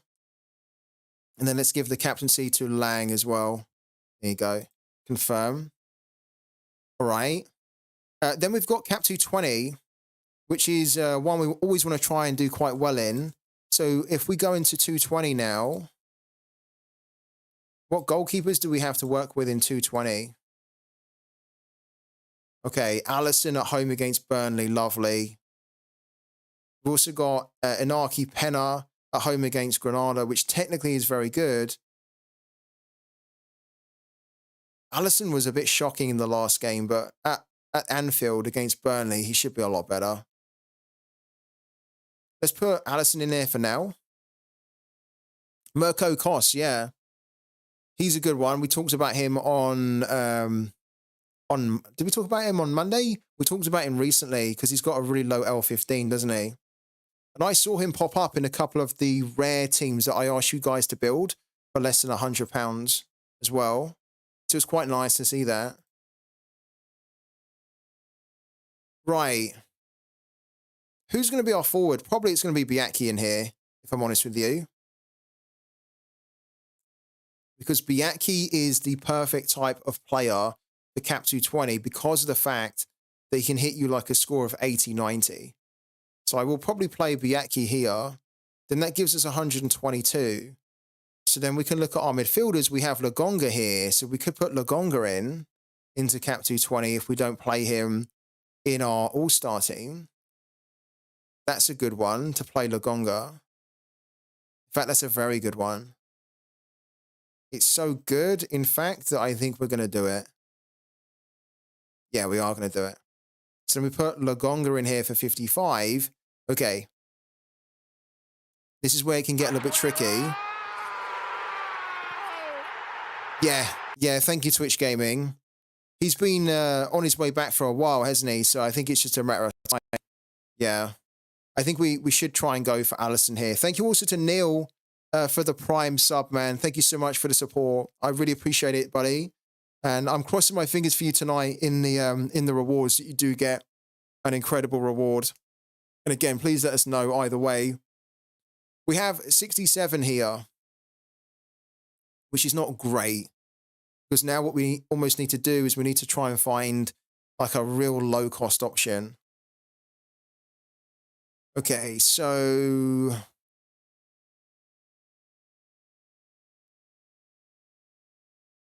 Okay, so Ivan Ordetz we could play, but we don't really want to.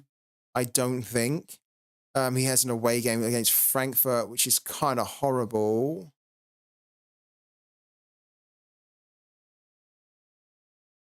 Jose Estrada is only 41. That's very good.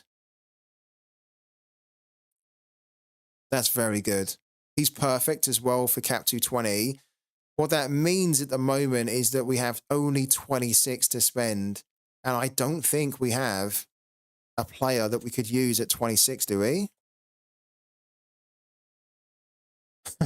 We've got Kevin Sandoval, who's exactly 26 there.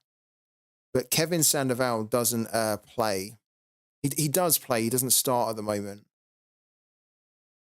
So we could do that. Or we could just simply not play Lagonga. It seems a shame not to play Lagonga here, though, because he's like standout, our best midfielder. We technically should have a lower costing forward here, but it's also Biaki at home. Who is a lower cost that might still be able to bang? Carlton Morris is one. Okay, so that changes things because we're using Carlton Morris in a complete throwaway team. Whereas actually what we could do is, like, given his form at the moment, we could use Carlton Morris in here. Look, at home against Sheffield United. So we could use Carlton Morris here, and then that would give us 37, and then we have a bit of a stat going on as well. Then who could we bring in for 37? Yeah, 12 months ago, you're right. Sandoval was absolutely amazing. It's one of the reasons why I picked him up, because I think he's still a great player, right? But he's just not playing at the moment. So this is almost the time to pick him up because his L15 is really low. And his price is really low as well. It's going to take him a while, I think, to get to break into the first team at Melgar. But I think when he does, he'll do good. I'm happy to be patient with him, though.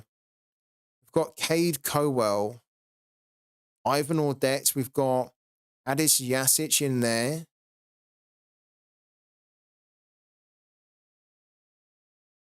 We've got Ryan Gilles as well, who we could use. Ryan Gilles might be an interesting one.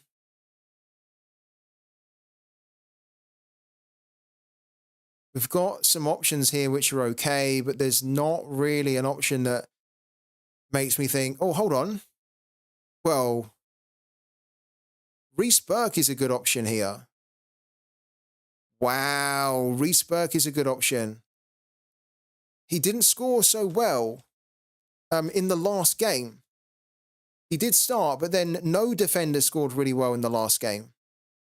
Oh, he didn't start in the last game. I thought he did. Ah, that's not good then. That's not good. If he was going to start, then Reece Burke could be an interesting one. But if he's not going to start, it won't work. We have Cade as well, of course, we could use. We've only got a 37.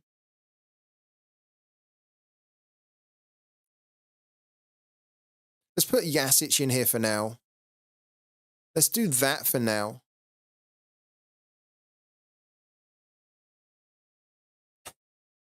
Swear I hate it if people are live on Sorare but did not answer when you put an offer out. In fact, you know what? You just reminded me, Twitch Gaming.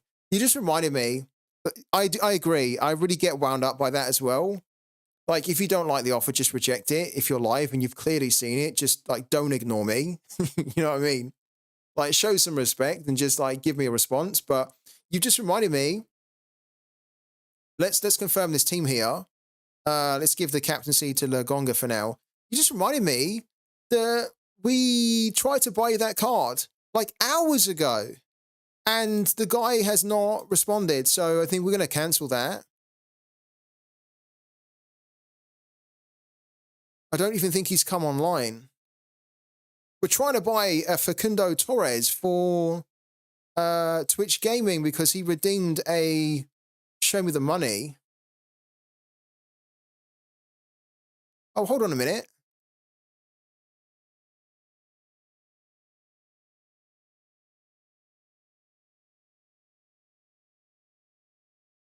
This was bought 23 minutes ago. Okay.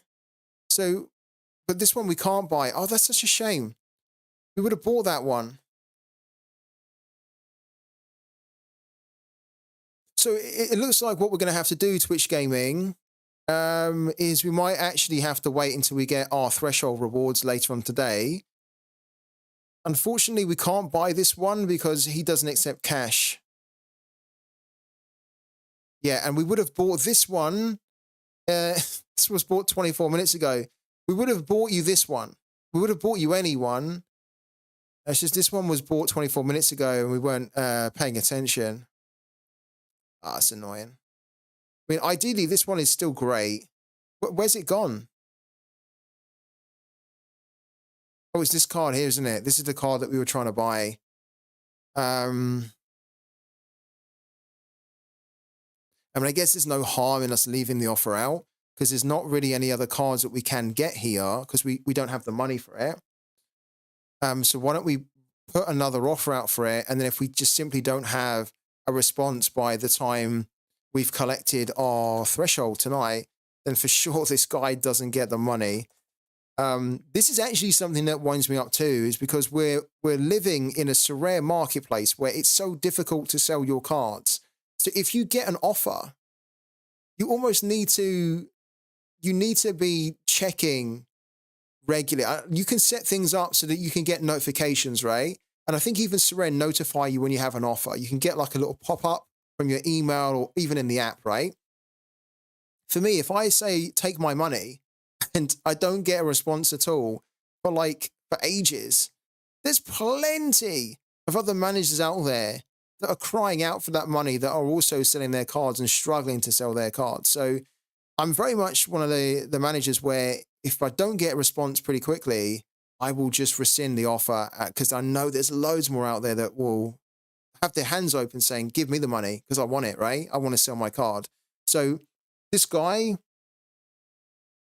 we're putting the offer in now and it's 10 to 5. By the time we come back later on at 8 p.m., if this guy hasn't responded, then yeah, that'll be the last time that we try. And to be fair, this guy might be really busy, right? He might be at work or whatnot, but it's a dog eat dog world out there. So you snooze, you lose. So let's put the offer out again for £9 here and see whether we do. Maybe he finishes work or something soon. So maybe he gets a chance to look at it and then he can action it as well. Do you think the Premier League kickoff is worth it? The only ultimate player I have is Adam Lallana. I have to captain him and he probably won't play, but not so many people play it. Do you think it's still? I think if you can't do anything else, then you should do kickoff, but it shouldn't really be too high in your priority list, if I'm honest with you. It's okay to play, but it's not. There's so many other better competitions, I think, that are worth targeting more. He'll reject it anyways without giving you a counter offer. Yeah. There's another really bizarre thing about, you guys might have spotted it as well. When you can reject an offer, because it's too low, but there isn't an ability when you reject the offer and say it's too low. Like that option is almost like a bit redundant. It almost doesn't make sense, right? Because if the offer's too low, then the natural thing, what it should do is you should either just counter rather than saying the offer's too low and then counter saying this is what I'm looking for. Or if you select reject the offer because it's too low, the game then should prompt the user to say, type in or specify how much you're looking for. But when you reject and you say it's too low, that doesn't tell the buyer anything. They're like, well, okay, what do you want? Like, tell me what you want with the counter, right? So that option in the reject is so bizarre that it's in there. All right, so that offer's out. Okay, that is the only open offer. Every now and then I just get a little bit paranoid and I think, what have we got that's open that I haven't actioned? Or, I get really paranoid about that because in the past I got screwed over because I left offers open and then the prices changed so much that then they kind of got accepted for far too low, right? My offer was kind of like far too low 3 or 4 days later. So I get paranoid. I often kind of check to make sure what offers I have open that I've received and what I don't. I basically just check to see what's open. I think it's a good rule of thumb, good habit to get into. Luis Muriel should be going to Orlando, right? I actually quite like Luis Muriel, but the funny thing with him is that every time I look at him, he seems overweight. He seems like an overweight forward or a player. He's actually quite a good goal scorer. He was phenomenal a few years back. Every time I see him, he just looks overweight. Maybe he needs to be on like a strict like training regime that he would get if he moved to Orlando, just to get him a bit more in shape and like leaner. He just looks like he's carrying too much weight for a footballer, which I know that sounds really horrible, like I'm body shaming him, because I'm not. But you know, if you're a professional footballer, you need to be in shape, right? And he just always looks a little bit out of shape. Wasn't there an issue with Muriel demanding too much money? I'm not sure, actually. 2 goals to Cologne. What games are happening here?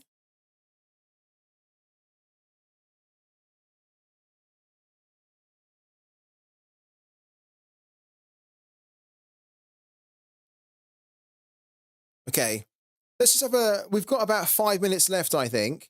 Let's just have a quick look at Rivals again, because we are playing Rivals, but we're not playing the arena until the arena gets into a much better state where it's way more rewarding than what it is right now.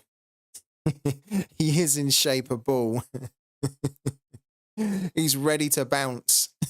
You know something about bouncing, don't you, Bouncing Betty? No games, just trap conceded on the weekend. Oh, I'm with you. Okay. Okay. We can technically, if we wanted to, we could do another Rivals game just for kicks, couldn't we? Because playing the Rivals friendlies doesn't take off your arena ticket. So, I mean, it's almost pointless really to do it, but maybe we could just do it for kicks, no? Maybe we could do the Rangers one as well. Could we even do the Rangers? Oh, forget that. James Tavernier is at, what the hell? James Tavernier has an L15 of 75. Wow. And he's probably the type of player that you do want to have. They've all got really high L15s, haven't they? Look. Oh, dear. Oh, wow. This would be a difficult one. You'd need to pick somebody like him who's maybe going to play. I mean, to be fair, you could do it like this, actually, because there's a cap of 280 here. And then you'd have, like, what, 53? We could play this guy or this guy. Let's do it for kicks, right? It doesn't count. It doesn't technically count towards anything anyway, apart from a reputation score, which I don't really care about. But let's just do this for now. Continue. And then, yeah, we're not going to enter the arena. So, yeah. Maybe that's the other thing that they need to think about doing. Or maybe not. I don't know. I was just thinking, like, with the Rivals matchups, you can play as many friendly matches as you want, can't you? And it doesn't really count towards anything. Maybe they need to tie in some kind of an energy system in. I don't know whether people would really like that. But then you could also win energy to play more friendly games or something. But then to play the friendly games would need to count towards you winning something, right? Or getting something out of it. And at the moment, it doesn't really. Interesting. I guess there's a lot, isn't there, that they could do with Rivals. I'm really interested to see what they're going to do with it. All right. So, I think it's time for us to end the stream. But do not fear, guys, because I am going to be back again in a couple of hours, in about 3 hours, actually. We're going to receive our rewards from Sorare on the weekend.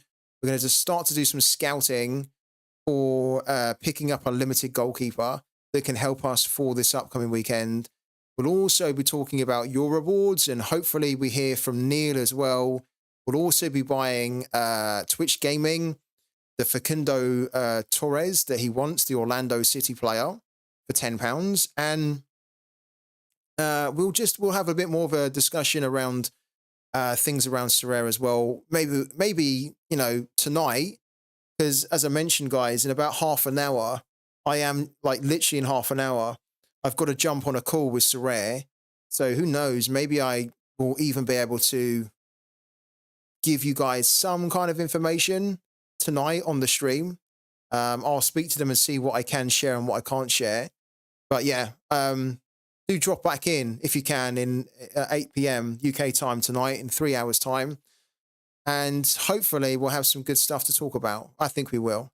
So thanks so much, guys. Thank you for all the support. Thank you for the raids and the follows and the subs and the amazing involvement in the chat today. It's been a really lively chat.